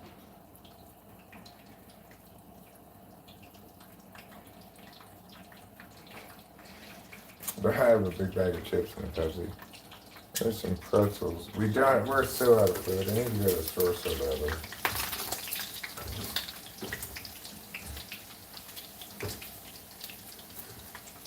But I think we can both get a little bit lazy about it. We were almost going there today, but then we didn't. Well, that's good. I'm glad to hear that, Aaron Wilson. Because people have been talking. Saying, don't smell Aaron Wilson's butthole. It stinks. Which other people are saying, isn't that true of pretty much every butthole?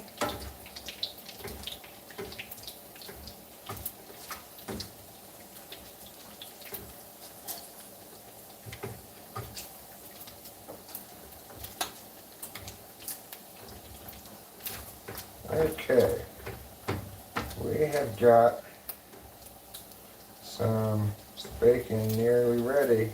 Let's give it a little bit more time.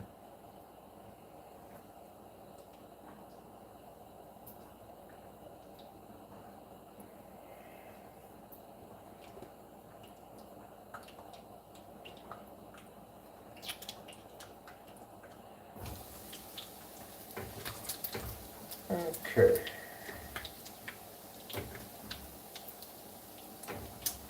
I'm just gonna put this bacon on this bread and this bacon on this bread and this bacon.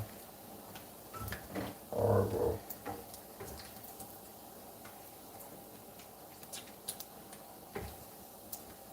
This bacon and this bacon.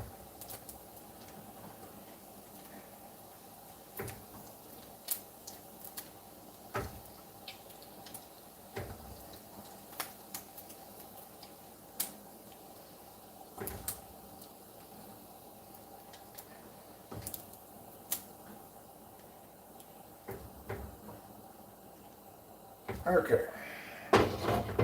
That's it for now with the cooking. Rachel, are you still up in the stream?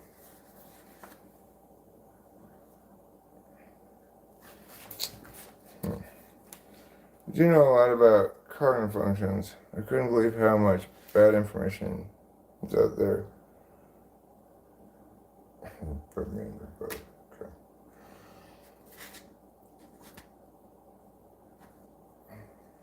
Nothing drew me to the topic particularly. I guess learning about cognitive functions, you know. I did know about MBTI before, some years prior, but to me, getting into the topic.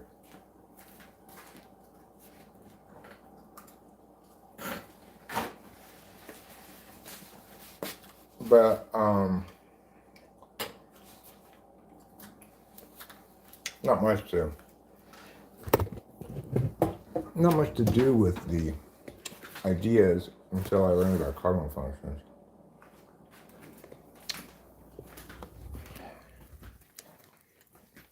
You want your sandwich?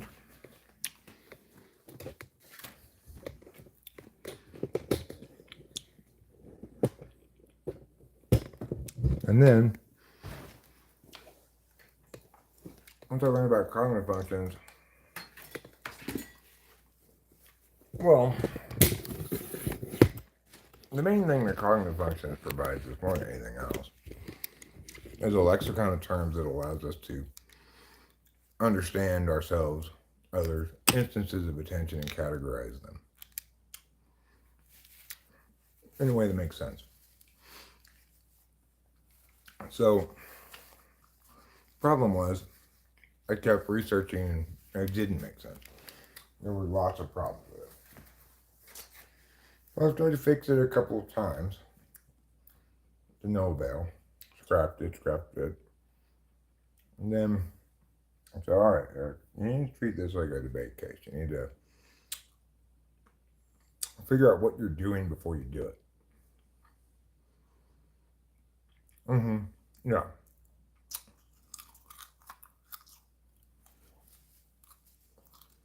Metaphors aren't errors, Padawan.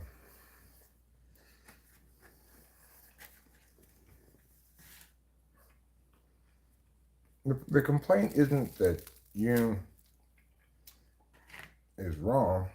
It's that he's not saying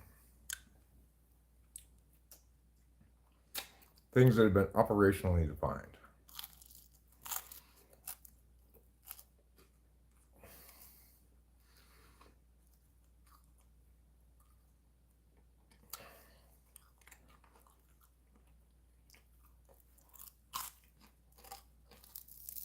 But yeah, there's a lot of other wrong stuff out there that I read.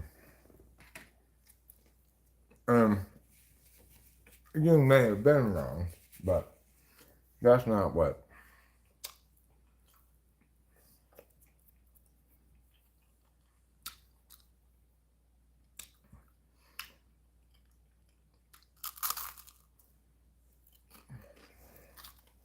Or what it means to say with metaphor.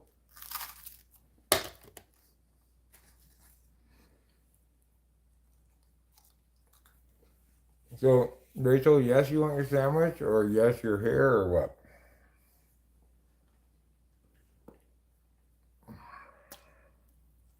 Well, I get you probably were saying the errors thing not about Jung, but about the previous thing I said.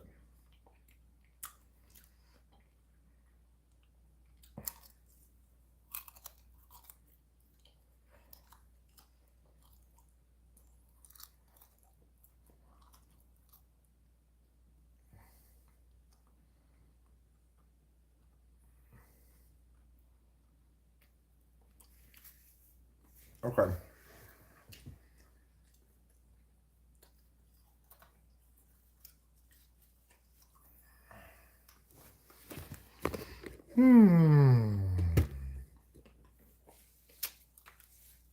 Well,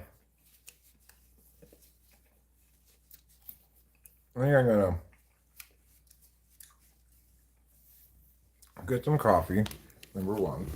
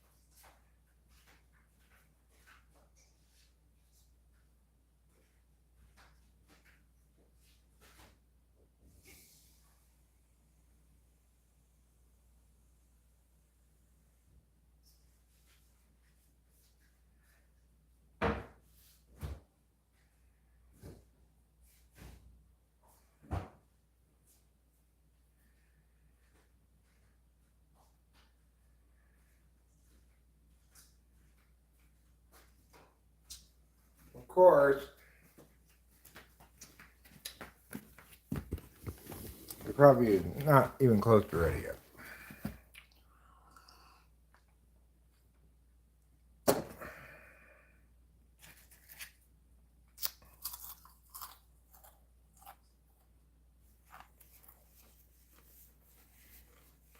Well,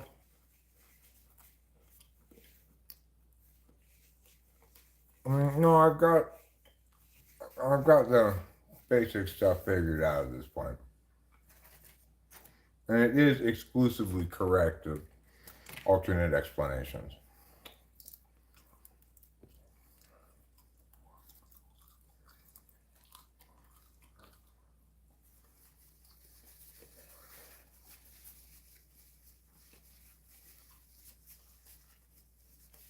It's not really possible to be right about cardinal functions without first understanding and echoing everything I've already said about it in the last 6 years. Maybe 7.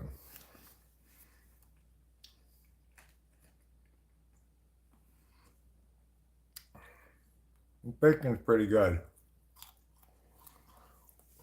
I am eating bacon.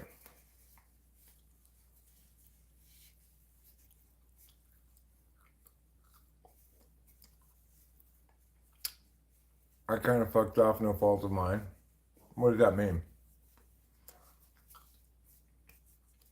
I was watching you for a second.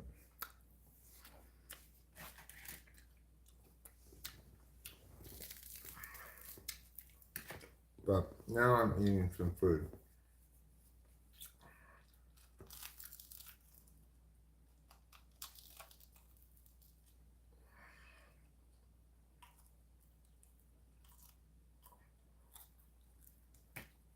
I mean,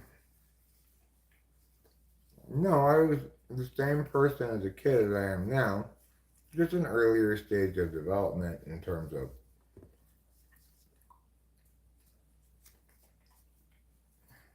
like my extroverted intuition didn't generate as complicated of meanings when I was a child as it does now. But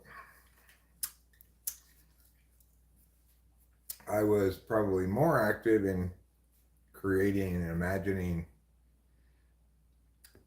different conversations, etc. You know, I used to pretend like I was on a talk show explaining things to people.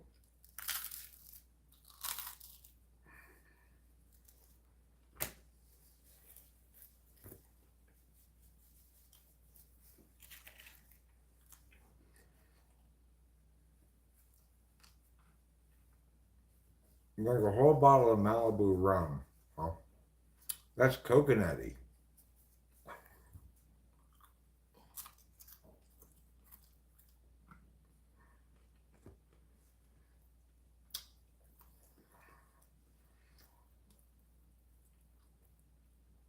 And working your way onto a bottle of 99 bananas. Well, I don't know what 99 bananas means, but I guess it's kind of banana liquor. I'm not voting for either of them.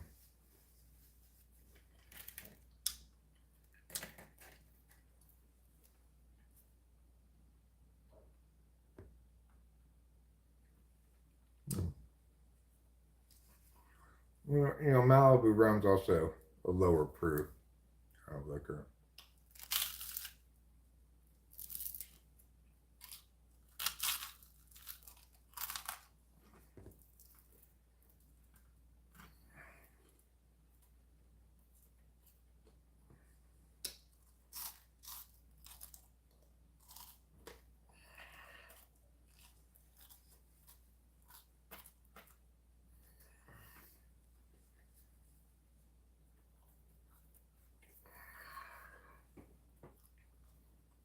Well, 50 proof is not 50%.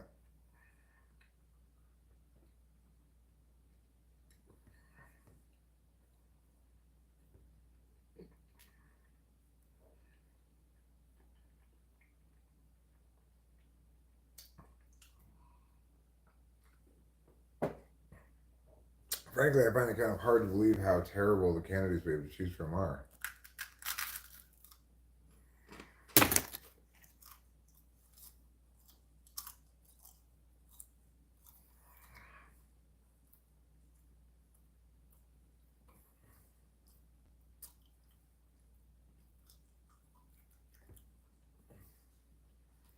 Well, with the ESFJs, you're going to get a lot of SIFE stories.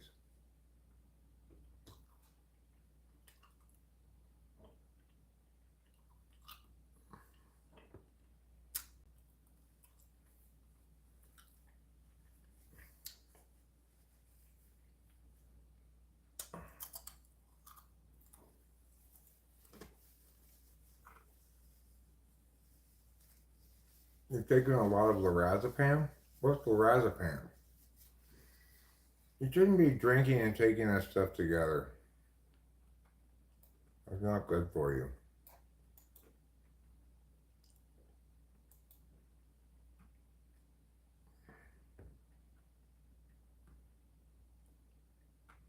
Ativan.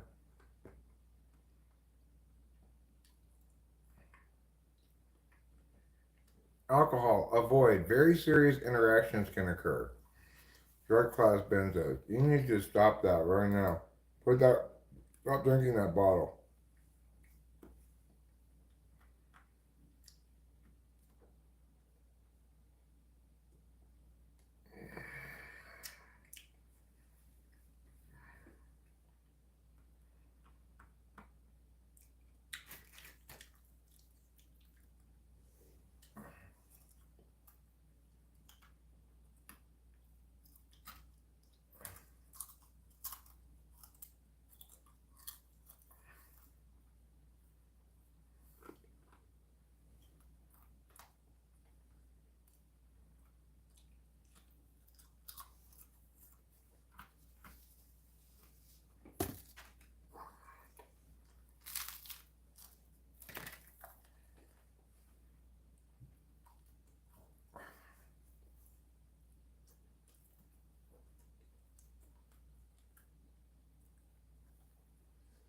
I wish you wouldn't, but you're gonna do you.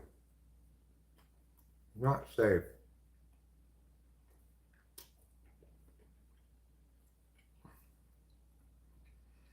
Favorite superhero? I'm gonna go with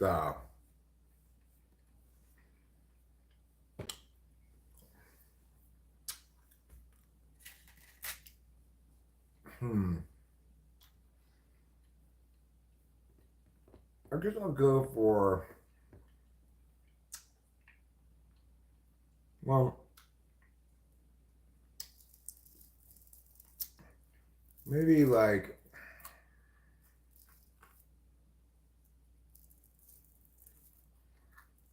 I don't really like a lot of superheroes, but I guess the best superhero to be would be Superman. He seems to have the most OP powers. Hi, Rohul Reader. Villains? I mean, I know who my least favorite villain is Diddy.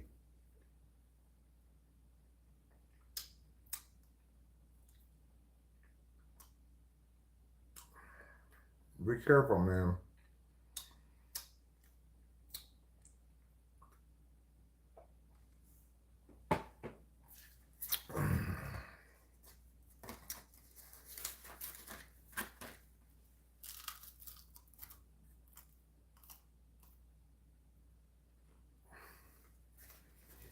No, you don't.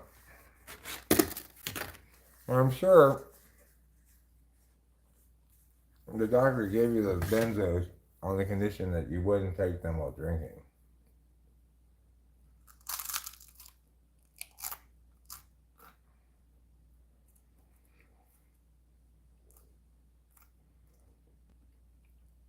There ain't no party like a something party because a something party won't stop.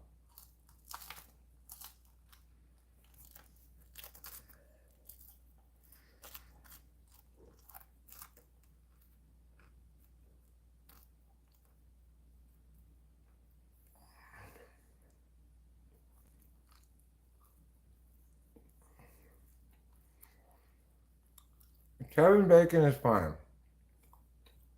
But not Kevin Hart. May Kevin Hart be never cast in anything again.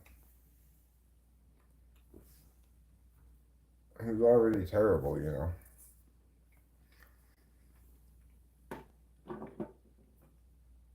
Terrible and untalented.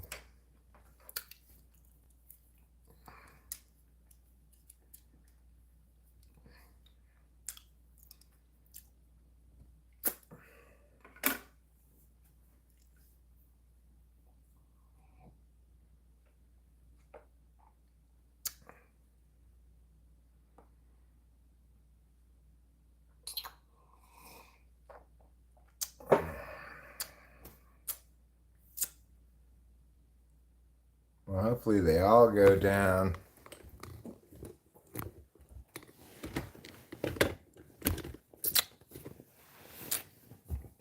That's horrible, people. Alright. I'm going to wrap this up. Watch a little TV, take a shower, and go to bed. What a looming disaster. Meow, meow, meow, meow, meow, meow, meow.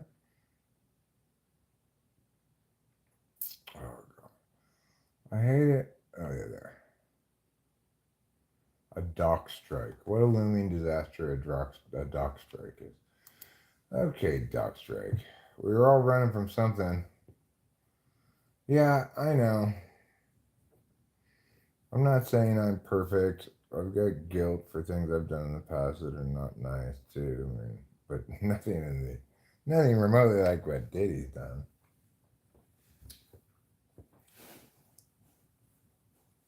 I mean, he has a long, well-established pattern of, you know, horribleness. So, okay.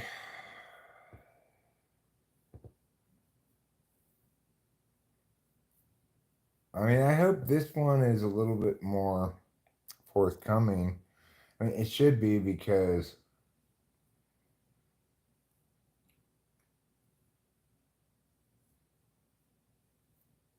I think the government's done a better job of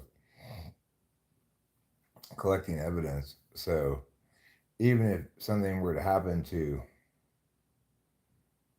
him in prison, prosecutors could still bring charges against other significant parties involved,